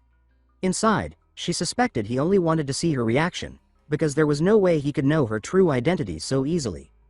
After leaving Eleanor, Julian went to meet Archbishop Tenerin, who greeted him with loud excitement, saying that it was an honor to finally see him and asking to show the three-horned demon's stone. But Julian, of course, hadn't brought it. He smiled politely and said that he hadn't brought any demon stones. Tenerin frowned, repeating his question, asking where the stones were since Julian had supposedly slain the demon god himself. Julian calmly replied that he had already handed them over to the royal secretariat. The archbishop's expression darkened. His fury grew as he demanded confirmation, and Julian repeated firmly that the stones were with the royal secretariat. The other bishops began to tremble, whispering that the archbishop was enraged and asking if Julian had gone mad. Then, with a snarl, Tenerin began conjuring a red aura around his hand and demanded that Julian explain himself. Though reluctant, Julian forced himself to justify his choice, saying that sometimes one must retreat a step to advance 3. But his words did little to calm them. The room was filled with resentment and disbelief. To them, his action was nothing short of betrayal. And betrayal within the Dawn cult demanded punishment. Julian turned toward the furious bishops with a mocking smile, saying that their thinking was as shallow as he had expected. His words provoked outrage. They shouted in anger, demanding what he meant by that. Julian sighed and explained that if betrayal were his goal, he would never have shown up before them. He told them that the reason he had handed over the demon's magic stone was to exploit the Empire's intelligence network. He explained that the stone he gave away was the first officially documented three-horned demon stone. If the Empire uncovered its potential, they would begin mass hunting similar stones. Once the Empire identified one location, the Dawn cult could trace many more. Tenerin, seeing the logic, admitted that the strategy wasn't bad. But the other bishops were unconvinced. To them, discarding a divine artifact was heresy. Sensing the need to press further, Julian smiled and added that there was another reason. Since his victory over the three-horned demon god, countless rumors had spread, calling him the Pillar of Shut Eyes, the next sacred sword, even a hero. He told them that with so many eyes watching, especially those of their enemies, including the archbishop himself, this was the perfect opportunity to expose who among them was scheming against the cult. His words were met with groans and disbelief. Some accused him of spouting nonsense. When one bishop shouted for his arrest, Julian calmly placed his hand on his sword and asked if they truly intended to face him. A blue aura began to flicker around his blade. The tension rose until Tenerin intervened, shouting to know who had authorized such action. But before order could be restored, a reckless bishop lunged at Julian. Julian moved swiftly, parrying the strike and driving his blade into the attacker's abdomen. The man collapsed, blood spilling onto the floor. Julian stood tall, his expression calm but triumphant, and told the shaken crowd that if they wanted answers, he would give them one. The man responsible for his actions was none other than his former master, the holy sword Hayden Wright. The name struck the hall like thunder. Tenerin's face contorted with rage, his power flaring uncontrollably. As Julian expected, the mention of the sacred knight's name sent the archbishop into a frenzy. Julian feigned concern, remarking that Hayden had long doubted him and that it had tormented him deeply. Only then did he notice that Tenerin's eye patch hid a real scar, evidence that Julian's story had struck too close to home. Feigning calm, Julian explained that since he had slain the three-horned beast without presenting its spoils, suspicion naturally fell upon him first. The archbishop's fury softened. He admitted that Julian's reasoning made sense. A cold-hearted man like Hayden Wright would even suspect his own disciple. Gaining the archbishop's trust, Julian smiled as Tenerin clasped his hand, declaring that he finally understood Julian's motives for joining the Dawn cult. Julian outwardly rejoiced, though inwardly he laughed. They had grasped his meaning, yet completely misunderstood his intent. Returning to his office, Julian sat at his desk, reflecting that the immediate danger had passed. If he could continue balancing his role between the Empire and the Dawn cult, he might truly reach the endgame of this intricate chessboard. Yet one problem remained. The shadow constantly following him. He had ignored it at first, but its movements were too deliberate to dismiss. It felt like a spy's presence, one he could no longer overlook. While he pondered, Lazarus entered cheerfully, delivering an order from the Secretariat. Julian kept his composure and told him to place it on the table. Though something felt off, Lazarus obeyed quickly, thinking that Julian seemed calmer than the rumors suggested. Still uneasy, he prepared to leave, but Julian stopped him. Julian asked if Lazarus had been busy lately, noting the workload must be heavy. Forced to reply, Lazarus admitted that even as an apprentice, he had been given important tasks and was grateful for the experience. Julian found this amusing, remarking that for someone in training, Lazarus seemed to be handling rather sensitive matters. Without giving him time to answer, Julian continued, reminding him that he had brought a message from the Secretariat on the same day Julian returned with the Soul Stone. Confused, Lazarus replied that the Soul Stone was indeed significant, even he was curious about it. At that, Julian's tone sharpened. He exclaimed that an apprentice like Lazarus should not have known that term at all. He reminded him that he had been the first to mention the Soul Stone, yet Lazarus had responded without hesitation. Only 3 entities knew of it, himself, the Empire, and the Dawn cult. Julian stepped closer, laying a hand on Lazarus' shoulder, his voice low and deliberate. He said it was impossible that Shut Eyes or the Secretariat would entrust such knowledge to an apprentice, unless the Dawn cult had been influencing operations from within. Lazarus froze, realizing the truth had been uncovered. Julian smiled calmly, telling him not to be afraid. He didn't intend to act recklessly. Startled, Lazarus asked why. Julian replied softly that he only wanted to talk, as men should. Seeing no point in hiding any longer, Lazarus sighed and said that there was nothing left to conceal. He reached for his chest, drew out an ancient necklace inlaid with a purple gem, and declared that the time for secrets was over. The gem began to pulse with a strange radiance, its power filling the air. Julian, startled, remarked that it must be a form of mental magic, one that reshaped the mind and spirit. Before his eyes, Lazarus' entire presence changed. His hair slicked back, his posture confident, his tone sharp and self-assured. Lazarus explained that in the palace, mental magic was a necessity. Without it, survival among monsters was impossible. Julian, clearly pleased, said that he preferred this version of Lazarus much more. Lazarus, no fool, said that Julian must have had a reason for sparing him. Julian's expression brightened, saying that indeed, he had a proposal. He asked whether Lazarus wished to work under him. Lazarus blinked in confusion, unsure he had heard correctly. Julian clarified bluntly that he wanted Lazarus to become his spy, a double agent. The revelation stunned Lazarus. He demanded to know if Julian intended to betray the Dawn Society. Julian calmly replied that betrayal was an ugly word. He simply wanted to make his operations more convenient. Lazarus scoffed, saying he wasn't a dog to obey commands, but Julian was prepared for that reaction. With a disarmingly calm voice, Julian drew out a letter and noted that Lazarus had been donating a considerable sum to an orphanage each month. A generous act, especially for an apprentice. Lazarus froze, his expression pale. Julian continued coldly that the orphanage must be dear to him, and that something unfortunate happening there would surely devastate him. Then, laughing lightly, Julian waved off the threat as a joke and slammed his hand on the desk, saying that if Lazarus cooperated, he would make a donation, a gift, to that very orphanage. Lazarus, wary, asked what kind of gift he meant. Julian smiled faintly and said that he had recently grown very interested in charity. Seeing no other choice, Lazarus clenched his jaw and accepted the offer. Days later, while riding in a carriage, Aiden questioned whether Lazarus had brought the requested information. Lazarus handed him a sealed scroll, saying that it contained the next known location of the Holy Sword Hayden Reich and that the Noble Council had already filed a petition concerning it. Aiden dismissed the petition as irrelevant, focusing instead on Hayden's movements, and ordered Lazarus to report them to the Archbishop. Lazarus nodded dutifully, but the doubt in his eyes didn't escape notice. Aiden asked if something was wrong, saying Lazarus didn't look like himself. Though Lazarus quickly denied it, his tone betrayed uncertainty. Inside, he wrestled with guilt. Should he tell the truth or protect Julian? The Dawn Council had sheltered him, but Julian had promised something he couldn't ignore. A letter of recommendation that would allow his sister Sharnia and the orphans to enroll in the Royal Academy. For their sake, Lazarus chose silence. Meanwhile, Julian returned home, but strangely, he felt no satisfaction from his victory. He recalled how he had discovered Lazarus' identity as a spy, by instinct alone. The supposed orphanage records he'd used to corner him were fabricated, but Lazarus' reaction had confirmed everything.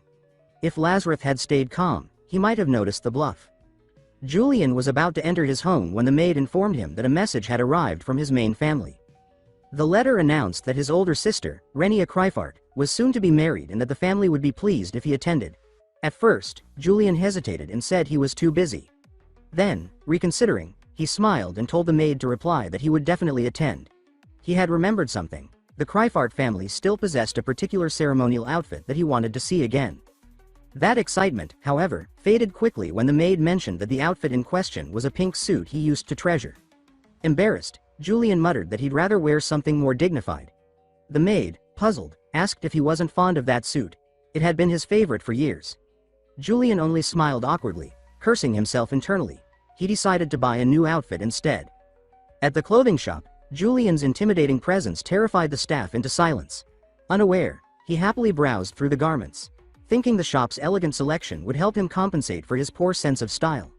But after waiting in vain for assistance, he grew puzzled and asked if anyone could help him choose.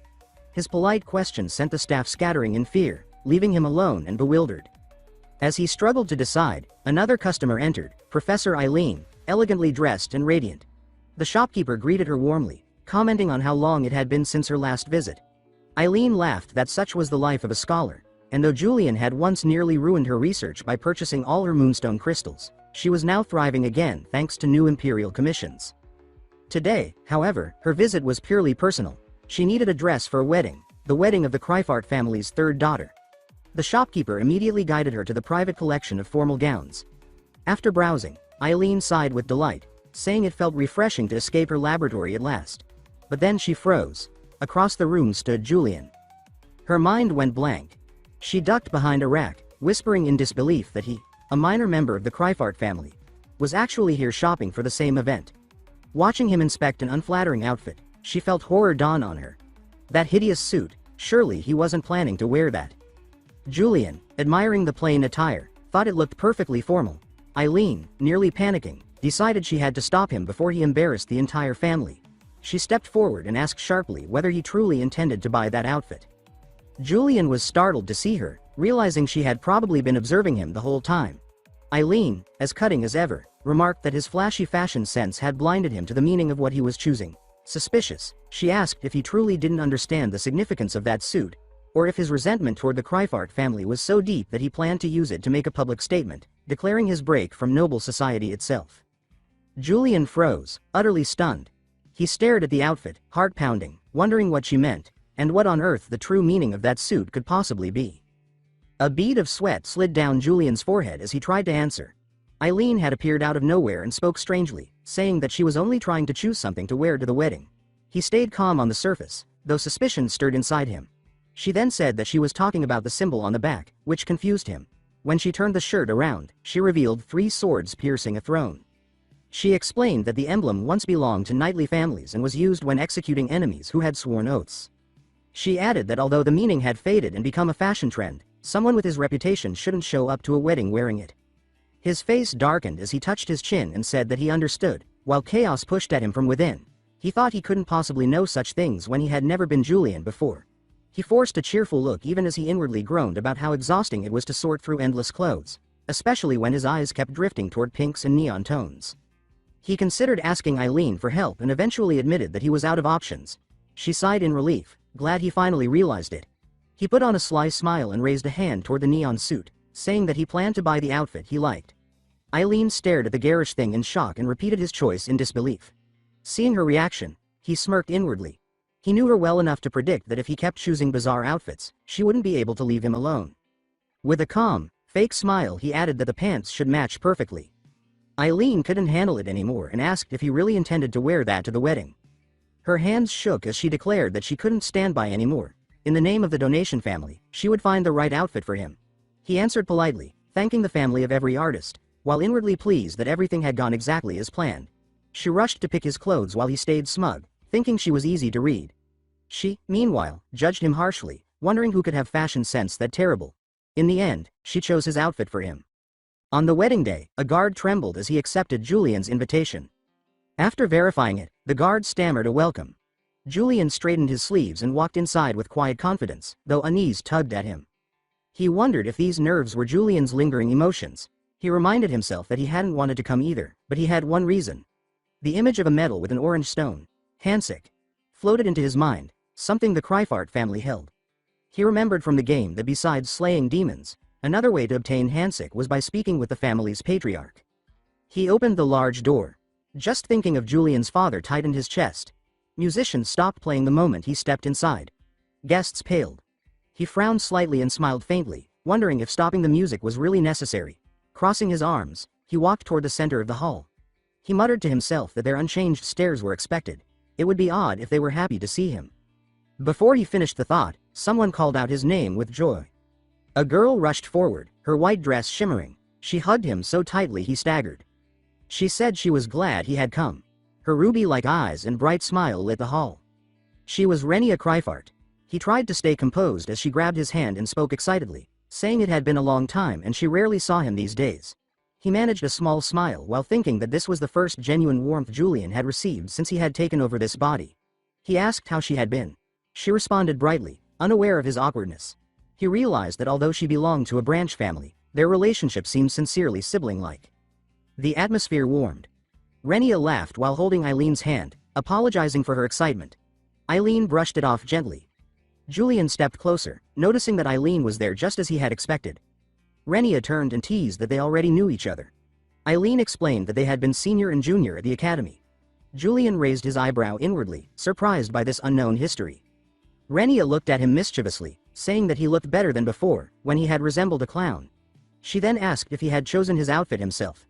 Eileen shot him a look, her face flushing red as if demanding that he explain. He answered calmly that of course he had chosen it, since it was his sister's wedding. Eileen froze, stunned. Renia laughed, saying that was typical of him and asking Eileen why she looked so red. Eileen forced a smile and brushed it off. Renia held both their hands and thanked them for coming. Julian replied that the atmosphere was nicer than expected. Then a cold voice called Renia's name from afar. The hall grew still. Renia flinched and turned toward the sound. She greeted Joshua with a faint smile. He walked over, his cold eyes sweeping the room. She took his hand warmly, thanking him for coming despite his studies. But he stayed silent, staring at her hand. A sharp snap followed as he gripped her wrist tightly, startling her. He asked what she thought she was doing, his voice icy enough to freeze the hall. She protested in shock, but he suddenly shouted, demanding to know why she was chatting with two illegitimate branch kids at such an important party. Silence fell again. Renia pulled her hand back, irritated but trying to stay calm. She said she was simply happy to see them and that it made sense for her to greet Julian after such a long time. Joshua sneered, calling it absurd to consider Julian a brother. The hall held its breath. Julian tilted his head with a cold smile, thinking that this matched his expectations. Joshua pointed at him, saying that an illegitimate brat shouldn't think he was part of the family just by showing up. Julian smirked, pulled out his invitation, and said that he was only there because he had been invited. Joshua, furious, ripped the letter apart and let the scraps fall. He said that as the true family, he would make things clear. Leaning forward, he ordered Julian to leave. Julian gave him a thin, contemptuous smile and asked what would happen if he refused. Joshua grabbed his sword and declared he would show everyone the fate of a branch child who dared oppose the main house. People trembled as rumors about him resurfaced. Joshua, the notorious troublemaker of Bear Academy who bullied weaker students, disrupted classes, and frightened professors without consequence because of the Kryfart name. Joshua laughed and drew his sword, calling Julian the Empire's dog. The hall reeled. Julian's eyes turned cold as he asked whether Joshua was fearless or simply foolish. The temperature seemed to drop. In a single step, Julian lunged and appeared before him. Joshua's eyes widened in fear. A loud crack sounded as Julian caught the sword mid-air. Metal screeched under his grip. Joshua trembled, unable to understand how someone he had always bullied could possess such strength. Julian tightened his hold, making Joshua's bones creak. He said that grabbing his sister's wrist like that was something even a family member wouldn't dare. His low voice cut through Joshua's pride. The sword slipped from Joshua's shaking hand and clattered onto the floor. No one moved. Julian leaned closer and whispered that Joshua should be ashamed. The breath against his ear made Joshua shiver. A sharp voice then called for Julian to stop. Haran stepped from the crowd, worry written across his face. Julian turned slightly, greeting him with a cold smile. He asked whether he was supposed to stay still while Joshua insulted their sister. Haran tried to calm him, saying that everyone was watching. Joshua yanked his arm back and barked that Julian should know his place. Haran shouted at his brother to stop, reminding him that he had provoked Renia and Julian first. Joshua froze, unable to answer. The hall eased. Julian lowered his hand and fixed his collar while Haran scolded his brother again, saying he was there on behalf of their father and couldn't afford another scene. Julian touched his chin, thinking. Representing father, A figure in black stepped forward and said that the householder wouldn't be attending. Julian frowned. If the patriarch wasn't here, obtaining handshake would be difficult. His expression sharpened.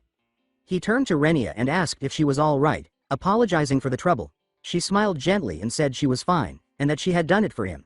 In a place full of hypocrites, she was the only one so steady it almost made others uneasy, he thought. Renia dismissed his concern with a light wave, saying that everything was fine. Julian dipped his head and answered that if she said so, then he would take his leave. His voice carried clearly across the banquet hall, catching people off guard. They wondered why he was leaving so soon, but he only smiled with calm confidence and said that he simply knew when to appear and when to disappear. Before walking off, he glanced toward a black-haired woman nearby. He stepped closer to Aileen and offered a slight bow, telling her that he appreciated her help. She froze, confused, until he added that he genuinely liked the outfit she had chosen. Under the lights he looked almost too composed, the perfect picture of the refined donation family, and Eileen's face burned. A memory surfaced. Julian once praising her magic with the gentleness of a star-filled sky. At that time, the naive younger Aileen had been quietly moved. Remembering it now made her mentally scream and claw at her own embarrassment. Renia noticed her fluster and tried to calm her, while Julian simply turned and left. He had barely stepped outside when Renia called his name. He turned quickly, surprised to see her breathlessly hurrying after him. She said he walked too fast and that she nearly missed giving him something. She handed him a small box, explaining that he had come today hoping to see their father, and that this was their mother's keepsake. Her voice trembled as she added that she had argued with their father many times over it. Julian felt curiosity stir, and the mention of conflict inside the family startled him further. He admitted softly that she was correct. The thought of a diligent woman flickered in his mind, his mother, already gone. Renia offered him a warm smile and said she had secretly brought the keepsake just to return it to him. He quietly thanked her and sighed, unsure how he had ended up with such a kind sister, then accepted the box because refusing would have felt wrong. When he opened it, a blue-lit stone rested inside, a handshake. His own reflection trembled across its smooth surface. He sensed magic, not demonic energy, woven through it. Questions raced through his mind.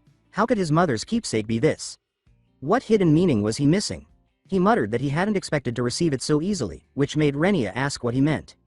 Realizing he had spoken aloud, he quickly clarified that he was just talking to himself and thanked her for returning the keepsake. She replied with a line that caught him off guard. She said she knew giving it back to him was the right choice.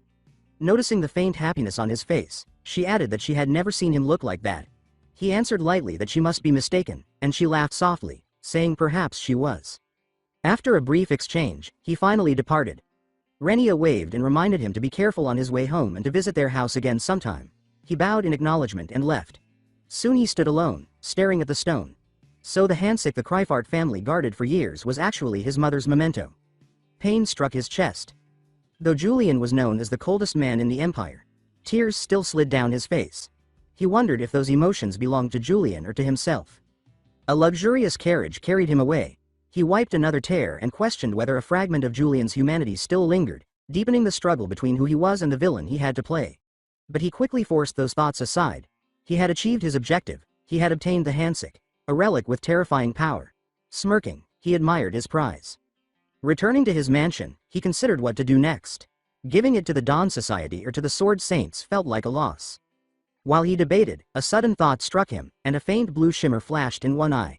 He remembered that Julian possessed a special trait. A virtual system message appeared. Vessel of the Demon King. It allowed him to absorb relics with evil attributes, strengthening himself by swallowing residual demon wills. But the trait would vanish the moment the Demon King truly reincarnated.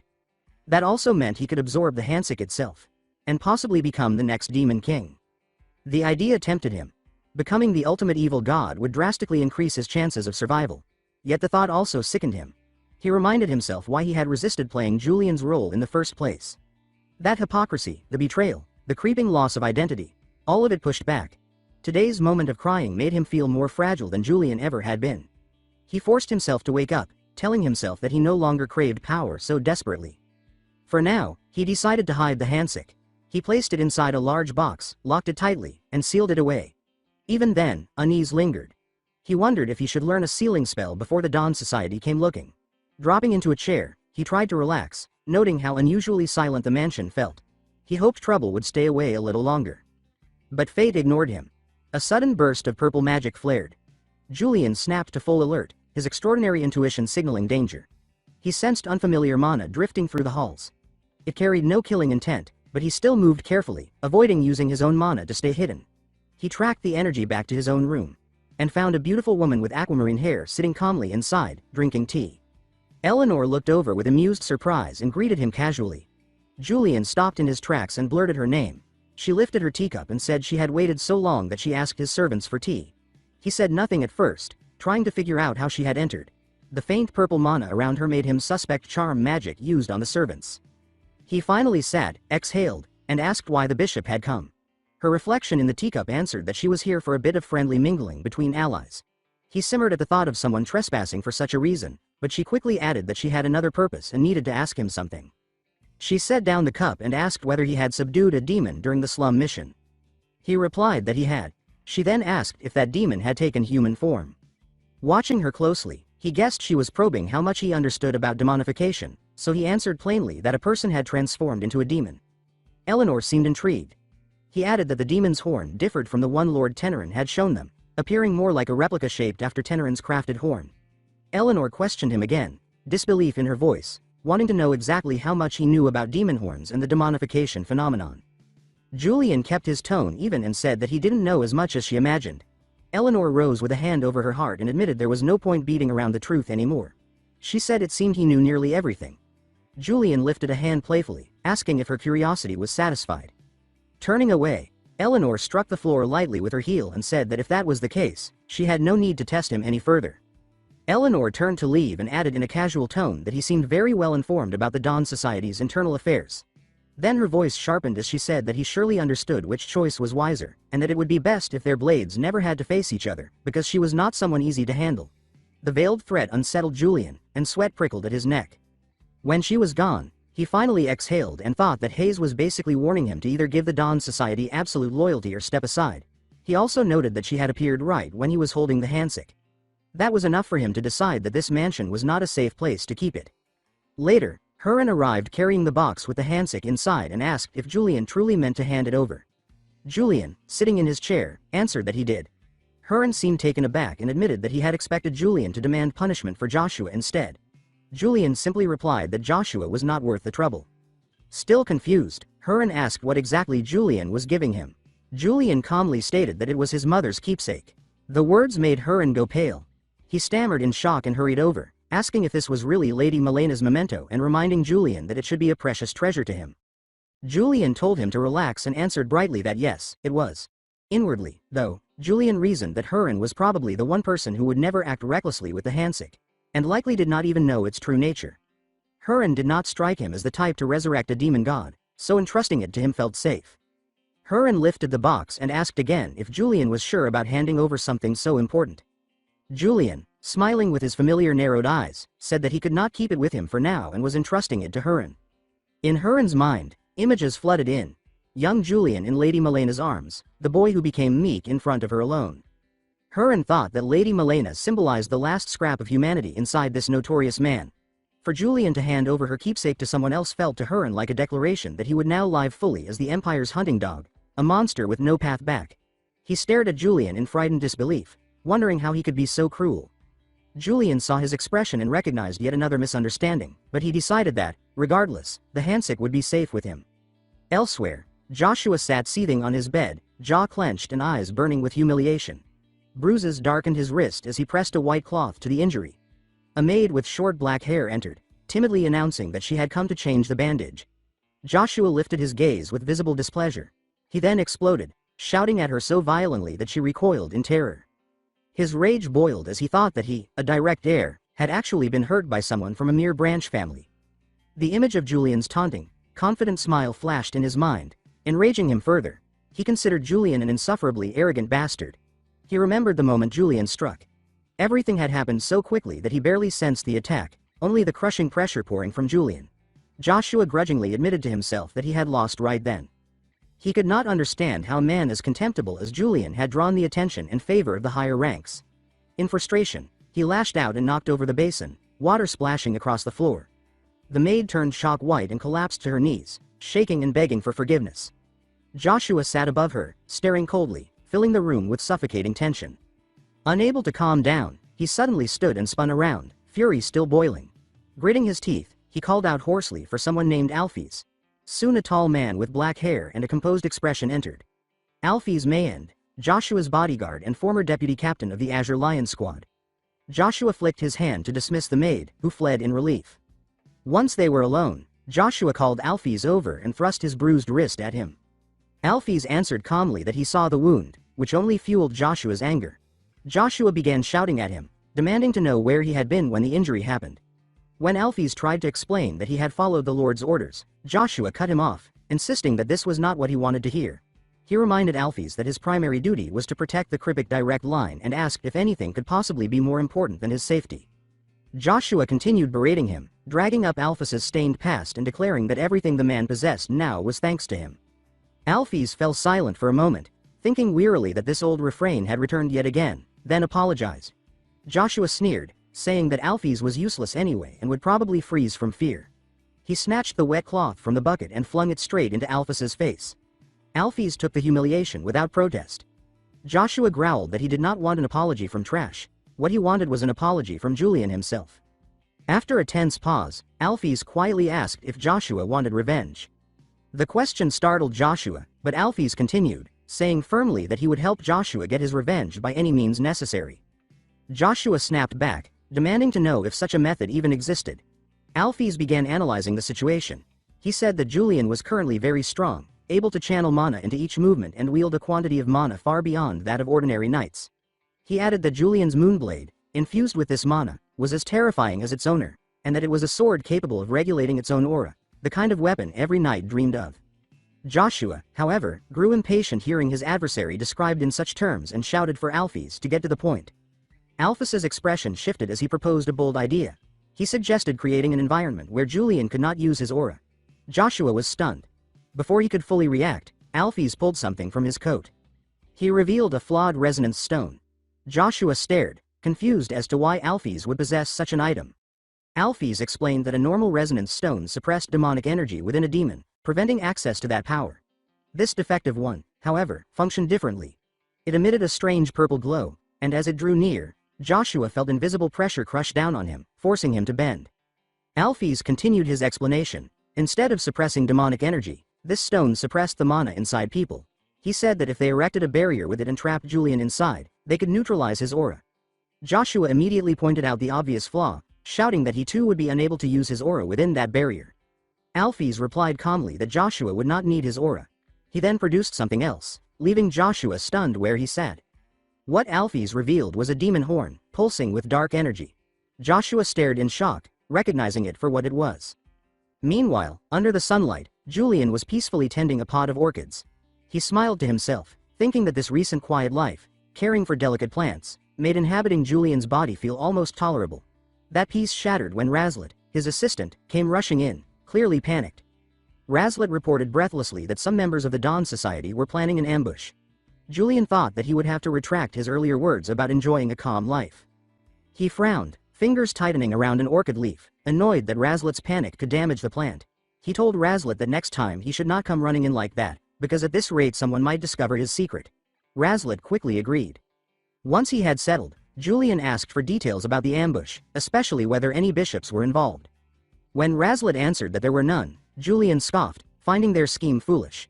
Razlet, still agitated, suggested that they should at least prepare some countermeasures. Julian, however, said with apparent ease that since the ambushers had not moved yet, it was better to wait and observe. Razlet was stunned, unable to understand how Julian could treat a possible ambush so casually. Julian saw the doubt in Razlet's eyes and thought that perhaps it had started when the orchid branch snapped. He muttered to himself that they were sharing the same bed but dreaming different dreams. Then he decided to ease Razlet's mind. He asked if Razlet knew a little trick, which only confused the assistant further. Holding the orchid pot, Julian explained a small life hack for orchid enthusiasts. A healthy orchid's leaf would not wrinkle easily unless there was a problem with its roots. To demonstrate, he pulled the plant from the soil, exposing the roots.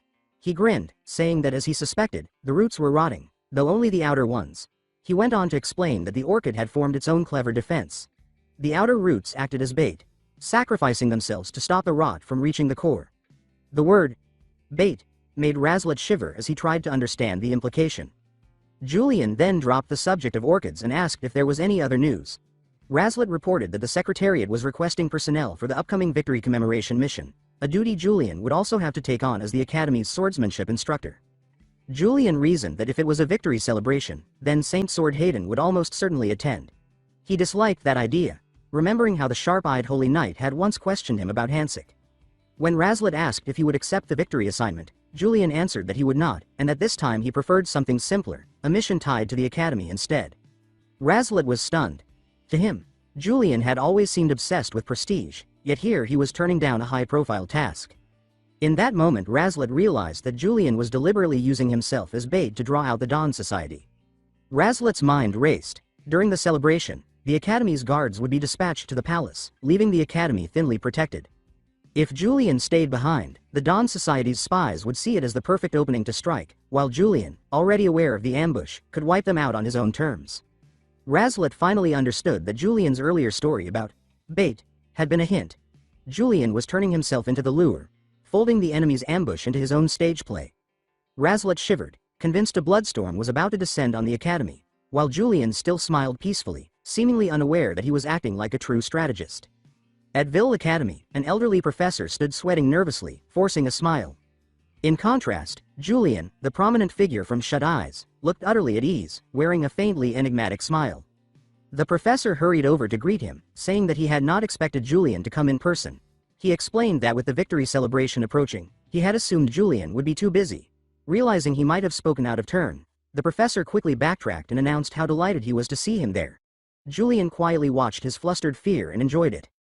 The professor then said that the students were eagerly awaiting Julian's special lecture. At the word, special, Julian gave a puzzled look and asked what he meant.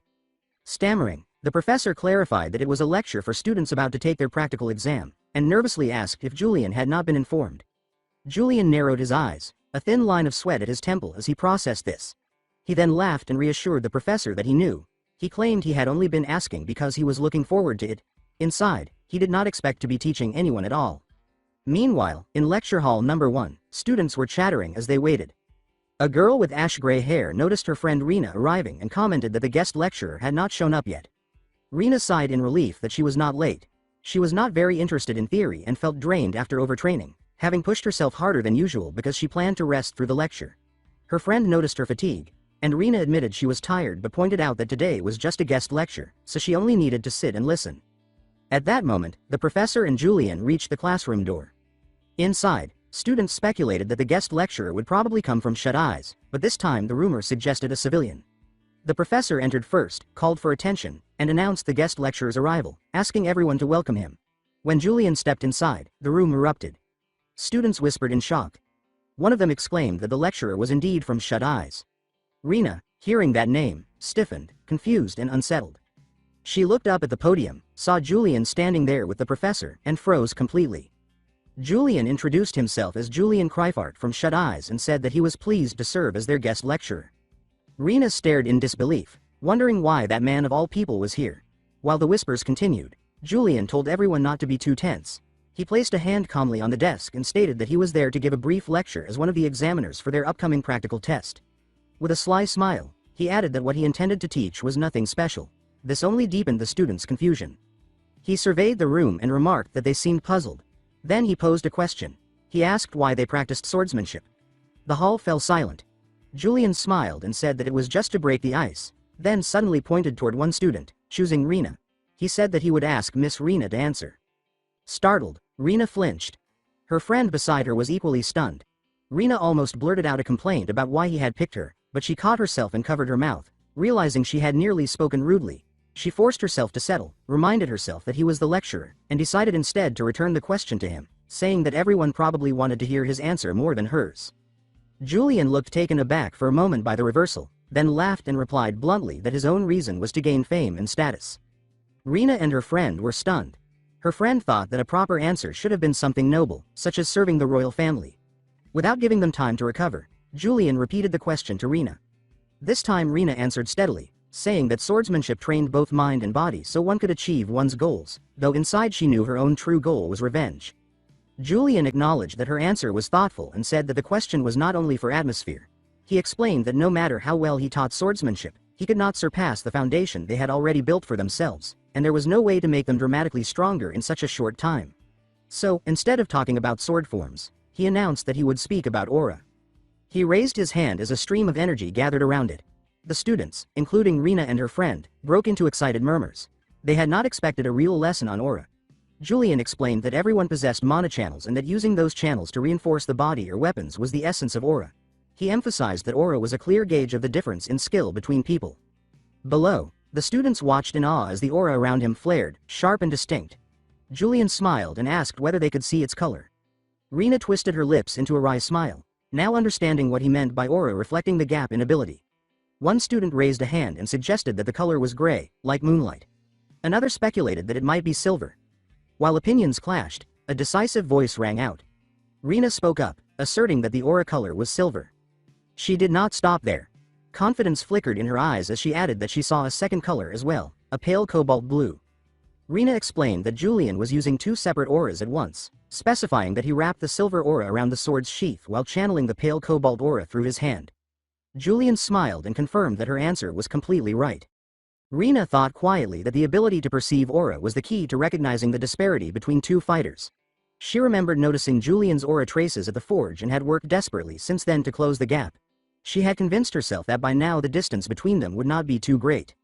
At that exact moment, Julian pressed a finger to his lips, signaling silence, and said there was one more thing. Rina's eyes widened in horror. She whispered that it was impossible. Julian abruptly released a third, massive aura that exploded around him, a brilliant blue blaze swallowing the room. Rina and the other students were overwhelmed, unable to accept the magnitude of the power they were witnessing. At the end of the lecture, Julian withdrew that third aura, the one no one in the class had been able to sense clearly until he chose to reveal it. He explained that the true measure of the power gap lay in the ability to emit aura that the opponent could not perceive at all. Hearing this, Rina clenched her teeth. She realized that the gulf separating her from Julian was unbridgeable. Bitterly, she admitted to herself that she had been arrogant. The difference between them was like night and day. When Julian left the lecture hall, the head of department was waiting just outside and showered him with praise, calling the lecture a great success. Julian asked in a cool tone if the man had been standing there the whole time. The head of department flinched and awkwardly admitted that he had been worried, since Julian was the one teaching. Julian sneered at the flattery and found the whole situation faintly amusing. He had never imagined that he would someday stand in front of others as a teacher. Taking advantage of the mood, the head of department asked if Julian would also oversee the practical exam. Julian was a bit surprised but agreed, then decided to head home. He walked down the corridor with a satisfied smile, gradually realizing that this hallway had appeared in the game as well. Because it had been shown often, it felt oddly familiar. Suddenly, a strange memory flashed through his mind. Julian wiping blood from a sword. The scene was tied to the Dark Knight, the fallen hero, the shooting star, Hayden Reich, a character from the game. Julian clutched his head, wondering why that trailer image had surfaced now and who the Dark Knight was really meant to be. He reminded himself that in the game, it was the scene where the Dark Knight killed the Holy Sword. He told himself firmly that as long as he remained Julian, he would not allow that future to repeat. The scene shifted to Julian's manor. A hand rested on the arm of a sofa, and Joshua sat there, irritated that Julian had not yet returned. He was impatient to put his plan into motion. He glanced around the room with open disdain, first at a painting he considered ugly, then at a bizarre decorative statue he could not understand. He rubbed his face in frustration, certain he would never comprehend Julian's twisted taste. The numerous orchid pots scattered around made him even more annoyed and on edge. At that moment, one of Joshua's subordinates, a young knight, came in and reported that the barrier was ready. He said that with a single order they could deploy the mana-blocking field immediately. Joshua noticed the knight's trembling and asked with a curled lip whether he was afraid. The young man flinched and fumbled for words, embarrassed. Joshua lost patience and asked directly if he was afraid of Julian, his eyes filled with anger and contempt. Joshua sneered at his subordinate's fear. He boasted that their forces in Julian's manor currently included 2 veteran 2-horned demon hunters, 6 loyal soldiers from the Krapat family, a high-ranking mage, and the mana-blocking barrier. He insisted this was more than enough to crush one man. The frightened knight replied that if that one man was Julian, things were different. He trembled, recalling the earlier display of overwhelming power, and admitted he doubted whether even this force could handle him. Joshua's lip twisted further as he ordered the knight to keep talking. The subordinate added that the manor's atmosphere felt wrong, and that despite the late hour there were no servants anywhere. Joshua brushed it off with a wave, saying the servants had probably gone home early. His subordinate's anxiety infuriated him. He tightened his grip on the armrest until he could no longer hold back and punched the knight hard in the face.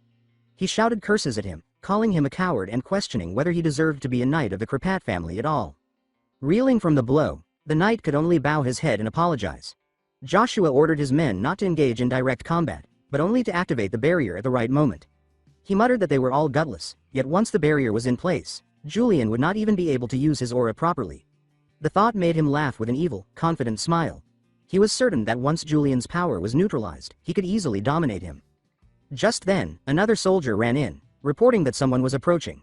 Joshua assumed at once that Julian had finally returned and ordered everyone to take their positions.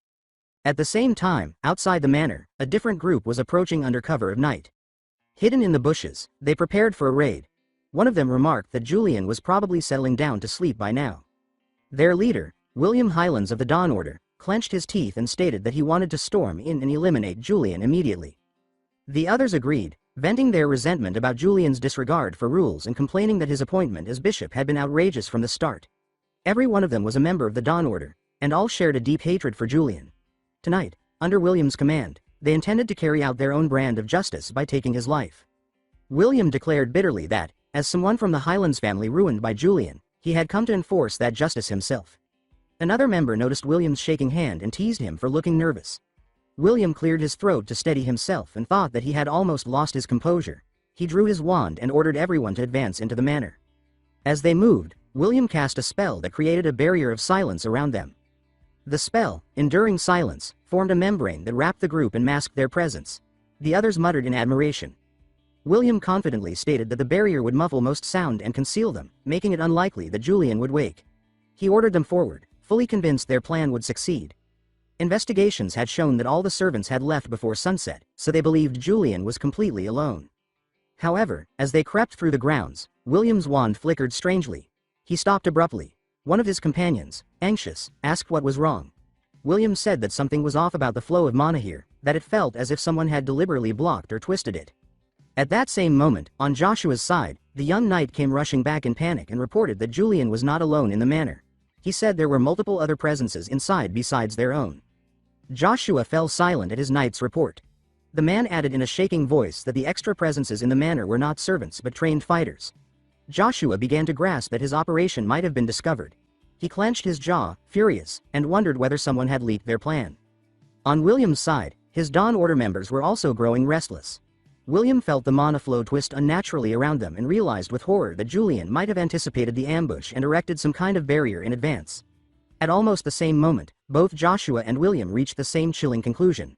Julian had not only predicted the attack, he had turned the entire manor into a trap designed to crush them both. A pink-haired subordinate asked Joshua in a trembling voice what they should do next. Joshua scowled, ground his teeth and muttered that the coward would be dismissed once they returned. Then he turned away from his men with a manic confidence, saying that trap or not, he intended to finish Julian that night. He claimed that, thanks to the barrier, Julian would be weakened, and stated that while he himself killed Julian, the others would handle the underlings. With a sharp gesture, he ordered the plan to proceed unchanged and announced that he alone would erase Julian's shameful existence. One subordinate reported that the target was moving through the corridor outside the reception room. Joshua smirked, drew his weapon, and decided to strike first. But when his group entered the corridor, they collided head-on with William's squad. Joshua looked at William with open contempt, thinking of them as nameless rats. William, provoked, shouted back that Joshua had no shame, then flung a bolt of lightning at him. A subordinate quickly informed Joshua that, judging from the barrier magic, the enemy had to be at least a rank 3 mage. Joshua brushed it off, thinking that a mage trapped in such a barrier hardly mattered, and ordered his men to rush forward and cut them down. William dodged and countered with a sword strike, dropping one of Joshua's knights with ease. Joshua's eyes widened at how quickly his man fell. He looked around in irritation, briefly wondering where Julian himself was. A cry of pain suddenly erupted behind him. Joshua turned, startled, just in time to see one of his own henchmen struck by a stray lightning bolt. The man's body, charred black, collapsed onto the floor in front of him. Joshua stared in shock, unable to understand how the mage could still unleash such power with the barrier active. He cursed the cowardly subordinate who had set the field and swore again that he would fire him. On the other side, William was also suffering. The barrier's suppression crushed his mana, and he clutched his chest as he struggled to breathe. He weakly asked Joshua how it felt, then coughed blood and admitted that he could barely move. Joshua ground his teeth, frustrated that the weakling still had enough strength to resist at all. He briefly considered using his hidden trump card but shook his head, deciding that such a weapon must be reserved for Julian, not wasted on a worn-out mage. He chose instead to wait patiently for an opening. That moment came when William staggered, clearly near his limit under the barrier's pressure. Joshua's eyes flashed with triumph. He announced that this was the chance he had been waiting for, then snatched up an orchid vase from a nearby stand. He hurled it at William. Caught off guard, William stared in disbelief at the flying object. In that instant of distraction, Joshua lunged forward. Cornered, William tried to summon lightning again, but Joshua was faster. He knocked the staff from William's hand, cutting off the spell. Having taken control of the fight, Joshua broke into a crazed laugh. He drove a knife deep into William's shoulder, drawing a shout of pain as blood spilled. Joshua then pressed the blade to William's throat, fully dominating him. He mocked the mage, saying that even a rank 3 could barely move within this barrier. With his eyes burning a dark purple, he called William nameless filth and demanded to know how he dared obstruct him. He pressed the knife harder and asked how much Julian had paid. Accused for no reason, William could only stare blankly and ask what Joshua meant. Joshua continued sneering, claiming that 5 or 10,000 coins an hour was a ridiculously low price to risk one's life. Before William could explain, Joshua slammed a vicious kick into his face, drawing another scream.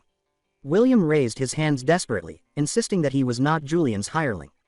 Pinned beneath Joshua, he insisted again that he was telling the truth and that he, too, had come to ambush Julian that night. This admission made Joshua falter for a heartbeat. He asked in surprise if that was really so, but his expression hardened almost immediately. He said that whether it was true or not was irrelevant, simply daring to stand in his way meant William had to die. Realizing the intent in Joshua's eyes, William's face filled with terror. He begged for mercy as Joshua lifted his sword high to deliver the final blow. Before he could strike, a light clicking sound, like a soft tongue click, echoed down the corridor. A pair of polished shoes stepped into view, heralding a new arrival.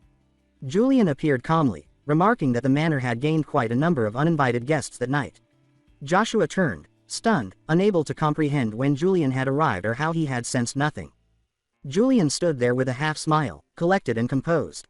William, still on the ground, recognized him and cried out in fear. Joshua instinctively retreated a step, thinking that Julian truly was a monster.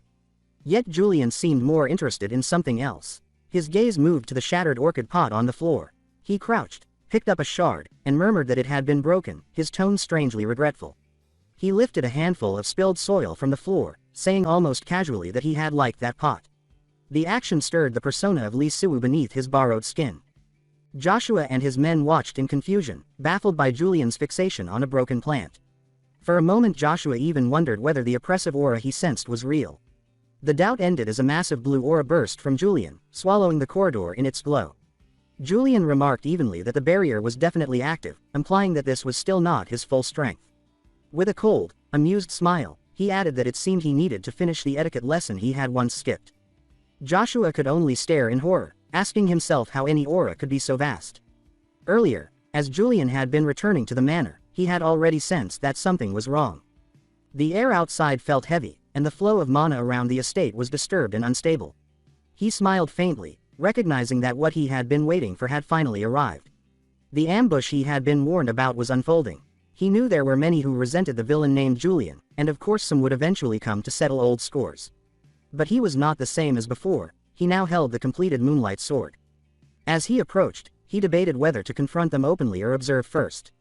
Inside, he found wreckage, a smashed potted plant, a toppled statue, and a body already collapsed in blood. He paused, slightly surprised that they had started fighting each other before he even appeared. Then his gaze landed on the remains of a particular orchid, scattered on the floor. The statue being broken annoyed him, but seeing that orchid destroyed shook him in a different way. This was Angelica, the first plant he had watered after becoming Julian, the first he had named. For a moment, Lee Suwu thought that the real Julian would have flown into a screaming rage at the sight. He himself had promised not to let this life deform his emotions, yet the surge inside him said otherwise. He knelt at the sight of the ruined plant, whispering Angelica's name with a raw note of disbelief. Memories poured in, carrying the pot to the window for sunlight, watering it daily, wiping each leaf before bed, feeding it nutrients as a secret treat. The more he remembered, the more the ache burned into fury. He grit his teeth, repeating Angelica's name, and vowed he would avenge this small, quiet life. His power flared in response. He called forth the moonlight sword, ready to slaughter every intruder in Angelica's name. Then Lee Suwoo's rational mind abruptly intruded, asking why he was this enraged over a single orchid. He wondered if yet another part of him was warping under Julian's influence. Until now, he had treated Julian like a role to be played, carefully guarding his own core. He forced himself to breathe, telling himself not to be swept away, it was just a small plant. But Angelica's image would not leave. The more he tried to calm down, the more the anger rose, and he realized that if this continued, he really might kill them all without hesitation. Back in the corridor, Julian forced his expression back under control as he faced Joshua and William. He stated evenly that he had not hired anyone and asked the two would-be assassins what they planned to do now. Joshua and William remained tense, watching him. Julian taunted them, asking if they had any further schemes left now that their night attack had failed. He took a quick measure of the situation. On his own, he could overpower Joshua, but the mage was an unknown factor, and the barrier's odd effects complicated things. One-on-one, he could dominate either of them, but together they might prove troublesome. He then told them bluntly that they should realize they could not beat him, even if they fought side by side. He added that he had never once spared anyone who bared their fangs at him and assumed they were aware of that reputation. Yet, in a twisted mercy, he announced that he would give them both a chance. He ordered them to fight each other, stating that he would spare whoever survived. Both men froze in disbelief. Joshua flushed with anger, convinced that Julian was mocking them and treating them like insignificant pests. Outwardly, he raged. Inwardly, though, he calculated that with this foolish mage and the demon horn he held in reserve, he might still be able to crush Julian somehow. Just then, William's body started to convulse strangely. He clutched himself and cried out in pain. Joshua stared and asked if he was all right. William screamed incoherently. Alarmed, Joshua shouted at him to calm down and urged him to cooperate so they could fight Julian together. William, panicking, yelled that he knew Joshua intended to stab him in the back and be the only one spared. Julian simply watched with a thin smile, amused by the chaos he had ignited. Driven by fear, William shrieked that he would kill Joshua first if that was what it took to live. Joshua shouted that William was a fool and reminded him that someone like Julian, the grinning executioner, would never spare even the last standing opponent. William did not listen. He flung a fireball at Joshua. Joshua braced himself and moved to counter. Regaining his footing, he leapt and swung his sword in a decisive arc. The blade sliced straight through William's body. Blood sprayed. William collapsed, eyes wide, unable to accept what had happened. Gasping, Joshua realized he had truly cut down the mage. Victory tasted sour. He had removed one threat, but now he stood alone before Julian. Joshua began to tremble. He knew perfectly well that this man, this smiling executioner, never spared anyone who had once shown hostility. Death, he realized, was no longer approaching from the distance. It was already standing in front of him. Julian brushing dust from his cloak as he casually asked whether the fight was over. His eyes drifted to the bloodied knight on the ground, and he remarked that the man must be in plenty of pain after all that struggling. Joshua glared up at him, shoulders trembling, mind racing for an escape. Then he suddenly remembered the horn. He thought that the demon horn Alphas had given him might be his last option. If he used it, he told himself he might kill Julian, or, failing that, at least escape. A breeze brushed his leg. He looked down in horror at the tear in his pants and muttered inwardly that they had ripped, maybe from the earlier magic. Reaching down to check, his fingers touched something hard. When he realized it was the demon horn, his breath caught. Not far away, the wounded blue-haired mage lay sprawled on the stones, barely conscious. He reached out weakly, telling Joshua to wait. Blood dripped from his lips as he thought that he had no chance left anyway. But a moment later, raw instinct surged up inside him. He screamed in his mind that he wanted to live, desperately, stubbornly. His shaking hand shot forward and snatched the horn. Clutching it to his chest, he silently begged the archbishop for forgiveness. Dark purple energy surged from the horn and wrapped around him. His body convulsed, back arching as a guttural, inhuman roar tore from him, stretching into a monstrous cry while purple flames climbed up his frame. Julian narrowed his eyes as the transformation finished. He murmured that he could hardly believe what he was seeing. Joshua froze in horror, cursing Alphas for not mentioning that using demon power meant becoming an actual demon. Before them, the mage towered as a full monstrous figure, horned and wreathed in purple aura. Julian turned to the trembling knight and calmly asked whether he had brought the horn. Joshua stammered that it came from someone named Alphas. Julian frowned, thinking it made sense. He remembered Alphas Myand, a Don Monsignor who particularly despised him, though he still did not understand Alphas's connection with Joshua. Studying the demon's form, he noted coolly that the horn seemed fake, given its similarity to the demon he once fought in the slums.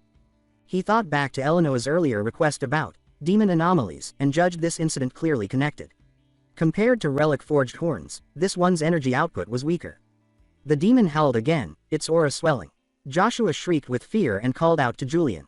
Joshua shook violently, crying that he was wrong and begging Julian to kill the demon. Nearly sobbing, he insisted that someone from the Crippart family should protect him. While he wailed, the demon host groaned, limbs twitching as he forced himself upright. Heavy footsteps echoed as the creature lumbered toward them.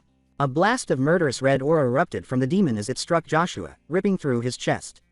His scream cut off sharply. Julian, arms folded, let out a small laugh and observed that Joshua might die if he didn't try harder. The fallen knight's cloak fluttered at his feet. He whispered weakly toward Julian, addressing him as Sir. Wet with sweat and tears, he crawled forward and stammered Julian's name, even calling him Big Brother as he begged for his life. Julian looked down coldly, irritated by how fast this man's attitude shifted. Above Joshua, the demon approached and walked past him. Its attention shifted. Julian felt its gaze lock onto him and thought that it must have sensed his killing intent. A thin, sly smile curved his lips. He admitted to himself that all he wanted was to send this thing to the underworld. Watching its feral eyes, he mused that the original Julian had been foolish, hating demons yet craving their power. The demon launched from the wall with a roar. Julian laughed softly and raised his sword. From the demon's view, the small figure sprinting toward it looked like a bug crawling into its jaws. Its screech split the night as they met. Julian's blade flashed, tearing across demonic flesh. The body jerked as wounds opened in a spray of blood, and the creature screamed again. Julian halted, watching as the shredded torso bubbled and knit back together. He murmured that this one had regenerative ability. He recalled that demonization usually amplified whatever trait the human valued or clung to most. Seeing the mage's wild stare and refusal to fall, he reasoned that the man's desperate will to live had turned into a regenerative instinct. Behind him, Joshua cried out, asking how they could possibly kill something like that. Julian smirked and thought that this was hardly impossible, just interesting. He considered the mage's past. Once a high-rank magic user, now reduced to a demon with only regeneration. That imbalance fascinated him. Resting a hand lightly at his mouth, he reminded himself that he possessed insight. One eye glowed crimson. Blue targeting lines appeared across his vision as he thought that no matter how impressive regeneration was, destroying the core, the demon's equivalent of a human heart, would finish it. His vision scanned the demon's form before locking onto the head. He saw the highlighted point and grinned sharply. A core in the skull, he thought, was practically asking to be cut down. The demon flexed its claws as new flesh sealed over its wounds. With an explosive leap, it lunged again. Julian noted calmly that it had healed fully already. Drawing his sword, blue energy swirling around him, he invited it silently to try again. The demon answered with a furious roar and charged. Julian's blood surged, his eyes glowing red. He shouted back, daring the creature to come straight at him. The demonized mage threw his head back and unleashed a long, feral craw, purple fury pouring from his fanged mouth as he charged. Julian met the rush without the slightest flinch. His body blurred forward, a spear of blue light thrusting straight ahead as his sword tore through the demon's torso. Blood burst from the mage's arm, but Julian was already twisting, cloak snapping as he followed up with a sharp lateral cut. The creature staggered, clutching its open wound, yet its distorted expression curled into another snarl. Julian straightened, idly brushing his gloved hand as if removing a speck of dust, thinking that the struggle was pointless. The demon roared again, muscles swelling as purple aura poured out in thick waves. It slammed both feet down and hurled itself at Julian with wild, crushing blows that rattled the street. Julian planted his sword and parried, the clash sending hard shockwaves through the corridor. With cold disdain, he asked inwardly if this beast truly dared charge at a demon hunter. He then severed its remaining arm. Red blood erupted from the mage's warped body, it let out another thunderous scream. Julian's eyes sharpened. He judged he had found an opening. In one smooth motion he slipped beneath the monster's guard, aura flaring across the blade. He darted past the demon's side and, in the next instant, appeared above it with his sword raised high. With a controlled two-handed arc, he brought the glowing weapon down, cleaving clean through the skull. Inside the demon, the violet crystal core split into blinding shards. Julian let the momentum carry him as he leapt free, the mage's body convulsing below with the sword planted straight down through its head. The demon's arms stretched wide as if denying death, the mouth twisted in a deranged grin even as the body failed. Julian took a few steps back and drew his sword. Watching the still wobbling figure with faint disgust, he lifted the blade and thought that the creature should simply die, calling it trash in his mind. He slashed. and in a tall spray of red and black, the mage finally collapsed. Planting his heel, Julian murmured to himself with a low, amused chuckle that demon hunter Julian had finished the job, though inwardly he cringed at how dramatic that sounded. He turned at the sound of shuffling and saw Joshua kneeling in the street, trembling and bound. Julian paused and remarked that Joshua seemed frightened. Arms folded, he added that, considering Joshua had ambushed him at night, a severe punishment would normally be reasonable. His thoughts drifted back to a conversation in the Crippart estate, where a family elder had calmly said that Joshua would one day hold real power in the Crippart line and that putting a leash on him early would be wise. Comparing that warning to the pitiful sight in front of him, Julian decided it was better to keep Joshua alive and under control. He stepped closer and told the terrified man that, for now, he would consider Joshua to have done at least one thing right: he had survived. Joshua stammered, unable to form a proper reply. Later, Julian sat at his desk, rolling a jagged piece of purple horn between his fingers. He thought about how this was another replica, an imitation horn like the one he first encountered in the slums. Now the same thing appeared in the capital. He remembered that, in the original storyline, Dawn Society's influence reached the capital and these replicas began creating chaos everywhere. He tapped the horn fragment against the table and muttered that events were moving too fast. In the game, incidents like this were not supposed to occur until Linny Ronbell had already graduated. He pictured her in her cadet uniform and recalled that the person she sought revenge against was deeply tied to the creation of these very replicas. His mind shifted again, to another figure entirely. He remembered that the one who suppressed the development of the replica horns in the story was the Black Knight. He pictured the masked man shrouded in darkness, quietly crushing Dawn Society's schemes with overwhelming power. The narration of his memory reminded him that the Black Knight was secretly the protagonist, Sword Saint Hayden Reich. Julian reasoned that if the Black Knight had already appeared, replica horns would not be surfacing this early, and at the very least rumors should be circulating. He wondered why the capital was so silent and whether Bishop Pintle had yet to make a move. He remembered clearly that the Black Knight only became known after stopping Pintle from retrieving a soul stone, the scene of Pintle being seized flashing across his mind. From his own position, someone trying to prevent the demon god's revival and dismantle Dawn Society, Julian viewed the Black Knight as a hidden ally. But that ally was not moving. He rejected the idea immediately, insisting privately that Hayden Reich would never ignore a threat to the people. That conviction came not only from the game's plot but from his own trust in Hayden, the protagonist in every version of the story. He finally looked back down at the replica horn. Whatever greater forces were at work, he decided that for now the priority was immediate action. Staring at the fragment with a cold, steady gaze, he concluded that an example needed to be made.